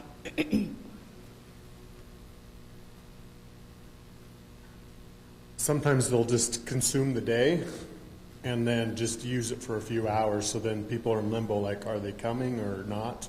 Those that are trying to just do it like a show up at your own risk type of thing. So that's some of the confusion that comes from it, is that you can reserve it for the whole day and then show up for whatever hour that you want to. And so some people are kind of like, well, they said they had it from 8 to noon, or whatever. Are they done? Or are they coming back? Or that type of thing. So that would be my biggest concern, is the confusion there, like, is someone actually using it or not, or that part. So. But do you see if let's assume it's reserved. And my wife actually, we usually reserve it a couple of times a year, and we reserve it because my other brothers and sisters, their cities charge. I mean, it's because we're the free city to come to, but we don't mind it. We've been doing it for years. But I noticed that a lot of times when we show up, there might be others using, they're there. So, I mean, if it's not, let's assume we have a reservation, it's not stopping someone from just showing up, maybe as a smaller group and using it. do we have a lot of confrontation where someone's there and they say, hey, I have a reservation to get off? I've never had it. Usually a lot of times if that's the case, we'll try to make an accommodation to share a little bit, even if we haven't reserved, because it's usually a I smaller haven't heard group. much confrontation. Most people refer to the schedule and, say that we're scheduled, and most people leave fairly easy as far as I know. There might be a little bit more with Highland Glen being the high usage it is, but I haven't heard of much confrontation as far as. Is there, and that might, just, it appears Highland Glen, and I assume Heritage Park are some of our heavier used ones, and then we have some outlier. Is Mitchell Hollow used a lot? Mitchell Hollow's a fair amount. I think a lot of Mitchell Hollow is tied to the trail, the canal trail, and events. In many cases, we make them reserve the pavilion if they have an event, especially if it's stopping at that parking lot where the parking lot and the pavilion are there. It's kind of a real inconvenience if someone's trying to do some family function and people are trying to end event there. So in many cases, if they have something that ends at Mitchell Hollow is a popular spot to end an event on the trail, then they have to reserve the pavilion. I mean, one consideration is maybe having some free and some, because if Highland Glen's such a high usage, we could consider that one being a charge. And you have, the Merlin, the Merlin Park Town Center, and maybe Mitchell Hall will be the free, and then you have the others that are a little higher demand. Josh, off the top of your hand how many other pavilions we have that we don't rent? I mean, I know I can point to Canterbury Circle, but. Canterbury Circle, Windsor, and Canterbury North.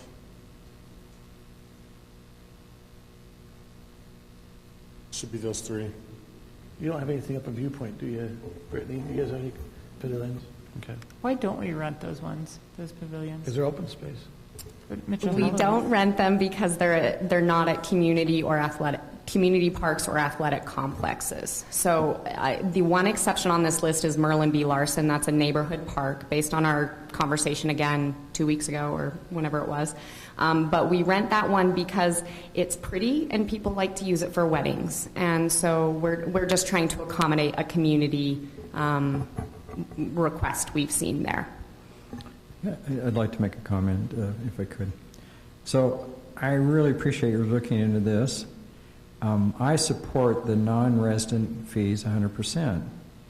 The residents, however, I kind of lean towards Mayor Adamson's concerns, as the residents do indeed pay taxes to maintain these and things. And of course, we have the new park tax, which, it's not really tied in this, but a lot of people's mind it is.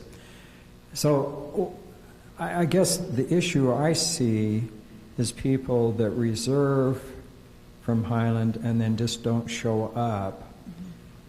I'm wondering if maybe you had a very small processing fee that would kind of cover some of the staff's time. So 100% non-resident fees, I support those. But maybe the Highland one maybe have a $5 or $10 fee for processing. I think if I'm more obligated if I put a little money down that I would show up. Now maybe that's not true. But I think as a whole, I don't want to charge the residents a lot of money to use things that they pay tax for. And I know we're going to be looking for lots of other sources for revenue, and we want garbage cans here, and we want to have the staff to take care of them. But that's kind of my viewpoint. And that's just. I've thought about this a lot because I am a resident who rents pavilions quite a bit. I mean, baseball parties, kid parties. I live by Mitchell Hollow. It's the best place to have a party, not at my house. And, at first I was like, I don't want to pay to rent the pavilion. But at the same time, I do recognize that I create a mess there. I mean, I put out all my trash in the trash can, but still, I am creating a little bit more work for our parks people. And I also like the fact that there is a little bit of a fee for that. I think it's justified. I don't think $35. I think about this. I might be cheap, but if it was $35, I'd just go stake it out. I wouldn't rent it, to be honest. And I think there'd be loss of revenue. $10, $15, I'd be fine with that for half day, full day rental. I mean, if you're going to be renting it for full day, I think a little bit more of an increase in a fee just to discourage people from doing a full day rental when they only need it for 2 days. I might be off, though. For 2 hours, you mean? Yeah. That's my say. As an expert in pavilion rentals. You are the expert on the road, though. As an expert We in all are nothing, I experts on the agree. Sarah, do you have any input on this? I guess I think I would rent it for $35 if I needed it, and most likely it's because I have family or friends coming from out of town, and I do know that I put an increased burden on the city. If I just had a little birthday party with just little neighbor kids, I would just go and hope it was available or go to the next park. But if I really had an event, I would expect to pay.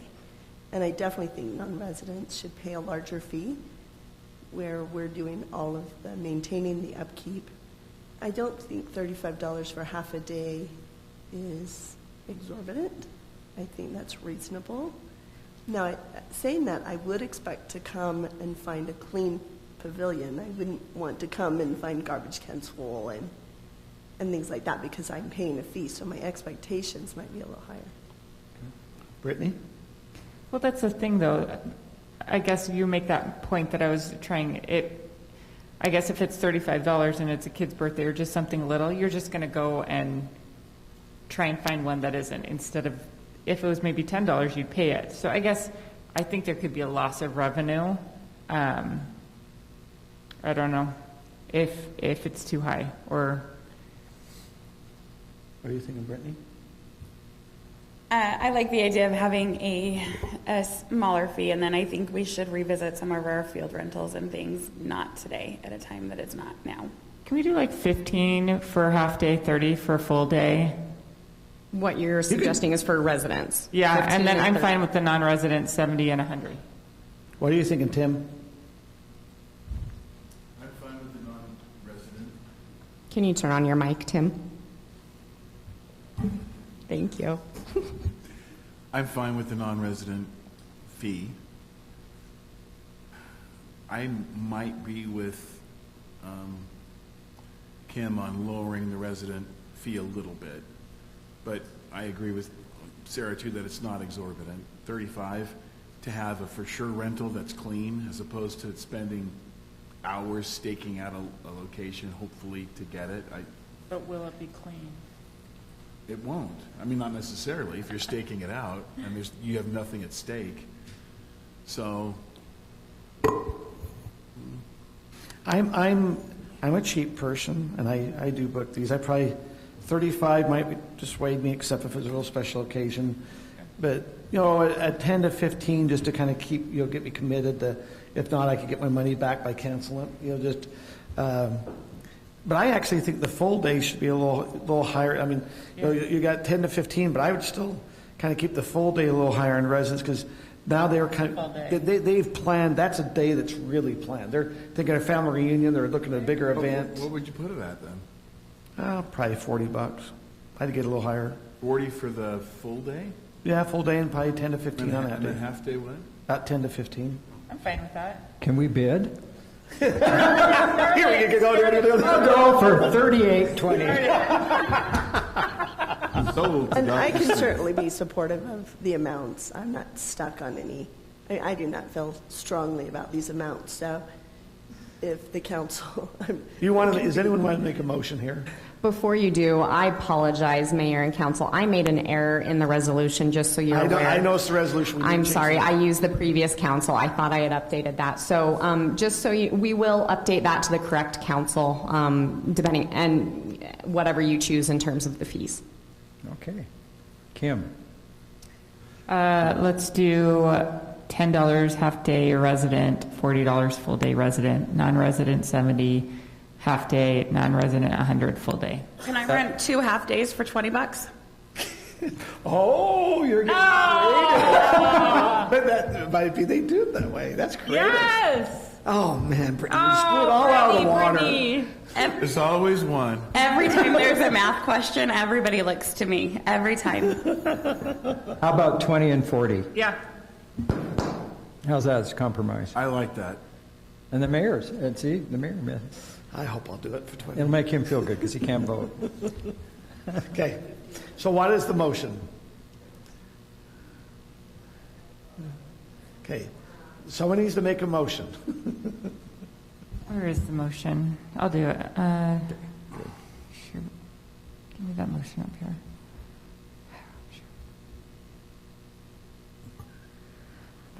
Oh, is it there? It would be right here, but you would just want to say amending to and change the 2 fees that you are interested in amending.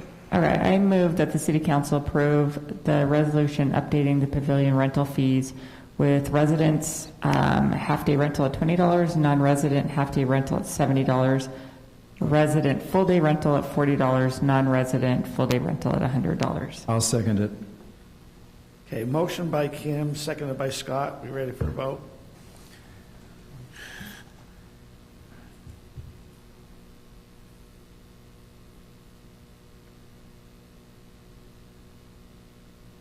Do we get an employee discount? No, what you applies to all of us when we're putting on the residents. That's a conflict of interest. Okay, we now go to item number 9, Highland Glen Playground Upgrade. Is that going to be? That is Aaron? Josh and I again. Excuse me. Just let me jump to the correct slide. Okay, playgrounds are fun, right? This is going to be a fun conversation. Okay, so council, as a part of the parks tax and to just try and get a better handle on actually upgrading our playgrounds, staff's been working on a playground replacement scoring, and we intend to take that through the Parks, Trails, and Trees Commission. We haven't gotten there yet, but looking at the quality of the playground, the age of the playground, and the use of it. And Highland Glen scores the highest in terms of it needs to be replaced. As we talked about in the past, there's a closed slide on it right now because it is broken and non-replaceable because of the age, with it being about 16 years old. And it is, as you know, at a large community, well-attended park. So we talked to council about this in September of last year, and you directed us to get some alternative design options, and we've been working through that process in the budget and making sure we worked with the playground committee to make sure we understood what you wanted to see in that park. So we have, picture, this is what it looks like now, and here's our very sad broken slide with the plywood on it. I have 3 options. You have 3 options in your packet. I'm going to try and summarize them, then we'll look at some pictures. So the Big T option, I just did these in alphabetical order. So Big T has a 9-foot tall slide tower, a climbing structure that's about 18 feet by 10 feet tall. It also has a second smaller climbing structure and then a set of swings. And that bid came in at about $143,000, and we anticipate it getting here between June and July. Garrett Parks and Play has a slide tower in its design proposal that's 8 foot. And when I say the 8 foot, that's from where the kids are going down the slide, not the top of where they hopefully don't climb on top of. They also have a large climbing structure in theirs that's about 18 feet by 9.5 feet. And then they have a spinning structure as well, the spinning and climbing structure, I should say. Their bid came in at about $146,000, and unfortunately they've got a little longer lead time. We'd expect them to be here between July and September. And then our last one is Sontag Recreation. So they had a design with the tallest slide tower at 10 feet. Their climbing structure is slightly larger, 20 foot by about 10 feet tall, and then they also have a spinning structure in theirs. However, their bid was a little bit more expensive, around $159,000, and significantly more expensive. And we do anticipate, but they do have a shorter lead time between May and June. So some pictures. You have these in your packet, but so Big T's option. Slide tower, and all of these slide towers are double-decker. So one level you can go up, and then a second one with the taller slides, and then they have some kind of a climbing, fun kind of climbing mechanism to get on the slide, as well as just kind of standard steps. And then their large climbing configuration, a smaller one, and their set of swings. Garrett's proposal here, kind of the tree leafy one. Again, so a large slide and then a small kind of tot lot area, double decker, lots of climbing mechanisms to it, and a large independent climbing structure, and then a spinning structure over here. Spinning and climbing, excuse me. And here's Sontag's proposal. Again, double-decker slide tower with 2 different slide mechanisms, a fun in and out climbing structure, and then a smaller spinning structure over here. In terms of timing and finances, staff would order this ASAP to get up as soon as we could. We do have a deadline with a grant that we're working on, so we have about $9,000 we've been awarded from Utah County, and we have to make purchase by April 7th in order to get that grant money. This is a grant that we typically get every year, and they have changed the grant guidelines recently that the money would roll over. So if for some reason we weren't able to make a decision tonight, the money would roll over to 2023, but we couldn't use it, whenever we made the decision on this park, we couldn't use it at that time.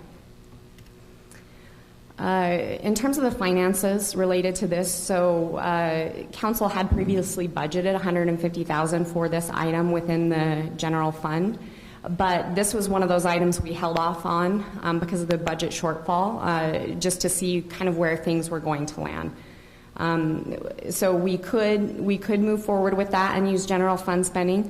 Alternatively, we could also use, we had one-time revenues last year that were transferred into the Parks Capital account, and so we could use money from that account as well. Is that money from the ARPA, or where'd the 625 come from?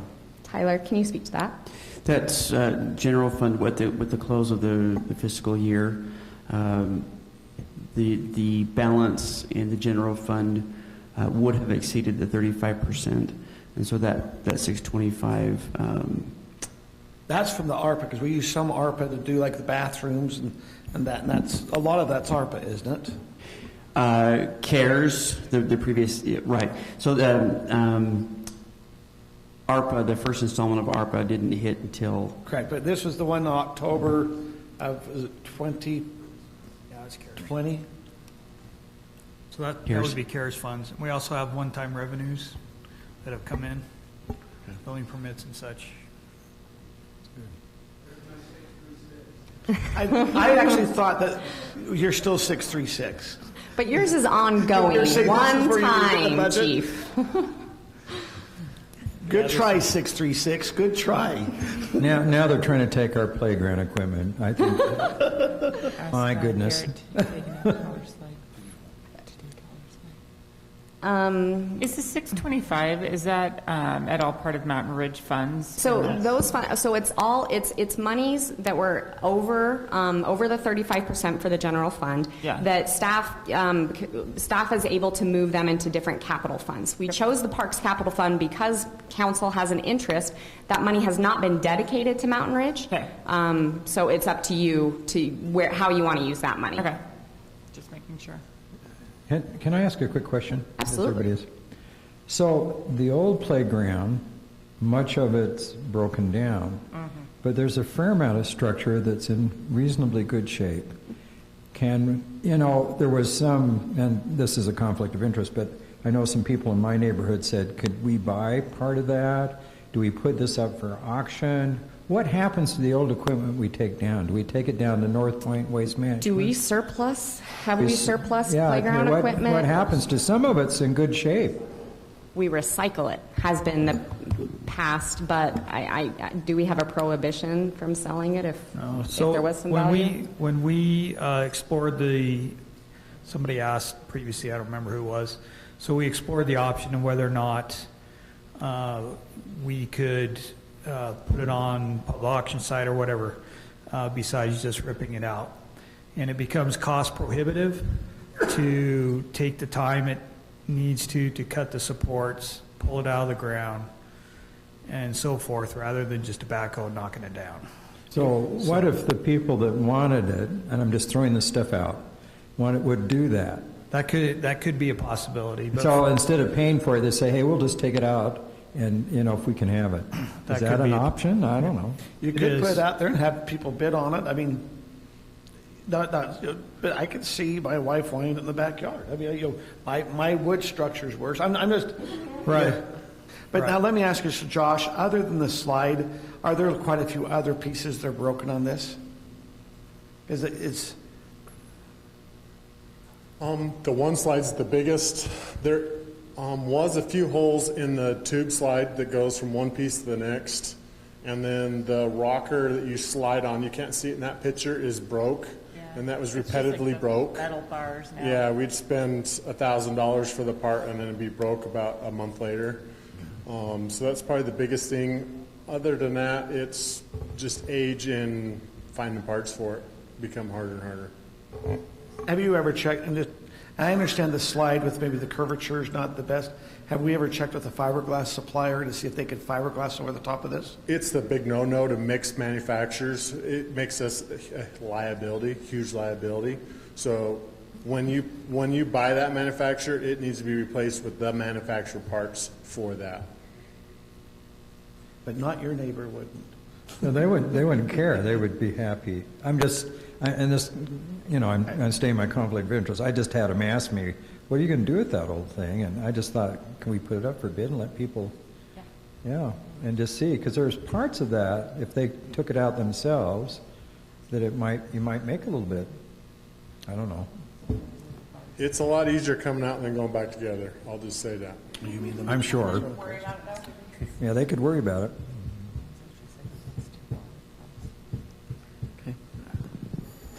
What's before us is, do we want to replace this playground, and we have 3 bids, and do we want to move forward, and do we want to use the funding source that was allocated, as you're saying, is one funding source is possibly the leftover revenue, or what we moved from the general fund in the revenue, right? Yes, so from council, I need 2 decisions. Which vendor to utilize?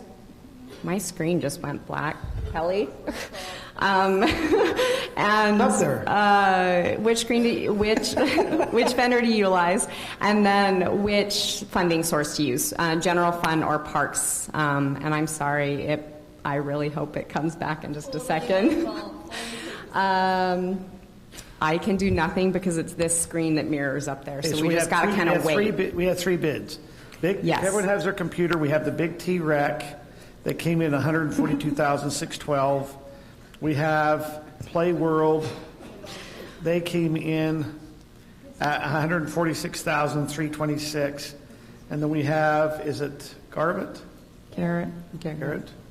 Hey, so I did an expert focus group of these 3 plans with highly recommended children and all their friends at my house. And I showed them these 3 designs, and they all unanimously said the Garrett design. Which one? This one. I think it's the second one. The Garrett, the second one with the kind of, it's leafy. I like the second one too. Yeah. I'm going to support that because of the expert research. I will say, I mean, I'm not trying to discount. I'm certainly not trying to discount that. I do want council to make sure you are aware this means potentially not till the end of summer on that. So I asked, we asked each of the bidders what their time frame was. So, of course, that's council's decision. I just want to make sure that's considered. So you're making a motion to go with Garrett Parks Play for $146,326. Mm-hmm. Yeah. I support that. So you're second. So and I also need within your motion what funds do you want to use?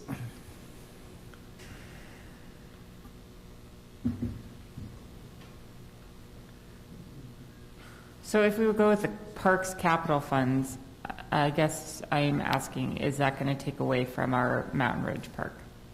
It doesn't take away from any existing funding identified for Mountain Ridge Park. Okay. You can move money from the general fund into the parks fund, but you can't move money from the parks fund out of the parks fund. Seems It's like harder. you should use the parks money because you could always replace that with general fund money. Right.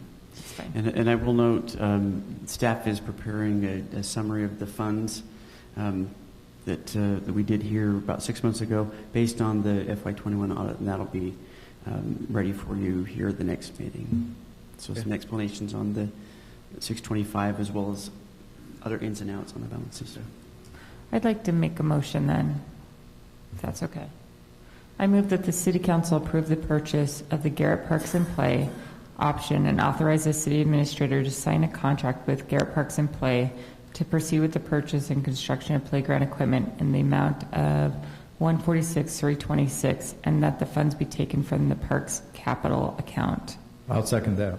Motion by Kim, second by Scott. Any other discussion before vote? Seeing none, let's vote. Can I ask one more question? So you had some reservations about the fact that this might not come until partway through the summer. Is there any way that we could just tell these manufacturers, gee, we've got 2 other proposals that are going to deliver a lot sooner. Can't you move it up a little bit? I can always encourage. I mean, they're subject to every other delay that we all are, but we can absolutely encourage. Please encourage, yes.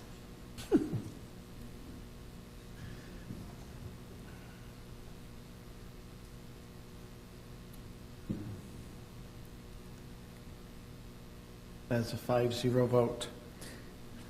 Our next item is mayor and council and staff communication. We had down here the Parks building. Are we planning to move that to another date? Is that going to be, so next week we Unless you want to be here till midnight. No. Okay, we moved that. And we moved all future meetings till another time. Now, we do have a work session next Tuesday, 7 p.m. Do you want to give a little highlight just briefly for 30 seconds? So it'll have basically it's centered around finance, but I'll have basically 2 veins. The first one is we're going to go over fund analysis and things like that, get you up to speed on where we are expenditure-wise. And if you recall, we held off on some projects, general plan, tree replacement, playgrounds, and some other expenditures. We want to see, get the council's opinion on whether or not to proceed with any of those, if the council would like to.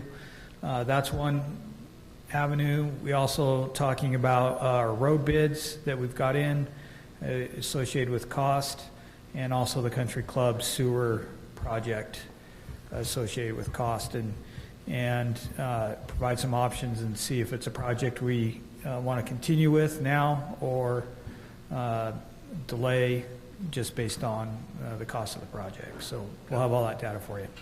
Okay. So if we don't have any, is there anything else that needs to come before the council tonight? Yes.